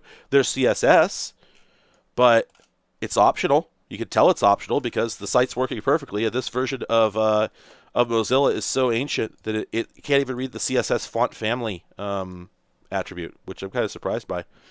And that's Mozilla 1.4. By 2003, I thought CSS was a thing.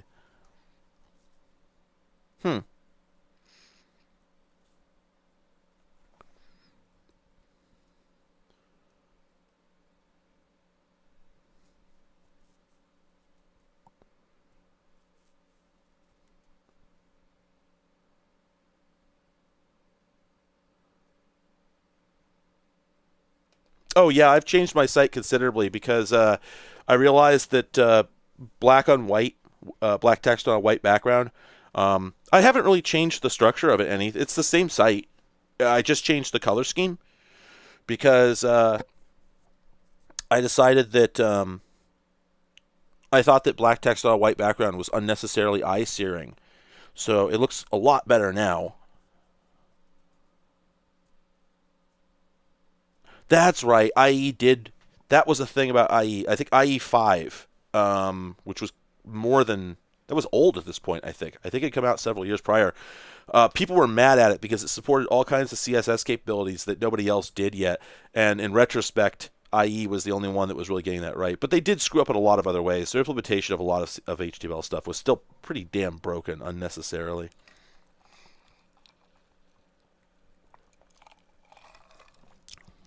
Zen, did you try sending it without the, just like, is it like, okay, is it a .com? Apparently not. .online. Ah, okay.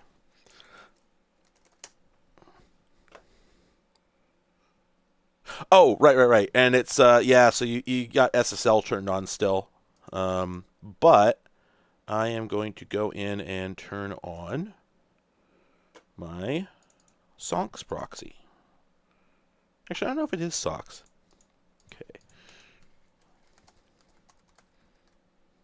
Was it 8443? I think is where I set it up. There we go. Outstanding.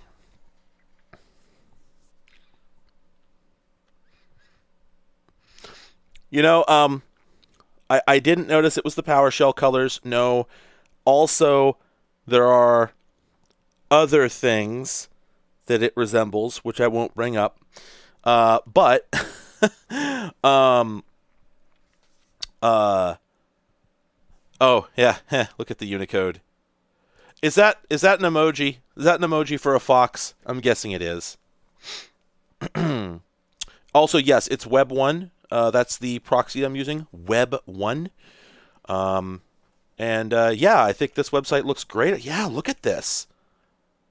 Wow, this website looks fantastic. Also, it's funny you use the Nord color scheme because after I redesigned my site, a couple people pointed out that I could have just gone with the Nord color scheme, and I'm like, it doesn't quite hit me.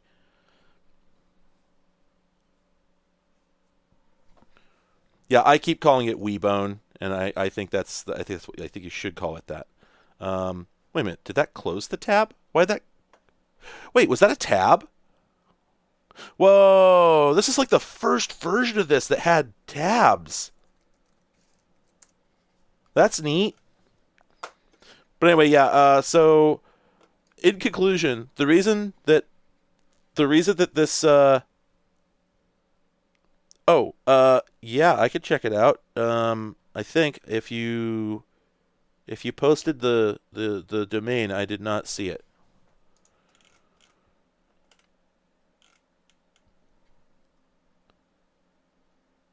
Sorry. Oh, well, that's no, that's not. I'll wait.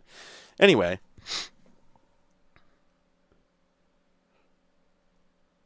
Hell was I gonna say? Anytime I start heavily interacting with chat, I always forget what the hell I was doing. Oh, that is an X, not a plus. Oh, okay. I see. Restaurant.me. This is also a completely solid website. This is website as hell.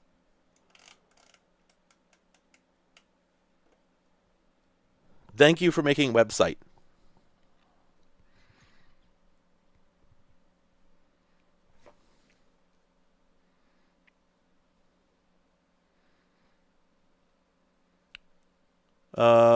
Ambers, if you posted the domain, I didn't see it.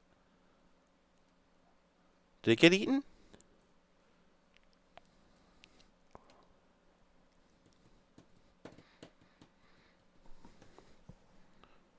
Let me see if I can remember. What's another? Oh, well, I'll bet this loads perfectly. Stephen Gandy's cam request, because he probably designed this on this browser. I think your messages are getting eaten. If you're putting any kind of domain name, anything with a dot in it. Okay. Oh, okay. Is it let me see. Is it .com? Nope. Oh, .io. Okay. Ah, there we go. Website, everybody. Is Circle Zone? Is it SFW? Let's hope for the best on that one.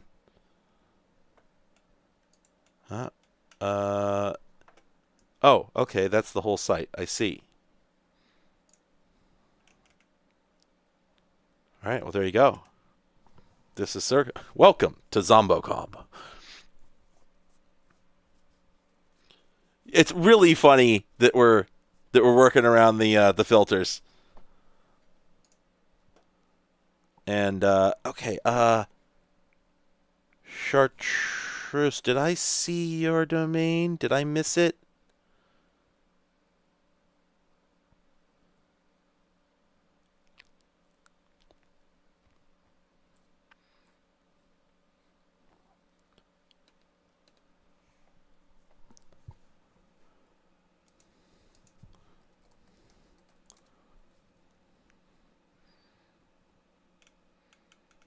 Oh, yeah? Oh, and you know what? I just saw the Vaio finally finish installing, like, Office.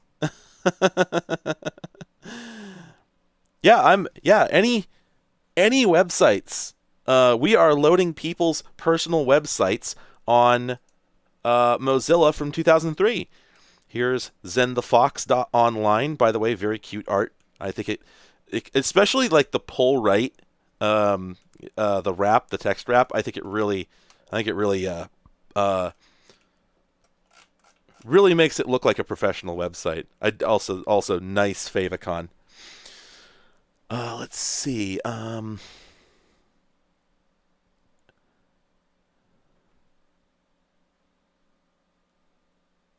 Dot get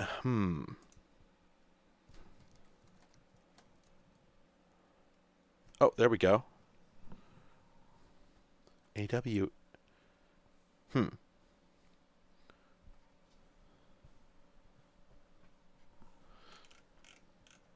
All right. There you go. But yeah, the other sites were, this is Aresdrins www.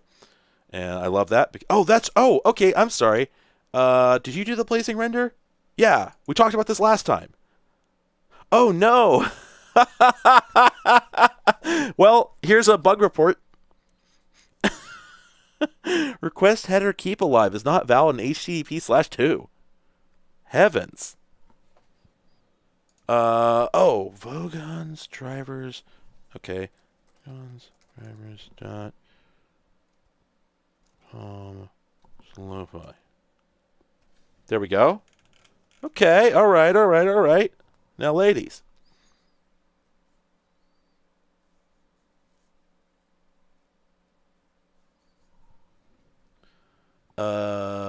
Tennis site.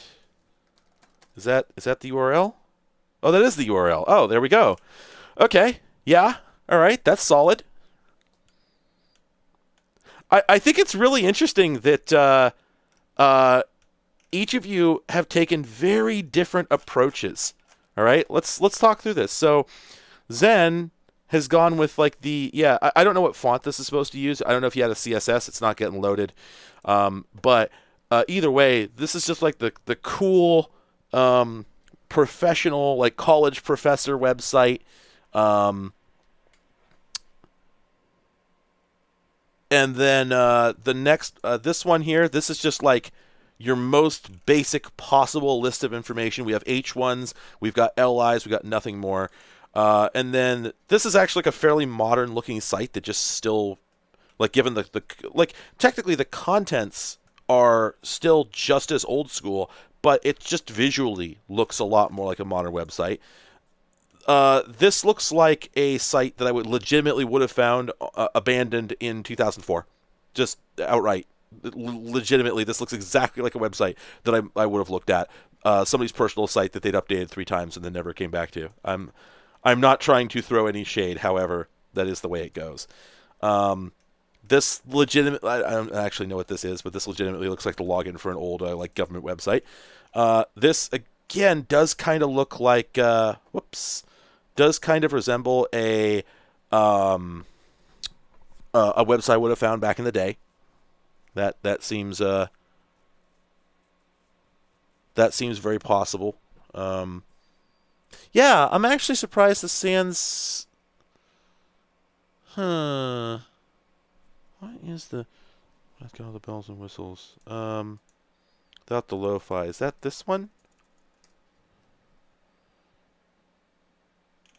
Or wait a minute.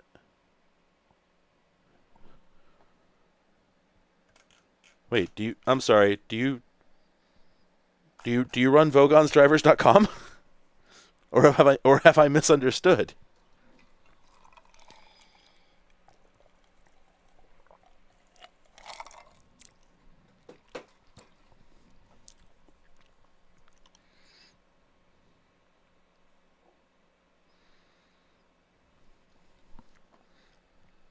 Let's see.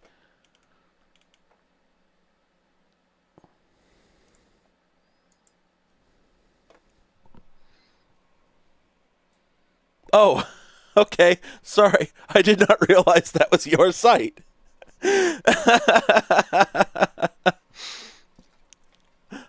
Thank you.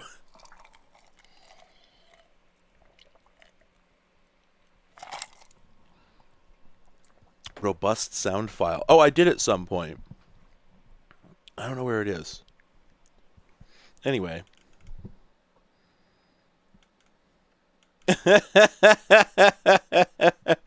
Creature. There we go. I've decreatured them. But yeah, the lo-fi, that's pretty dope. I didn't know that was a thing. Boop. That's got to be about the most basic, oops, I keep forgetting that it window shades. Wow, yeah, it does not get much simpler than that. Look at that. Wow. Gosh, that's like an Apache directory index. Oh, man.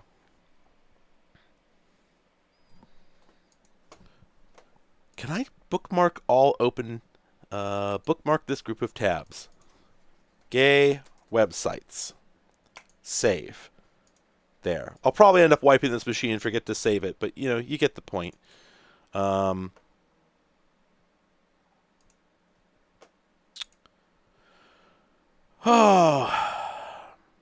man. Kdevelop.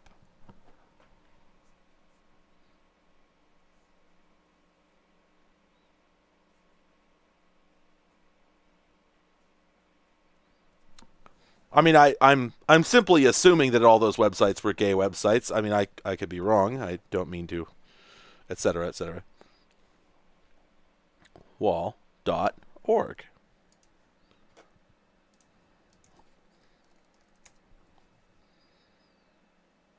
Oh, okay.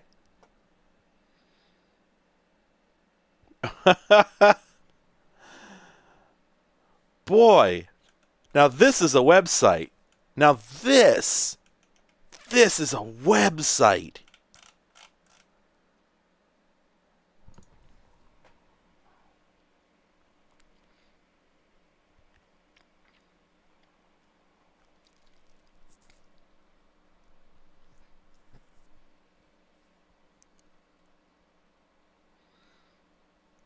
Man, a geek code. That's been a minute. Hang on a second. Let me check my electronic mail.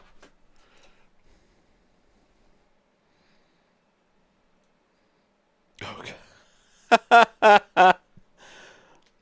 I've received a suggestion, but it's probably not practical.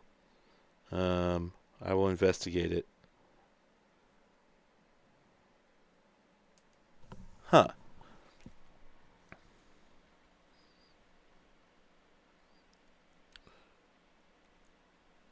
Yeah, Ben, I didn't see yours because everyone's talking, so I keep. In fact, I just missed somebody else's. Right? Oh, maybe not.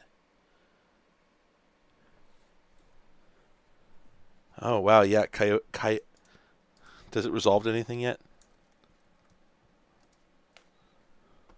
Dang. Uh. Okay.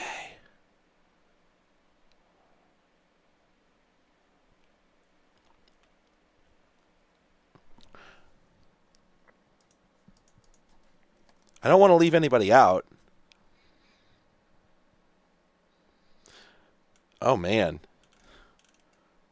Wow, I'm actually really surprised that this is rendering. Are these? Yeah, this is actually rendering with that's like functional CSS, isn't it? Still clean website. Damn.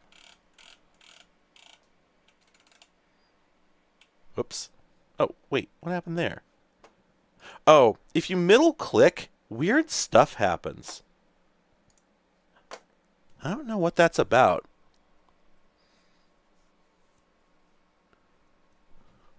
Oh, and yes, we did the About Mozilla earlier, but we'll do it again. There it is. Uh, I'm sorry, Chartreuse, did you say you emailed me? Because I don't see it.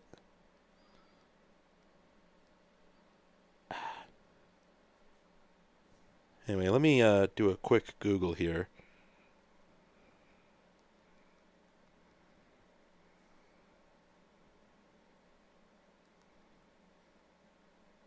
On my phone because I can't do it on the computer.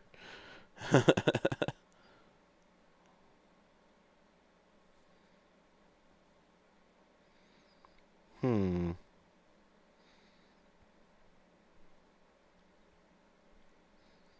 Okay, so I don't think this is practical.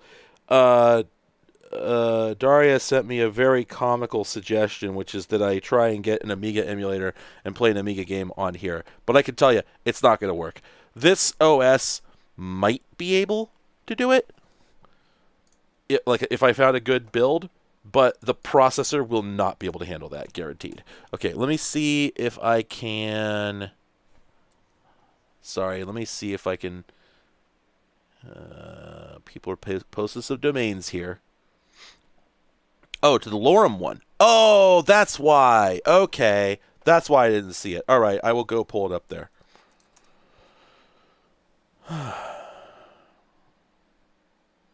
There we go. Oatzone. This is a pretty website. I like this website.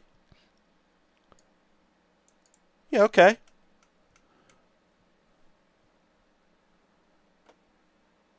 And that renders pretty well. Okay, let's see. Oh.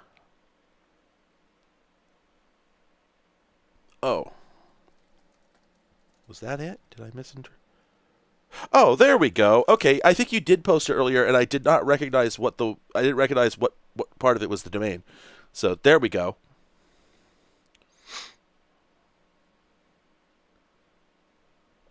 Okay, sorry. Much chat going on. Let me. So I figured UAE might work, but I would have to find it,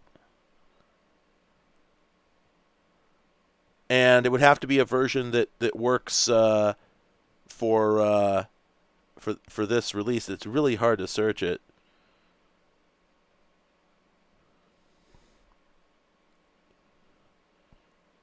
KDDLB .com.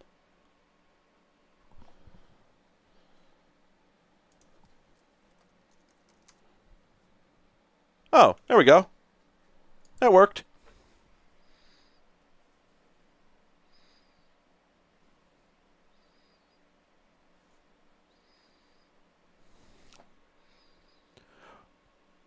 Yeah, it's about I think 1.1 or 1.13. Nissan.com. I doubt it, but God, this is going to eat shit. Oh,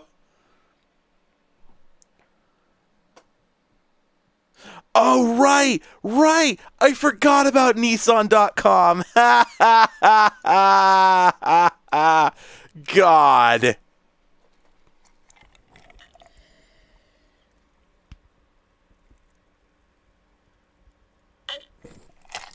Oh yeah, Kevin. The reason it works is because I'm using an HTTP to HTTPS proxy.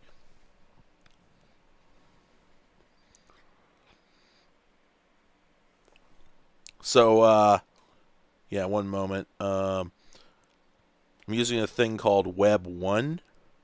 So if I just go to my proxy address. Oh, right. On 844. But you can see it's Web 1 proxy server on Unix. But yeah, there we go. And yeah, this is a thing that I think a Russian guy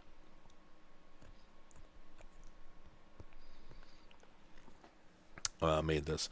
But it's basically you set it up as a proxy in any browser, because pretty much every web browser ever made supports proxies, and it takes the request, turns into HTTPS. That could also apply some massaging on the way. It can adjust a number of things. Yeah, the Vaio is still doing it. This is the funniest fucking decision I possibly could have made to get that Vaio going. God, that's hilarious. I thought this was going to be super quick, or I thought I'd never even get the machine to do anything. I was just going to show you the stupid quick media mode and then continue. But it's really funny that it has gone this entire stream, pretty much, just churning away for no good reason. Ugh. God, that sucks.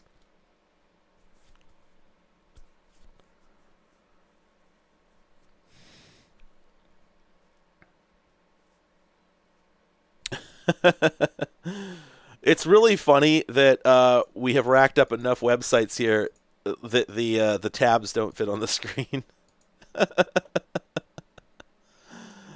Oh, man. Oh, I guess there's nothing in that tab? Oh, yeah, untitled. All right, we can close that. I'm impressed at how well this renders. This is remarkable. Yeah, that's fully readable. This looks like a website I would have gone to back in the day.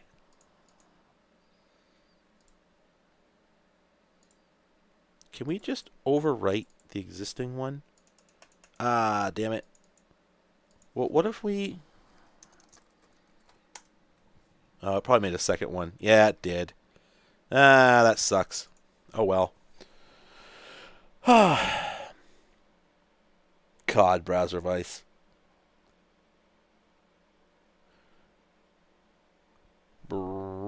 Okay, let's see. I'm impressed all of you managed to get these .coms.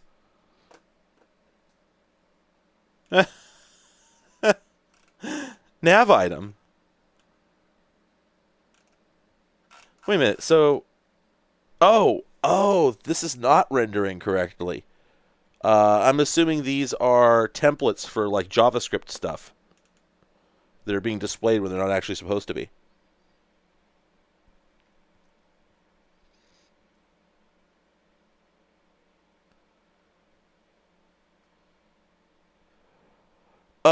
Yeah, Ella Breed, was that... I'm sorry, did you have, a Circle Zone? Was that you? Or was that somebody else?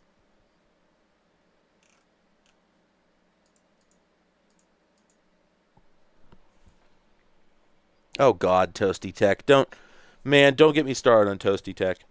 That guy. Also, give me a second. I need to go open my email. Is this it? Yeah, that's it. Okay, circles. Okay, yeah. So you were asked about the resolution selector. It ought to work. Let's see. Unless, if that's JavaScript, then yeah, it's not gonna. Very likely. Or I shouldn't say that because it's totally, there was functioning JavaScript at the time. But yeah, modern. It's probably modern JavaScript. If we go to web development, JavaScript, this is just going to be, yeah, baby. Love those errors. Yeah, unfortunately, that is no dice. But at least you can download the .zip. All right. Now, did I receive... Right. Then we got to go back. Wait, no. Is this not sorted by date? There we go. Oh, and I got... Oh, I see I've received some new emails. Okay, will this play? Oh, that's weird. Why won't this play?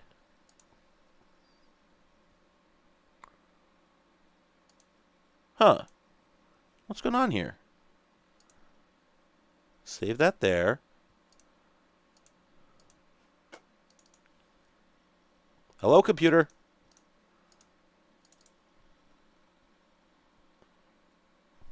What the hell? Let's see. Sound and video. Audio player. What? Oh, I wonder if we're running out of memory at this point. Wait, they rebranded XMMS as just audio player? Really? Oh, wow. Drag and drop actually worked. I did not anticipate that. Wow, and that is as loud as it can go? That can't be true. Hang on. This has got to be turned down. I think we are running out of memory. Oh, that's weird. There's zipper noise when you adjust the volume. I know why that happens, but I'm surprised it happens on a computer. Wow, it was really loud.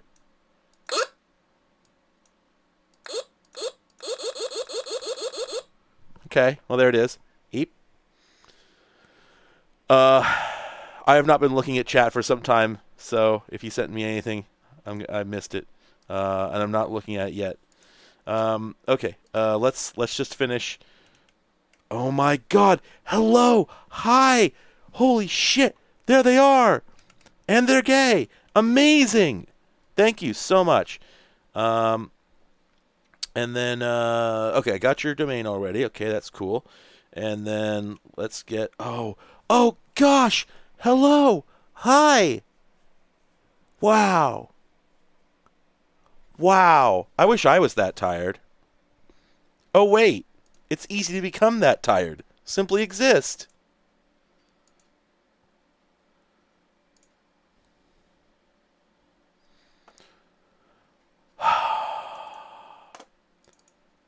It's always like it's always been a thing with me that it's weird looking at modern photos taken or on looking at modern photos on older computers because you're like, hey, wait, but it looks good, and like, yeah, the computer has 32-bit color. Why wouldn't it look good? It's going to look exactly like it does on your PC now. It's just that you look at the rest of the OS, it sort of has this kind of plasticky, sort of outdated sheen to it, but there's no reason for it. Everything could look exactly like it does now. You know, flat, no gradients, no borders, completely illegible.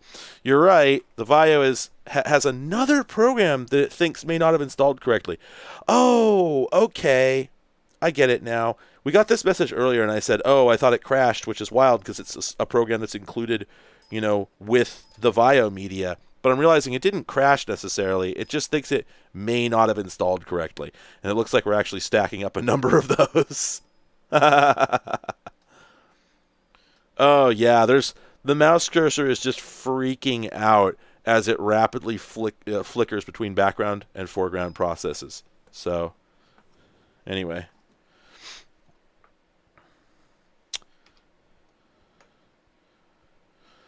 Oh, yeah, but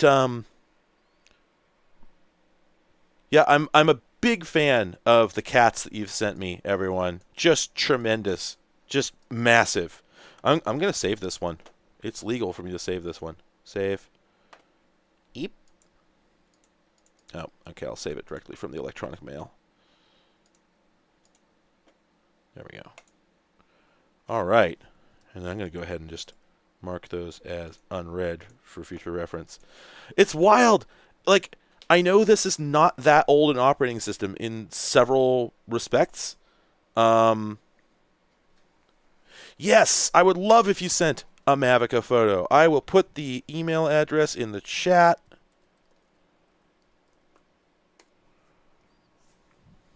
Also, I would like to point out that I got the most bangingest domain name. Look at that.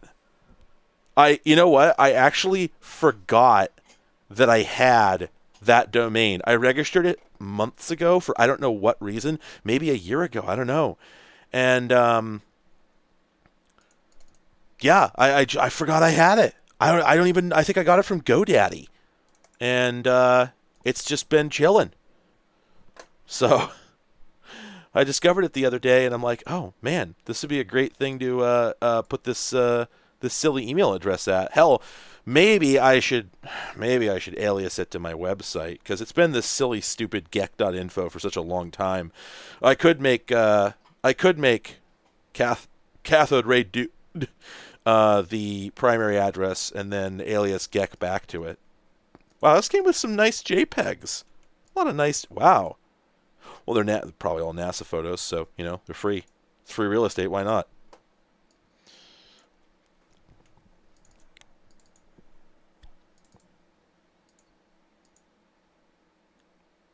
Oh my God, perfect. I was gonna tile it, but obviously I'm not going to tile it. This is perfect.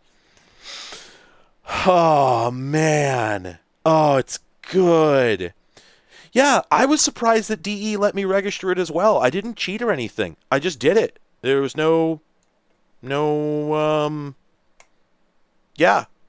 No bullshit. I don't know. It was weird. I did not expect that to work. I started bitching earlier about how this version of this era of Linux is where they started doing stuff like automatic updates that really put me off Linux and made me not want to use it because it's like, well, if you're just going to be Windows, then why not just be Windows? Like, you know.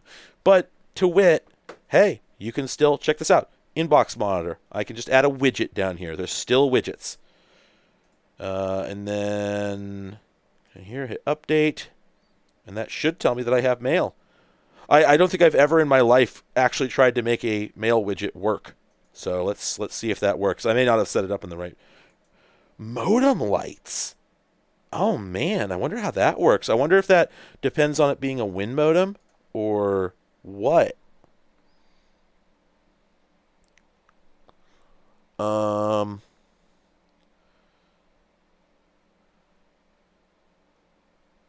Yeah, domain names all get muted in chat, unfortunately. But if you want to send me a domain to open in the browser, just send it to my email address, lorem@cathoderay.de.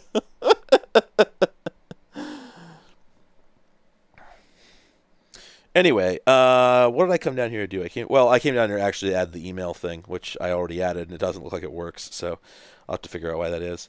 But yeah, there's so many widgets in here. Look at all these damn widgets.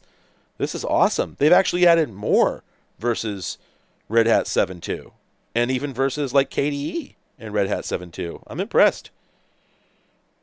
The battery charge level indicator is still like a big chunky toolbar item.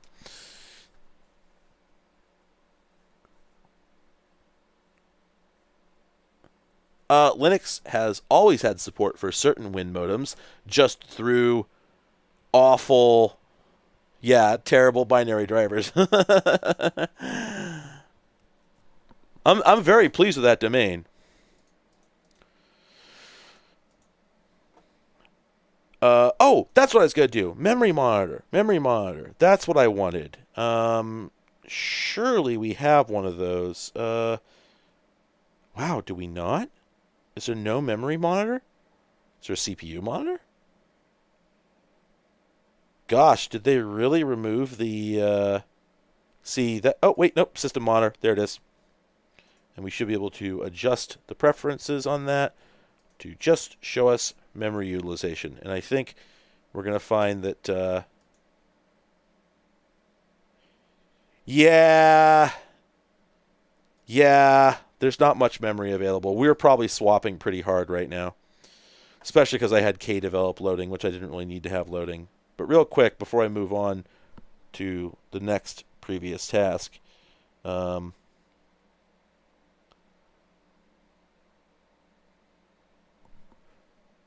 just want to check and see if... oh, God. See, this is another case where this made me so mad back in the day.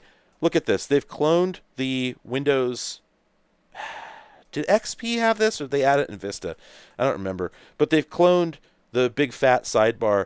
And the thing is, that would be okay if they'd done a good job of it, but they didn't do a good job of it. Look at this. It's a fucking mess. They were more obsessed with getting it shipped so that they wouldn't look like they weren't Windows than in actually making it good. Look at this. Come on. The icons just juke back and forth. What the fuck? Oh, that looks like shit. They didn't even try. Ugh. Yeah, I think they did add it in 2000. God, that's ugly. You know, and the worst part is also, look at this. They fucked this up. There's no My Computer option. You can go to desktop, home, a floppy. Why would you have a floppy? I don't have a floppy on here. Why would that be in the default list? Doesn't make any sense. Temporary files? What? And then network. Okay, but there's no root. There's no hard drive. I mean, come on. This sucks. This is when Linux started really going downhill. That's my opinion. I think it really started going to shit around this time. Because there's just no need for yeah. No, I like those file pickers. It's just that they had destinations I liked in them. And this one doesn't. No, when I hover over floppy, it said floppy : / I don't know. I'll try clicking on it in a second. But I was in here to check and see if there's a folder for kdevelop.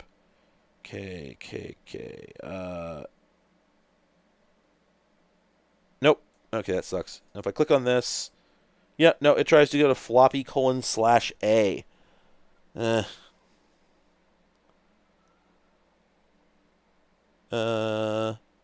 Right, but floppy drives aren't defined in the BIOS on this system. This is a ThinkPad with an UltraBay.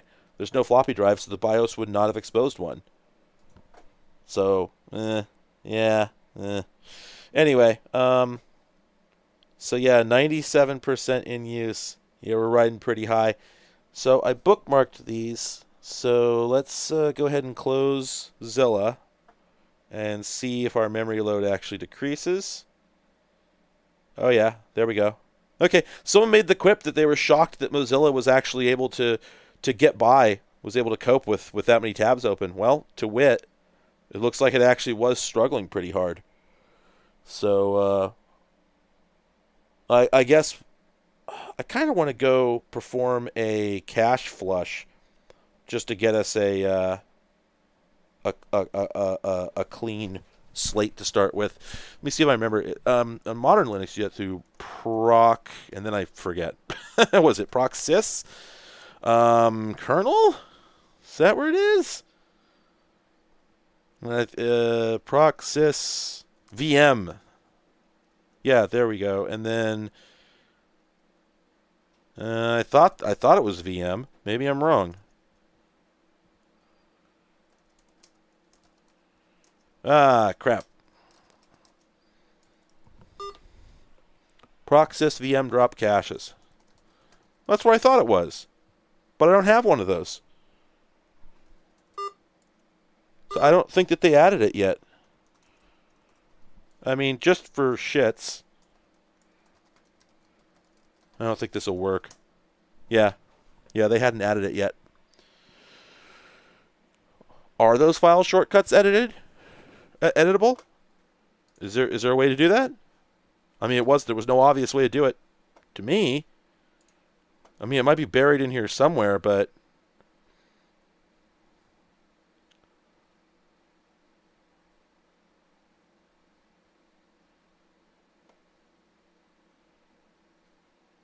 yeah, I don't know.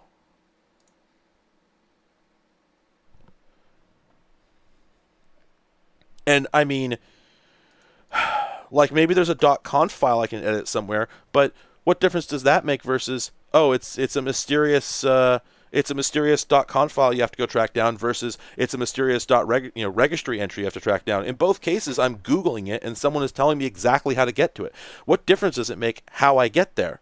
It's still completely undiscoverable.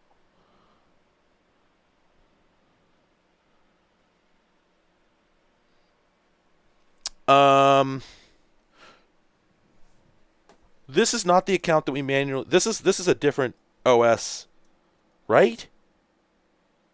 I'm pretty sure. But yeah, no, I should be. I'm gonna be an admin. I'm not in wheel. Yeah, let's just for kicks. You're right. It would be there if it was gonna be there, but I had not thought about that. So, oh yeah, and I'm not in sudoers. SU minus. There we go. Oh, you know what? I never set a root password.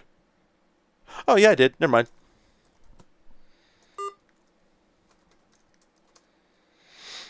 But yeah, same difference. Yeah, it's not there.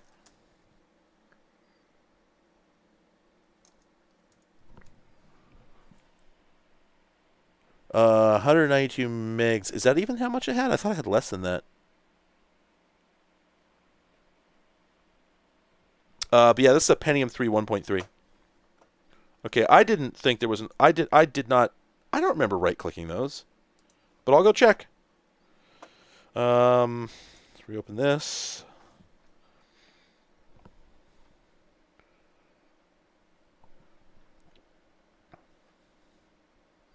Because I don't want to reboot the machine.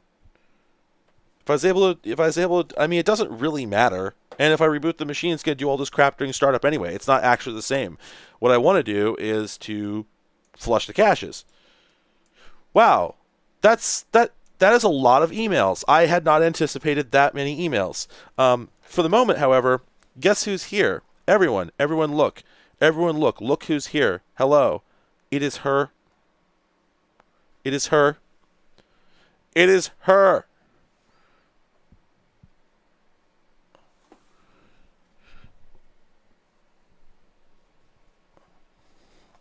udon, udon, udon, udon, udon, udon, udon. This is udon. This is udon. This is udon. This is udon. This is udon. This is udon. Udon.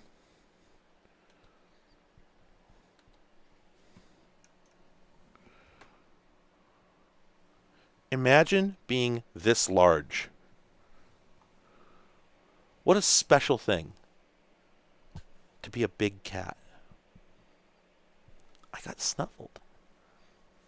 Big time fluffy.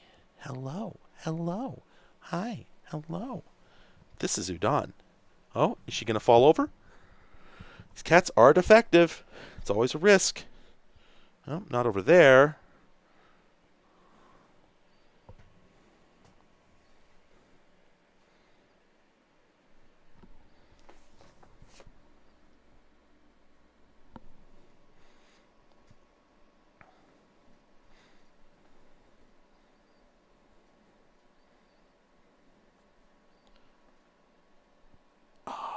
Gosh, takes a pet like no problem. Look at that. Oh, too much? Oh, I'm getting rubbed. Okay. Here it comes. And there it is. She fell over.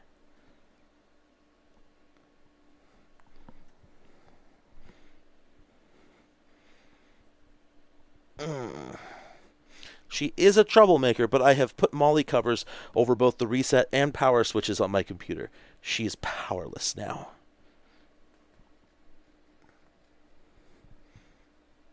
Oh, that right there. That's a kitty. Okay. All right. Here we go again now. Back in the stage of history.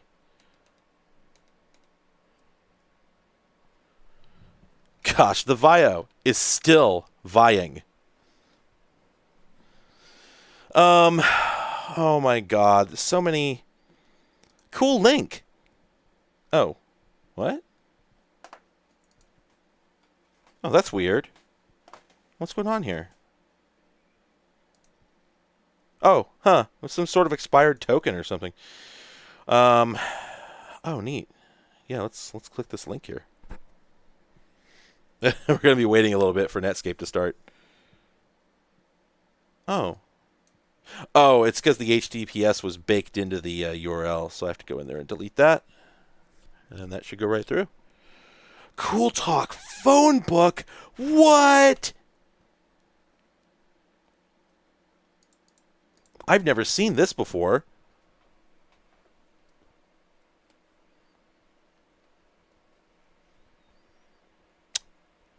You know what's funny is the power strips aren't so much a problem for kitty interference on account of I have a UPS on my machine. So if they step on the power strip, it just starts beeping and then I turn it back on. Big Bobby.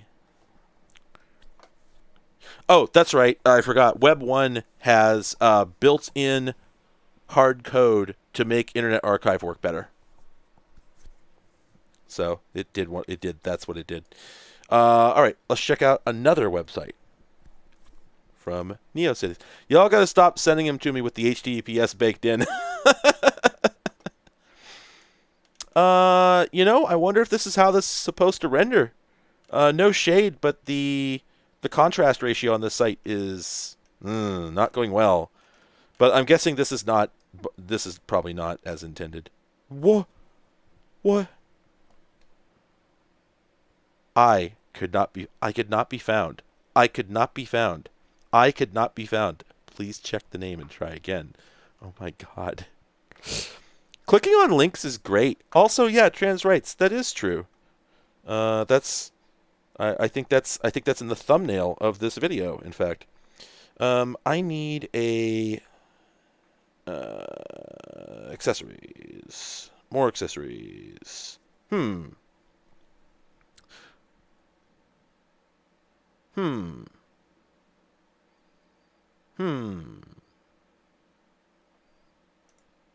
What if I were to purchase fast food and disguise it as my own cooking? Delightfully devilish, Seymour. There we go. Screenshot.png, normal file. I have not tried sending an electronic mail. We're going to do that now. Send this to my normal account. File. Attach. Screenshot. Ping.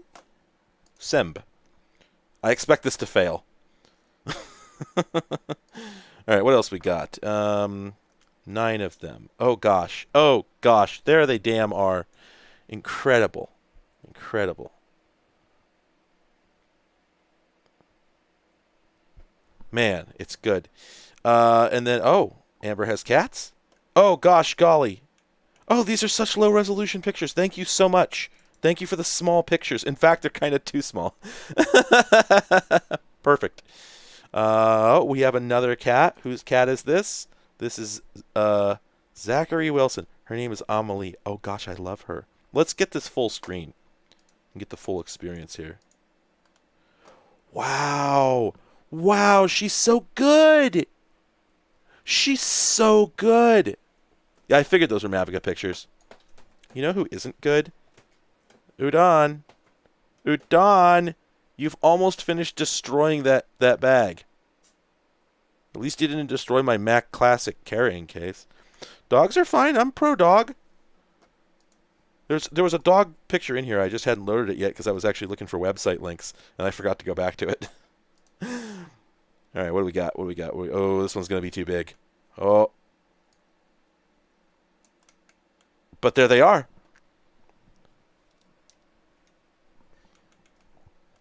I am not anti any animal with minor exceptions. They're in there.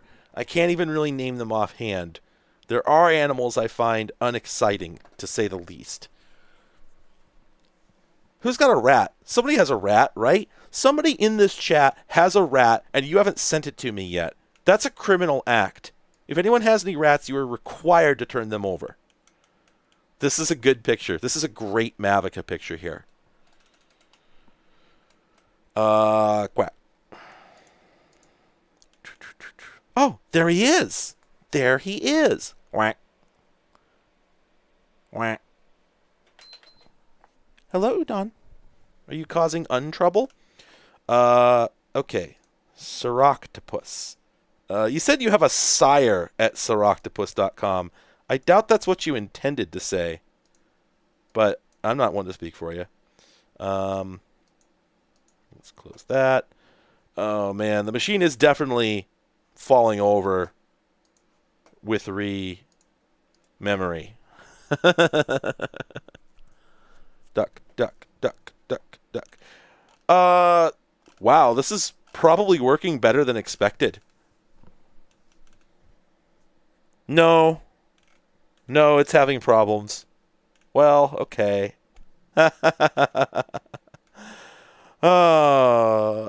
You know, it's not nothing, you know? It's sort of working, but definitely not displaying the way you want it to. And yeah, that's what I figured. smtp.dreamhost.com connection timed out because it's not on.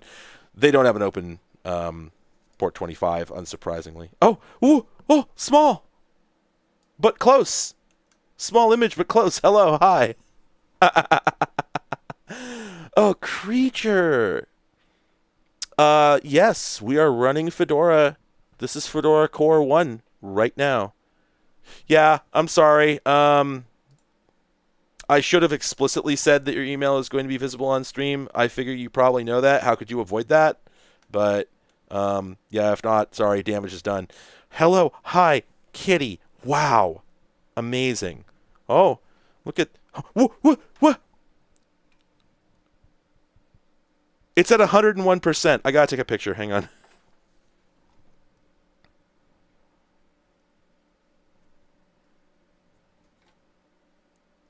The Vaio is trying so hard.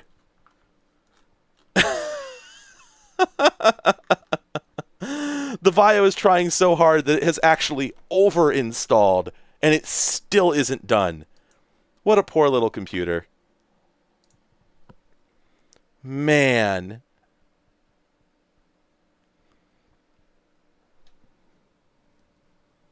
You can send email to... I am typing it. There you go.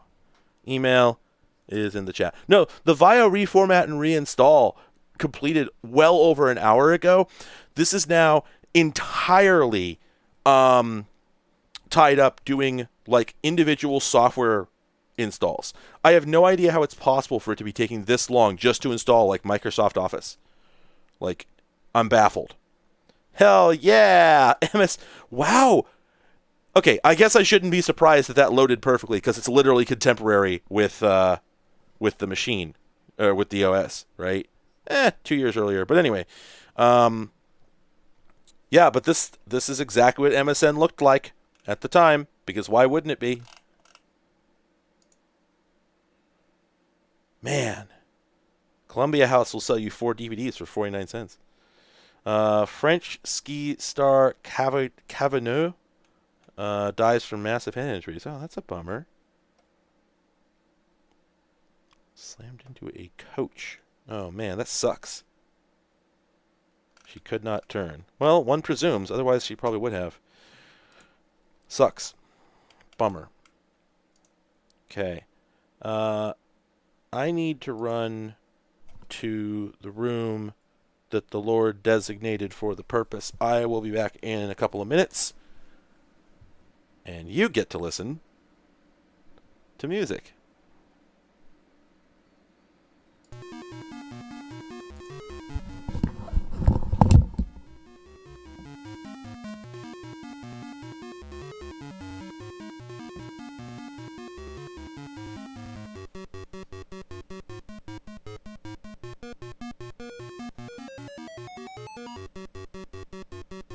Recovery process completed, baby.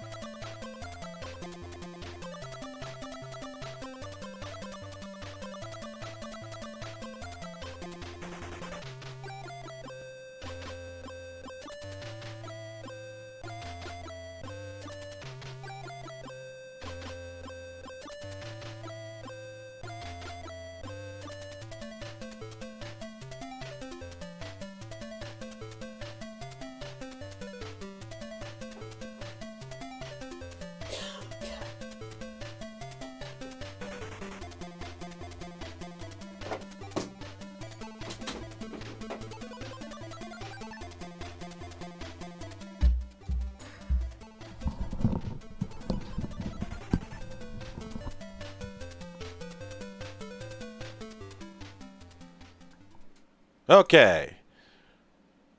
I don't mean to get weird, but I'm surprised at how much better I now feel. Wow.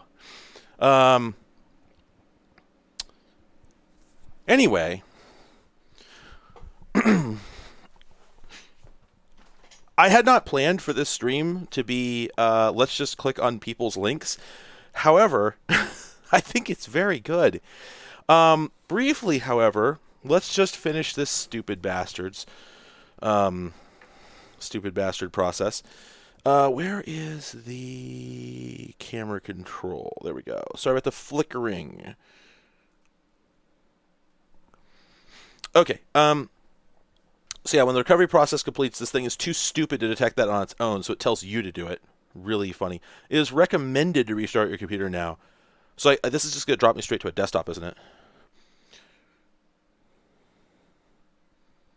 Listen, Ben.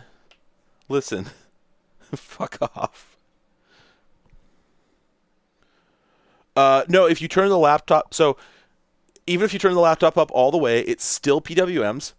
So, it still flickers. And if it's up all the way, it blows out the camera. So...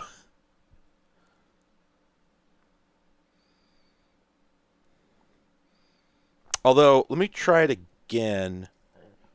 Oh, yeah, this... Oh, man, this sucks just as much as it's supposed to. Okay. Yeah, the brightness is maximized. Oh, this sucks. Let's take a look at the garbage, the absolute sewage that came with this. You know what? You know, someone just said, like, let's check out the CPU. We should do that. Let's check out the CPU. Oh, you know, it's still the clock is just a black square. My mouth was a broken JPEG. I had no choice.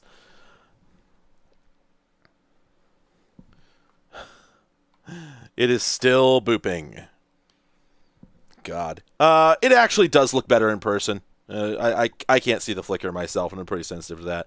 But yeah, special offers, extended service plans, Sprint mobile broadband, an ad for Office, probably another ad for Office, Norton fucking internet security, that festering wart on the asshole of humanity. Ask? Good God. No matter when this came out in the Vista era, Ask had been dead for like a decade. Oh, is it just rebooting itself now? Oh, it recommends I reboot, and then it just does it anyway. Oh, man. No one who worked on this was talking to anybody else who worked on this. Computer over. Okay, here is the thing about Vista. Yes, you've only ever seen Vista be sludge because you are looking at the way that every machine that shipped with Vista was shipped.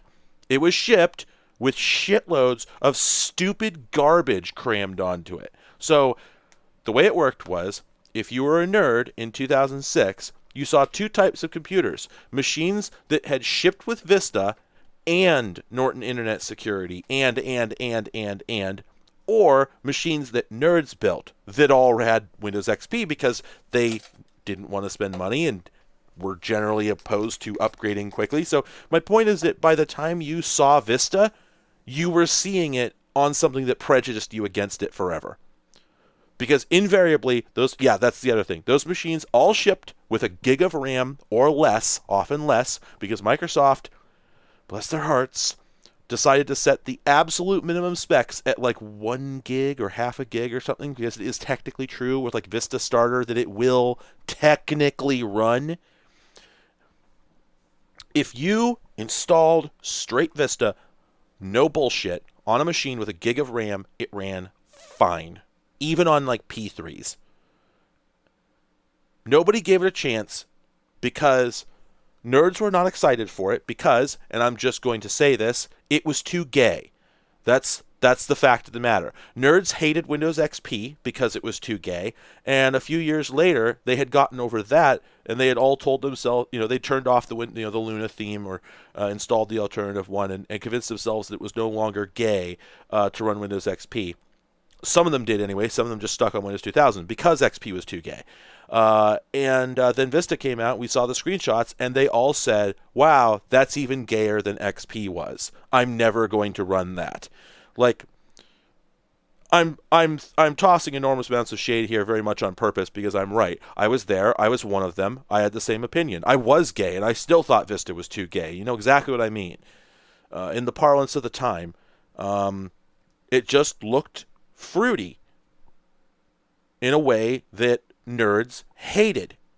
It just set them off. They wanted something that looked industrial. They wanted something that looked brutalist. XP was bad enough. Vista went so much further in that direction.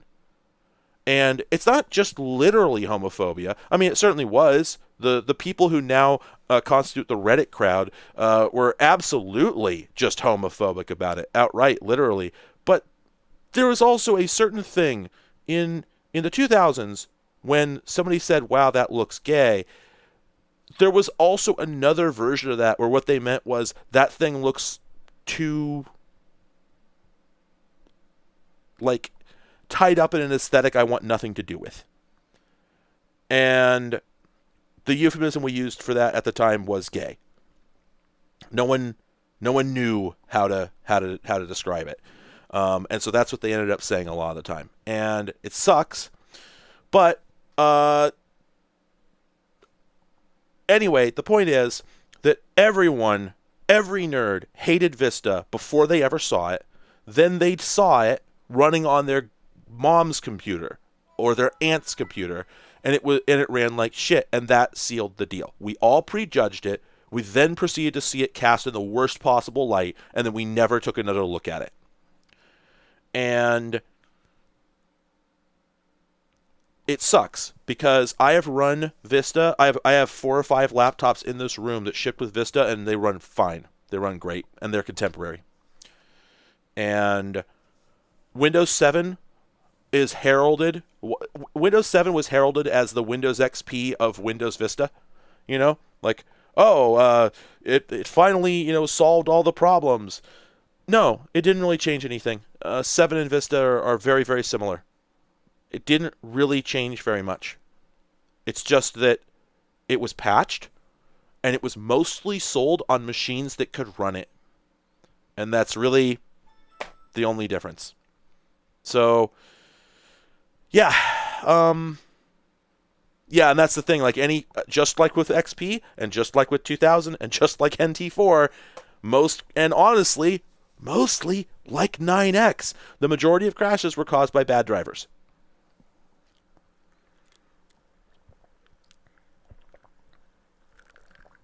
Like, don't get me wrong, okay?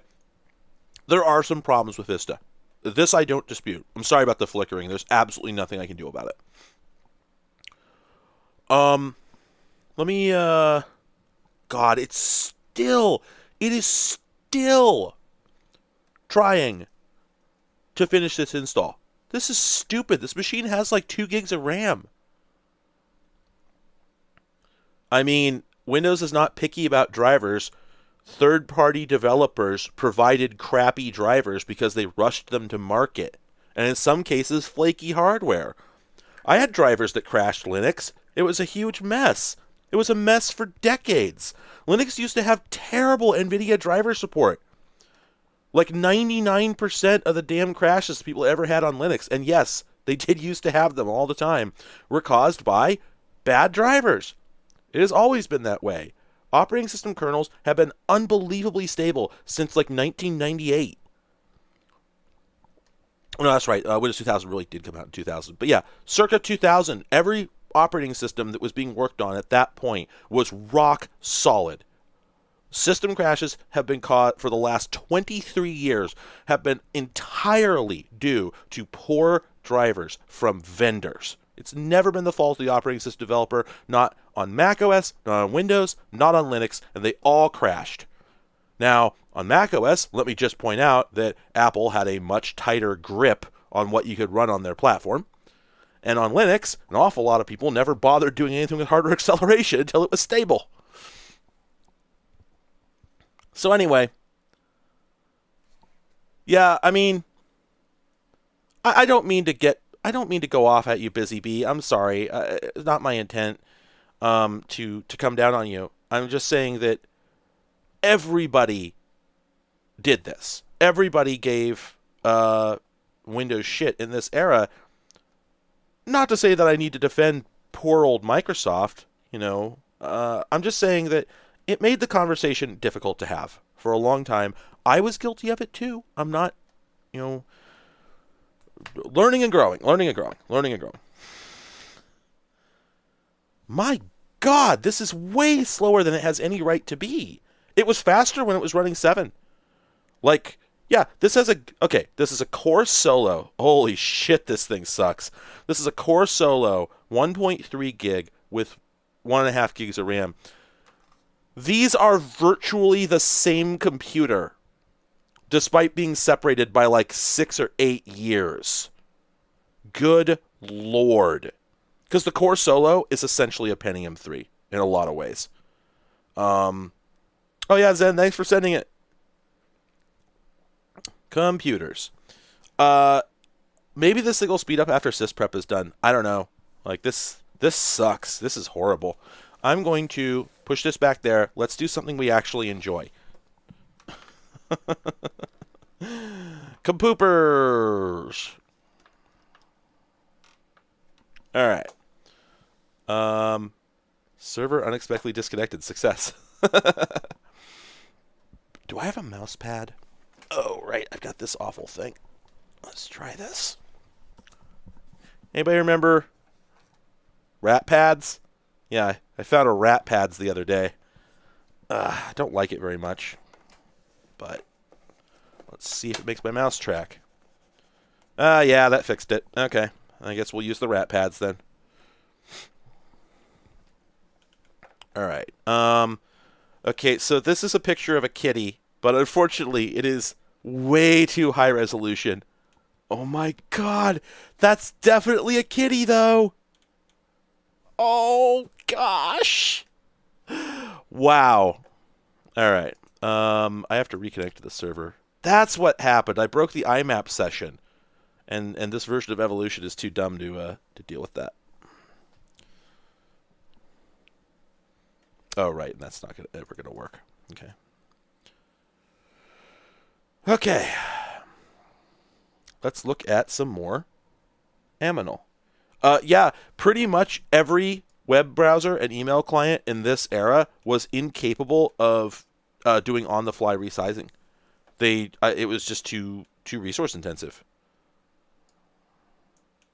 Oh, hello. Hello, puppy.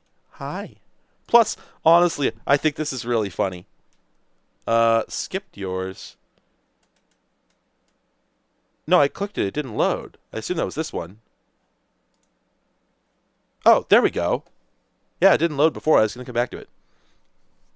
Oh, right. It didn't load because the IMAP connection was broken. And then I clicked off to another email because that one had failed, and I didn't click back to it yet.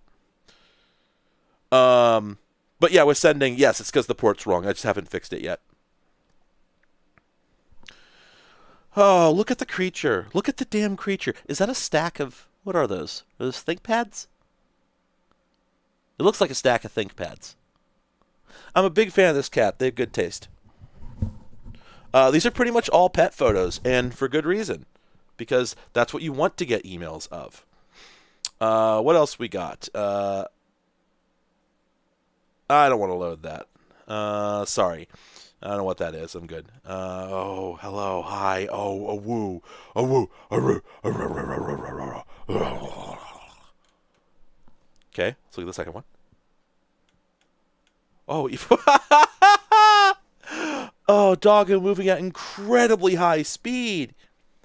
Gosh golly. Very special, very important. 2 of them. Oh, picture large. Oh my God, that face.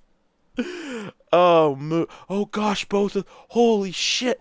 2 of them as hell. Wow. Wow. Amazing. Holy shit, that's a kitty. That's a maximum kitty. Good Lord. I'm floored. We actually have more here. Oh, hello, hi. You can have treats. You may have treats. And then what do we have here? Oh, here she comes. Here she comes. Wow, she needs pets. Someone needs to do something about that. Fix the situation. Ah, another oversized picture, unfortunately. Oh, gosh. But there they are, though.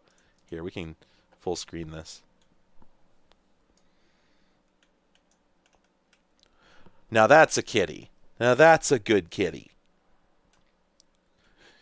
Yeah, that previous, like, all these cats are good, but that previous one is a cat who walks into the room and all events stop. Yeah, that she's the current activity. Okay. Oh, that's the same picture. I just re-forwarded it. Chicken. Oh. Oh, this is another picture that ended up being way too big, unfortunately. I am familiar with this type of chicken. Can we get... Oh, there they are. Oh, yeah, well, I mean, you can make Linux run slowly. But yeah, I will point out that we're doing a pretty good job of this. We're struggling, but the machine only has, like... You know, I keep meaning to check this. How many RAMs does this actually have? I think it's like 190 something. But let's open a terminal. And... Come on. Hello, computer.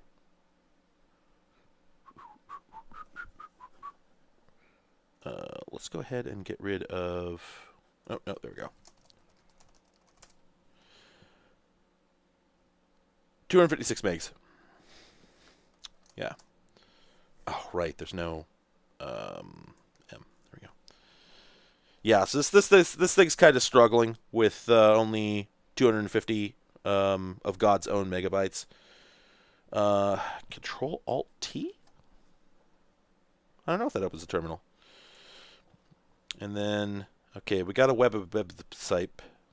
RTL anywhere. Oh, okay. It doesn't work on... Oh, okay. Or that one does. Okay. Oh, hello, creature. Creature, hello. Hi.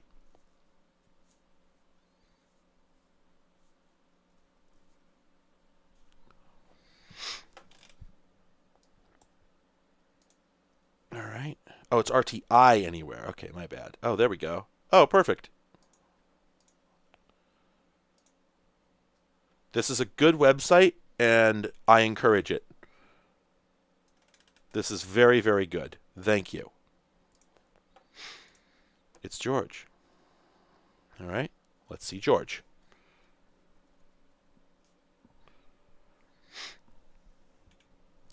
Oh, hello. Hi. Oh, my gosh. That sure is. That sure as hell is. Yeah, see, that's what I'm saying. I made this email address specifically so I could create a realistic contemporary set of emails. Now, unfortunately, I'm going to have a lot of people resend their images or resend them to myself so I can make the images smaller. But I think this really is exactly what I wanted, and I'm impressed at how people were willing to participate so earnestly.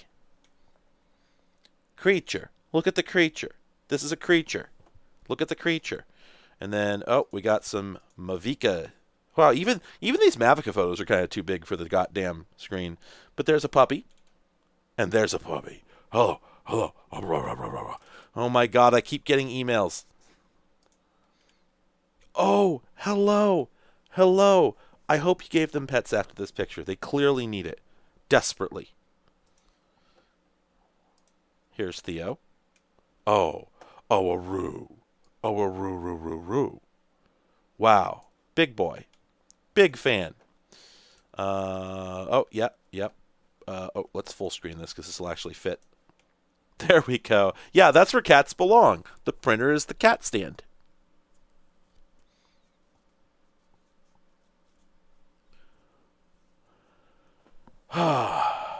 Wow. I love them.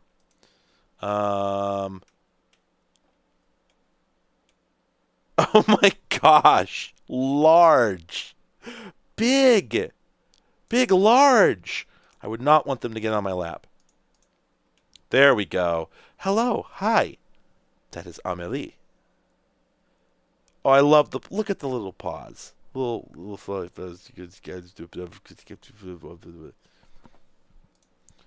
oh, and now we have a smaller Mo. Oh, perfect. Wow.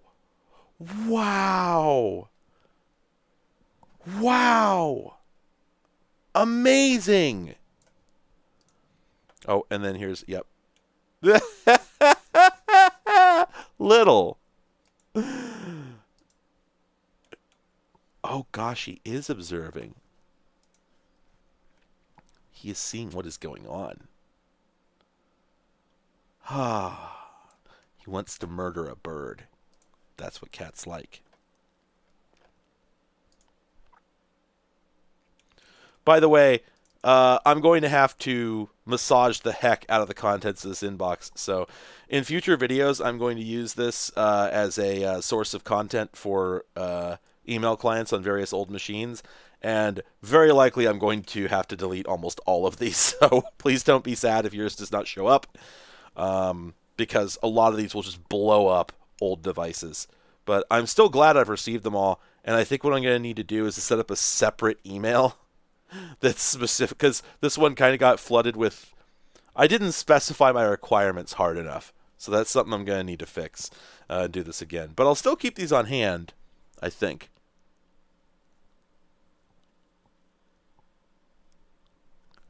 And then...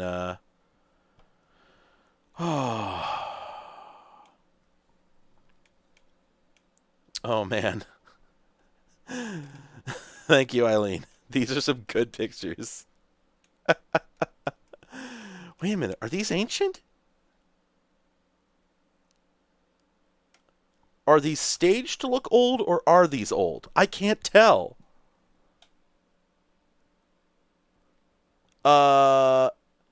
Wait, did I say your images were too small? I'm sorry. I don't remember actually pulling yours up. I'm sorry, there's so many emails here. I have really lost track of what I'm doing. I'm not sure. Did you send them under your name?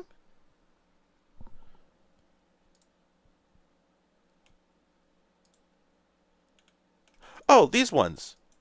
Well, wait. I went through these. Are there some missing? You said you sent like 12. Oh, wait. Oh my God. There are more emails here. But none of these look like they're the ones you're talking about.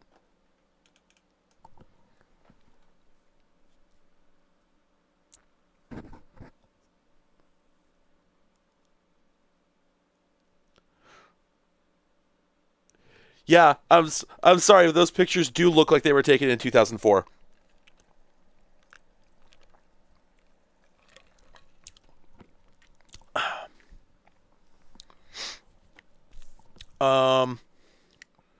Website link in your email. Oh gosh, I don't know if I got to it. There's so many emails here. What am I supposed to do with all these emails? Oh, the meeting. Oh my gosh, they're encountering. The funny thing is, this is such a like tech TV live show. You know, this is something that absolutely would have happened. They would have had a broadcast where you could email them during the broadcast, and the only difference is that they'd have somebody pre-filtering the images and making sure they only get the the cream of the crop. But this is so on brand. Wait a minute, some of these are redundant. Didn't I look at these already? I thought I did. Uh-oh. Computer's having a problem. Oh. Potato cat. Well, there they are. That's a thin cat.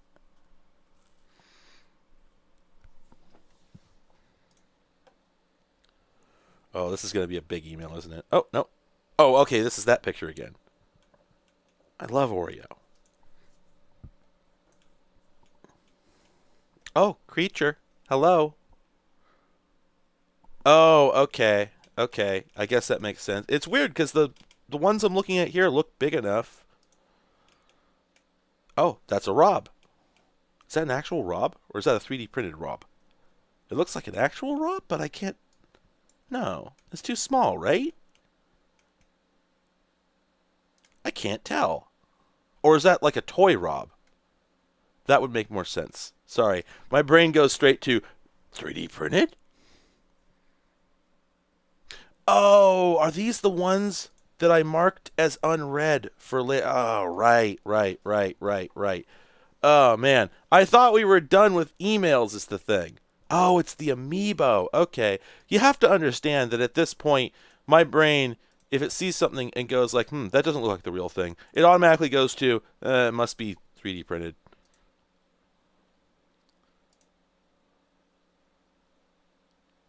Oh, man. Huh? Whoa! Whoa! Who expected this outcome? Craigslist? What? Wait. Yo, what would they be, though? Yo, but, like, what would they be, though? What would be missing, though? It's Craig's goddamn list. What? I don't get it. It's not like they're using any JavaScript or anything. And for some reason, the scroll bar is enormous. What the fuck?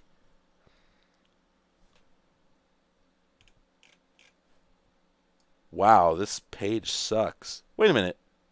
Wait. All this stuff is here, though.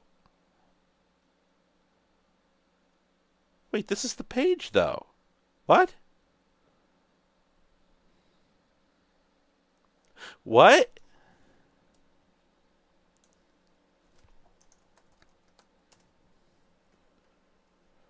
Huh, that's a JavaScript feature. So if I turn off JavaScript, which was possible back then I should be able to load this.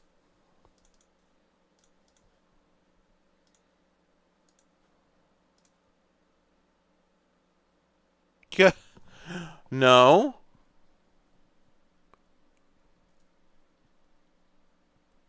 Wow. Thank you, Henry. Thanks for joining. Wow. Fuck Craigslist, I guess. Not really what I expected to be saying about this. I really would have expected that to work. That sucks. Now, it could be due to some interaction with Web 1, the HTTPS proxy. However, and I think we should consider this, I don't fucking care. Whatever Craigslist is doing there, absolutely they should not be doing it at all. So,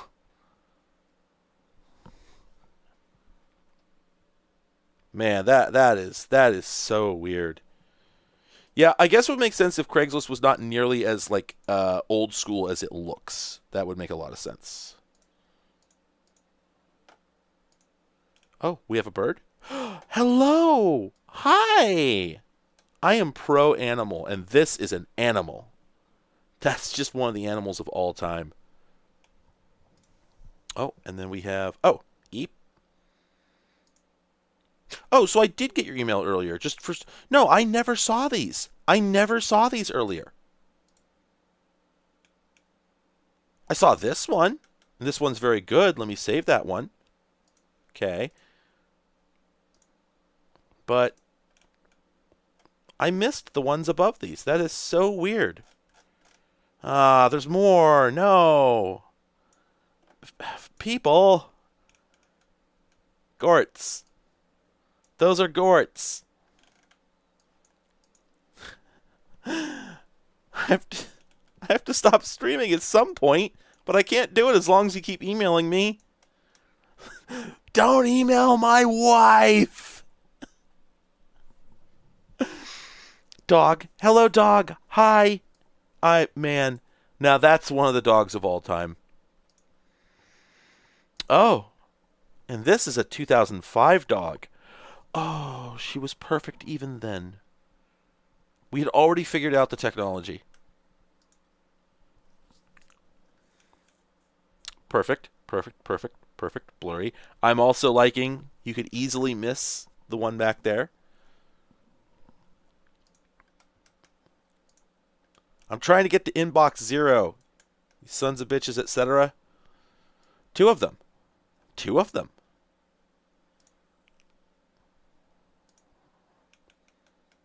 Whoa. Wait, let me open this. This image whips.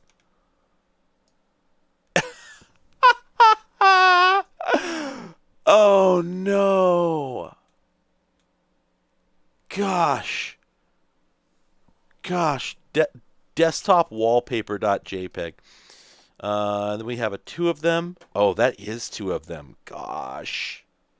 Gosh. Wow.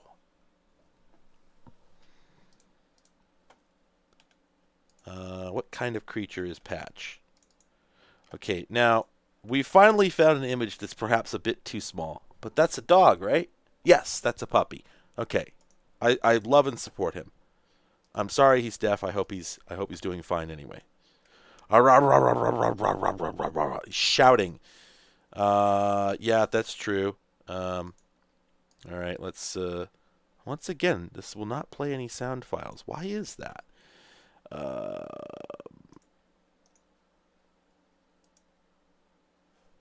Hang on.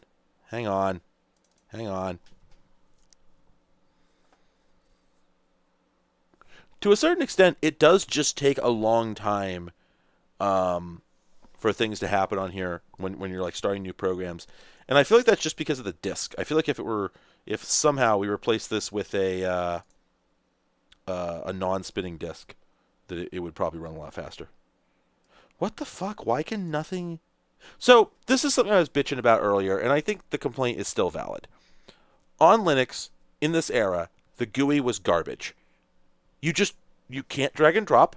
I don't know why. I don't understand why that's a limitation. Yes, I know about the stupid bullshit with like the I squared never getting implemented properly and this, that, and the other thing, but like, I don't understand. If I do open with XMMS, that is executing XMMS space path to file. How can it be screwing this up? It's still not working. Surely XMMS can play a WAV file. Oh, wait. What? What the fuck? So I guess this WAV file is corrupted or something.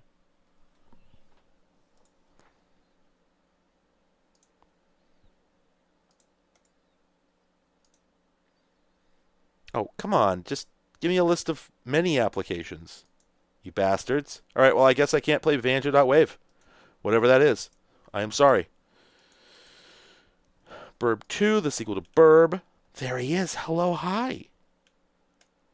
Wow, he's doing some wacky shit. He's been a dumbass. Oh. Geez, do we think that lowercase would matter? Maybe? Oh, that's a good cat. That's a good 2005 cat. Big fan.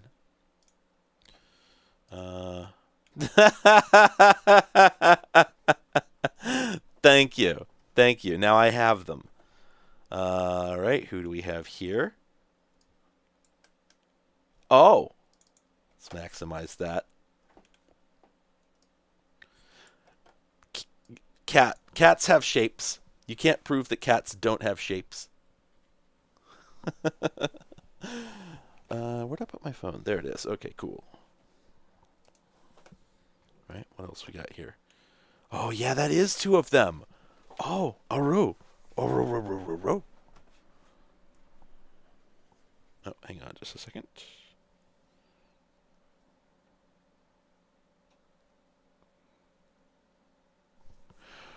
And you know what? Actually, I just realized. There we go. The Vaio is demanding some attention. It wants us to finish the oob. Apparently, all that shit up until now, even though it got to a desktop twice, was not actually the oob. And only now, theoretically, are we using the computer. Bizarre.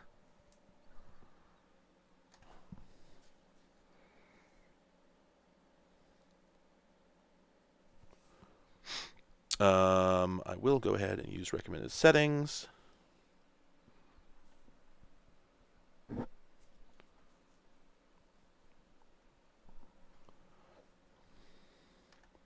It's not hard to make me laugh. Oh my god! Really? Really?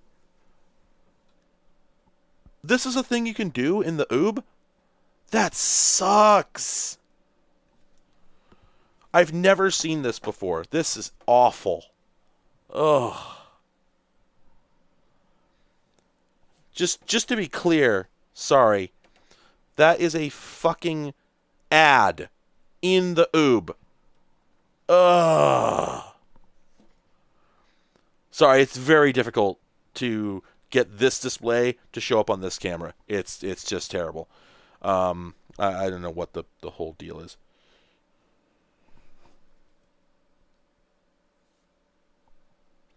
Yeah, sorry. They embedded a goddamn product offer into the Windows setup process, which, like, yes, of course, Microsoft allows that sort of thing. That does not surprise me at all. Vendor branding has always been a thing they've supported. However, all right. Oops, I've been disconnected. Disconnected from the server again. Hello. Hello. An orange cat. Orange. Large.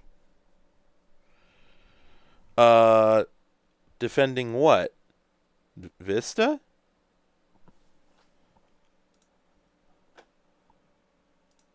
I mean, it's not like the retail version did that. Holy shit. Yeah. Wow. This is badass. This is the most the only problem is that anyone who would use this would be too busy using their Matrix background instead. Right? Yep. Yeah. The Demi wall. God, these are good.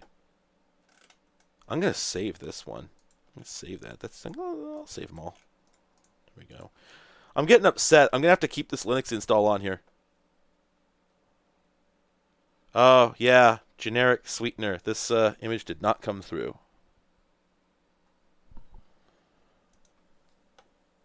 Oh yeah, let's see these 90s bedroom pics. Oh no, these aren't coming through either.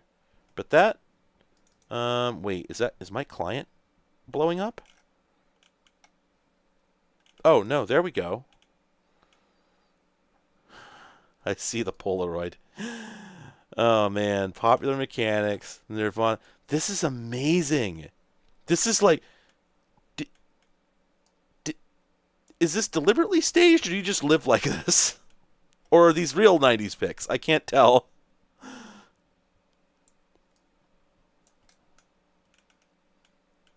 Okay, presumably staged, right?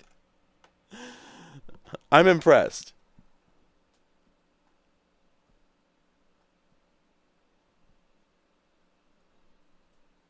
Okay, yeah, there we go. All right. So, yes, not contemporary. Well, good work. I've seen people try to make pictures that look like they were taken that long ago. They always fuck it up. They always fuck it up. There's always tells. If you were there, and often if you weren't.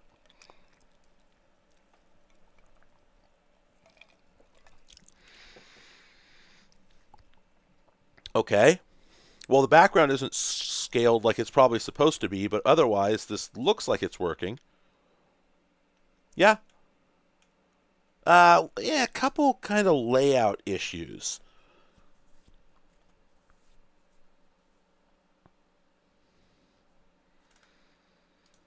But otherwise, oops, hit the wrong thing. I assume that goes to YouTube. Yes, it does. Clicking that will make my browser explode. Actually, so about that, I think that in theory, if you install the right packages, Web 1 is supposed to actually proxy YouTube to older systems somehow. By the way, it is now doing yet another phase of the OOB. This is the slowest, absolutely the slowest refresh process I've ever seen in my life. Jesus Christ.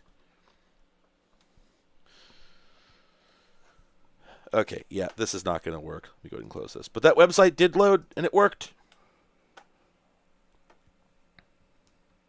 What else we got? What else we got? Yeah, it's like the Office Space progress bars joke, where it's just progress bar after progress bar. Oh, okay. Unfortunately, those ended up being a bit big. I usually just... Hang on, let's just find a face. There's a face here somewhere. Is that a tail? Oh.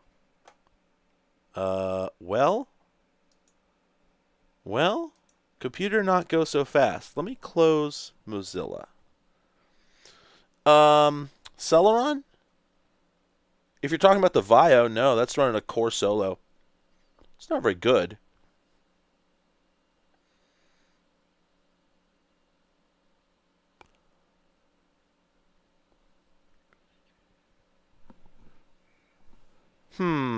Yeah, we're having some problems here. Oh, computer might be over a little bit. Yeah, I'm going to do a force quit. There we go. Yep. Oh, holy crap. Yeah, look at the plummet in memory utilization. Didn't do that the last time I closed it. Okay, I bet this is going to work a lot better now. Unless... Oh, Evolution is still paged out, I think. There we go.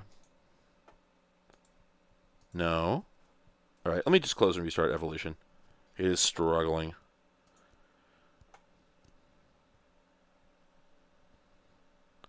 I think the Vaio rebooted.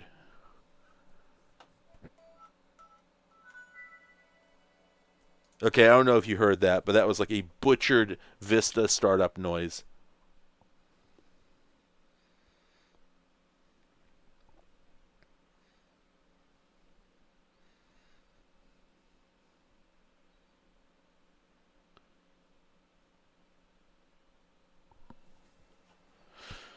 All right, let's try again.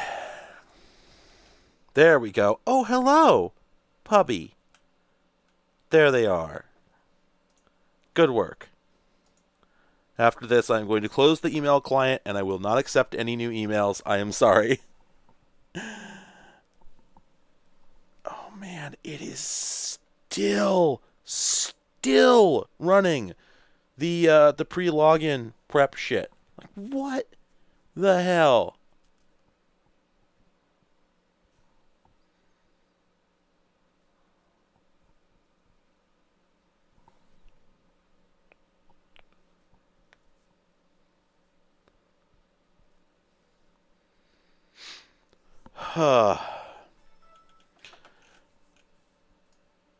Another very large cat. Oh, but... Oh, the payoff. Oh, man. Oh.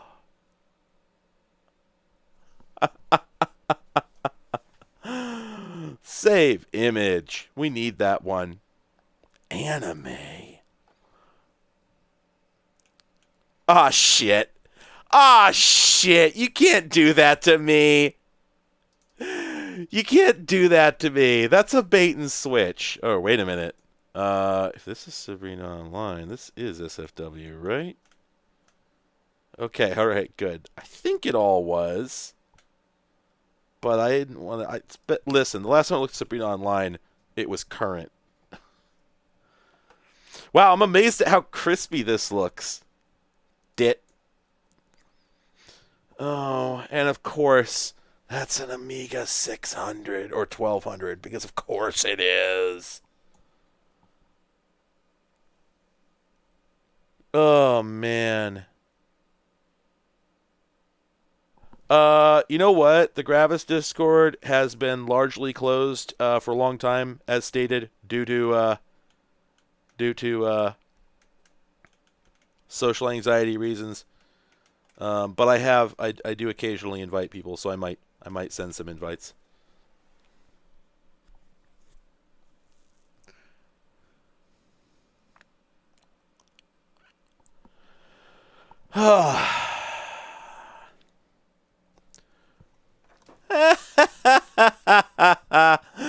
Third-party app manager has stopped working. I just need to be clear here.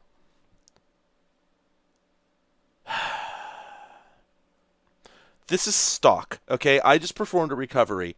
So this, by all rights, is what a new user who just purchased this machine should have been experiencing, right? And it's just broken. This machine is stock. This should be bit for bit, pixel for pixel, exactly the same as the machine was when it rolled off the factory line. Oh my God. It never ends. Look at this shit. They have packed these fucking advertisements into the whole goddamn operating system in every nook and cranny. This is awful. And yeah, exactly. This is theoretically a high-end vendor. Here, let's see if this makes it a little easier to read. Yeah, look at this. Norton Internet Security. What? The Sony Solution Center has the Norton icon. What the fuck? This sucks so bad. Wait, show all 22. No! No! No way!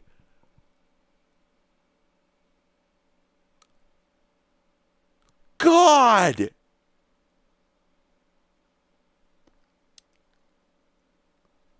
Yeah, this right here. This is why people hated Vista, because this is what Vista systems looked like when they came from the fucking vendors, because the vendors had given up on ever being loved ever again.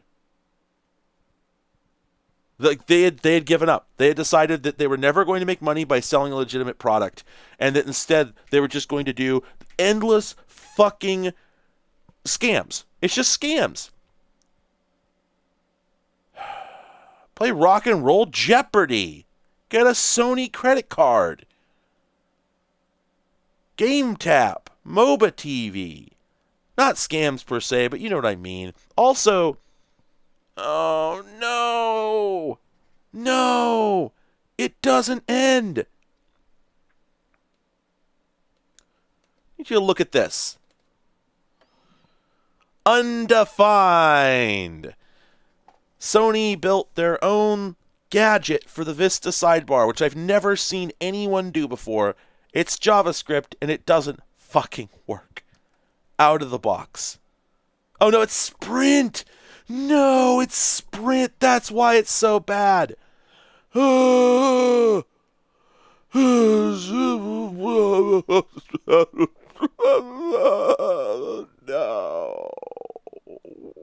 Bad.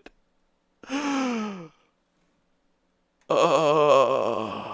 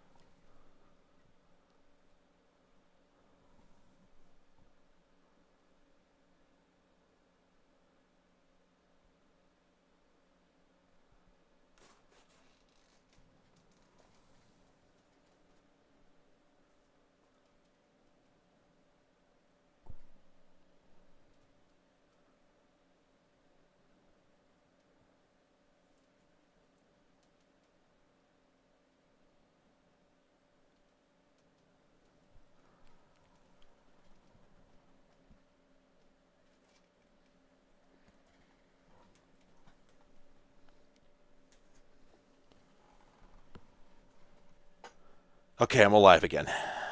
There we go.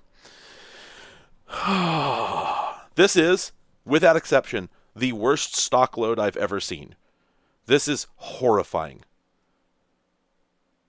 Like I am beside myself. This sucks. This sucks. And the best part, of course, is that Sony did this. And the best part about that is that Sony didn't. I'll bet you that the overwhelming majority of this system was developed by somebody else. I don't think Sony really had a hand in this. Like, this sucks so much. Oh my god, there's so much sludge on here. Oh no, this is malware. Hang on. X1 desktop search? That's gotta be malware. There's no way that's a real program. And then, it's like a driver installer or some shit. And then, Sony Picture Games. Wait, do they mean Sony Pictures? Or Sony Picture?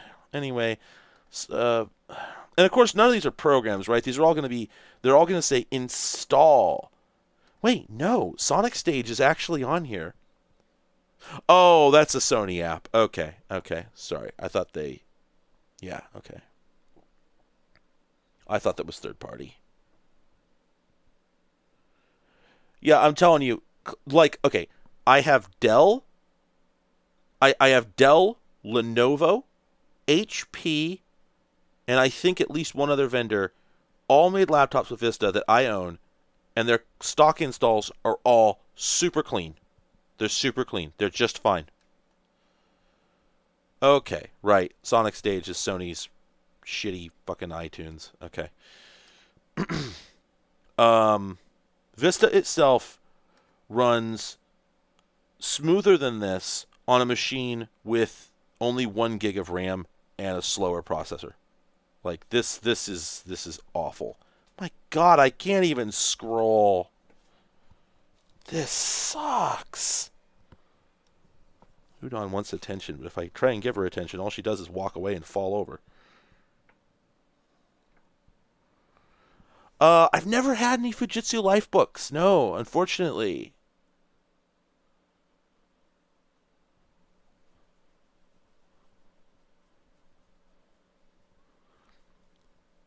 Yeah, this thing feels like a smart TV. Oh man, Udon fell over. Who will save Udon? Alright, what else we got in here? What? Microsoft SQL Server 2005? Why? Why would that be here? And then Microsoft Works in like 2007? That still existed? What? That really is Microsoft? Wait. Microsoft Works existed? Holy shit. This is ancient. What the fuck? They shipped a version of Works from like 1996. It says it's from 2005, but I swear that beast never swam in terrestrial waters.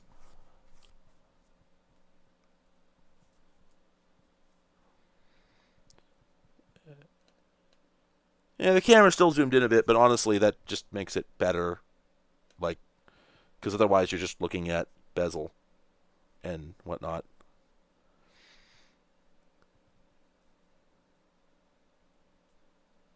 Yeah, no ribbon. No ribbon. This has not been updated since 1995. What the hell is this doing here? Yeah, this is unchanged. Where did they dig this up? And then this, the Office thing, this is just going to be a trial version, right? I clicked and I'm waiting. It's been like 6 seconds so far. There we go. This is going to be a trial, I'll bet you. They used to do this all the time. Yep, 60-day trial.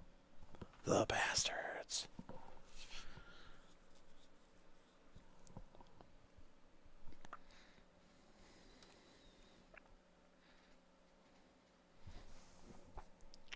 I always thought that was amazing. Like all the vendors that included Office trials. So your system, you know, looked like it had an Office suite, but then it never ended up actually having it.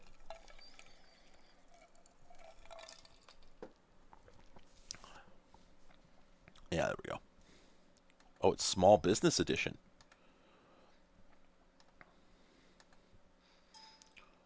Oh my God. Go to hell. Go to hell.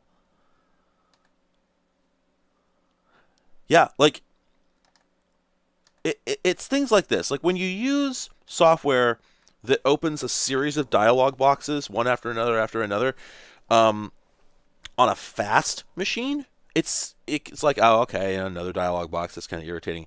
But on a machine like this, like, you keep closing the boxes, and then you're like, okay, I get to use the program now. And then several seconds later, another one opens, and you're like, God damn it.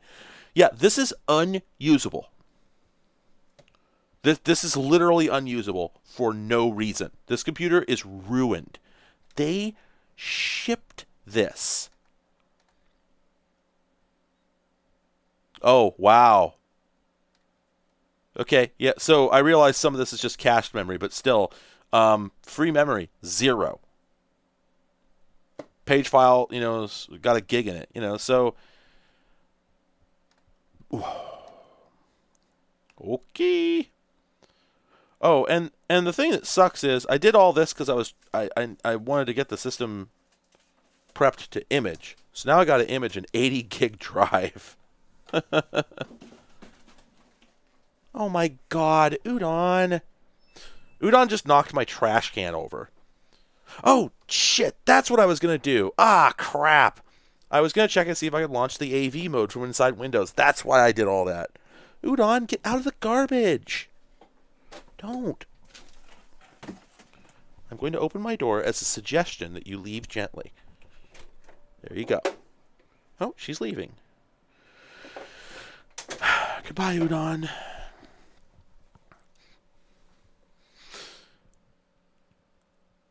Ugh. Yeah, I have to image this machine, and I'm going to end up with an 80 gig image that I have to deal with. Bummer. By the way, let me see. Is it too late to interrupt the startup? No. Okay, cool. For those of you who weren't here earlier, the reason this machine is here at all is not just because it's a horrible little computer. It's actually because... there we go. It has a feature. There is a button down here labeled AV mode. And if you press that, 1, 2, 3, 4, 5, 6, 7, 8, 9, 10, 11, 12. 12 seconds. And now we are in... I'm not sure. Is it Linux? Hard to say. It probably is. That's what I think. And all it is it can view photos, and it can play CDs and DVDs. That's all it can do. And yeah, it's probably Linux.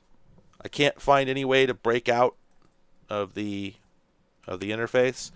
They seem to have done a decent job of locking it down, so I got to figure out what that is. But I wanted to boot into Windows after doing the factory reset and find out whether the AV mode button does anything inside Windows itself. So that's what we're going to do. And then I'm going to go to bed because, oh, sleepy. Also, it seems like the laptop, for some reason, just like didn't recover from the low memory situation. It's still like super weird and hosed. So I don't really know what's going on with that. I guess I might have to reboot it. Are there memory leak issues? Oh, and regarding what I think Chartreuse said, and several other questions. So the thing is that I can't image. I don't know where that software physically lives. Like, okay, is it on the secondary partition? Well, if that's the case, then how come booting to that partition puts me into the Sony recovery software? So is the software on there and the BIOS just has the intelligence to boot two different OSs in the same partition? That's pretty weird pre-EFI. It's not impossible, but to be honest, I doubt that's what's going on. More likely what's going on is HBA, which is a hidden partition, basically. There is probably a hidden partition. The disk has more capacity than it appears to. That was a pretty common technique in the day. There are common methods for reverting it. Pardon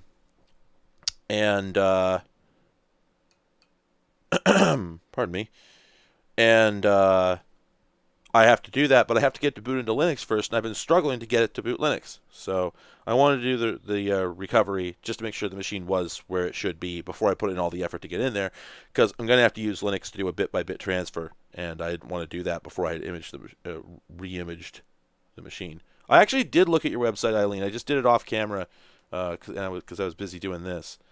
And, I mean, is it cringe? I don't know. There it is. That's the website for anybody who wanted to see it. Anyway, no finger enrolled. So yeah, it looks like the AV mode button does nothing. The blackest birthday present for the most metal of all drummers. Nothing. Anyway, yeah, what sucks about this... Ooh, my voice is starting to go out. What really sucks about this, regarding the Vaio, is I've actually made it worse. Because prior to restoring it, it didn't take that long to get into Windows 7, and then and that meant that every time I started it up and tried to boot into Linux, and it failed to boot into Linux, it would bypass and go straight into Windows, and then I'd swear and I'd restart the machine, do it again. Well, now it's going to take like 10 goddamn minutes every single time because it's not going to work. I'm going to plug in the USB drive. I'm going to try to boot from it. It's not going to boot from it for no apparent reason, even though it did boot from it before. And then I'm going to have to wait 10 solid minutes for it to boot all the way into Windows so I can shut it down without putting the NTFS in a dirty state so I can actually use it once I get it to boot into Linux. And so every time what's going to happen is it's going to start booting, and I'm going to go, fuck, I missed it. And I'm going to turn around and start doing something else. And I'm not going to remember to come back for 45 minutes. So, all right. Thank you, everyone. It's been good.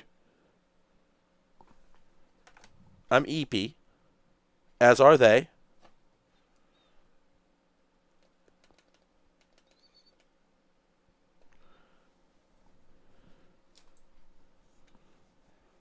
And we're going to put them to sleep.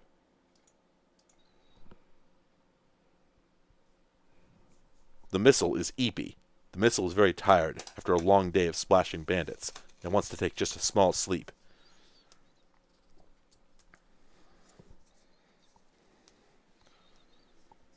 Good night, Mr. the Missile. It'll shut down eventually, one of these days.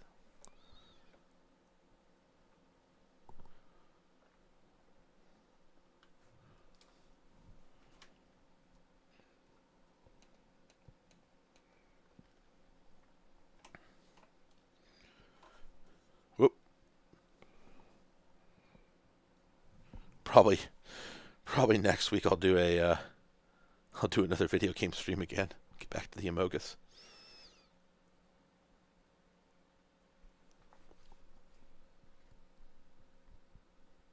All right. Good night, everyone. Thanks for coming.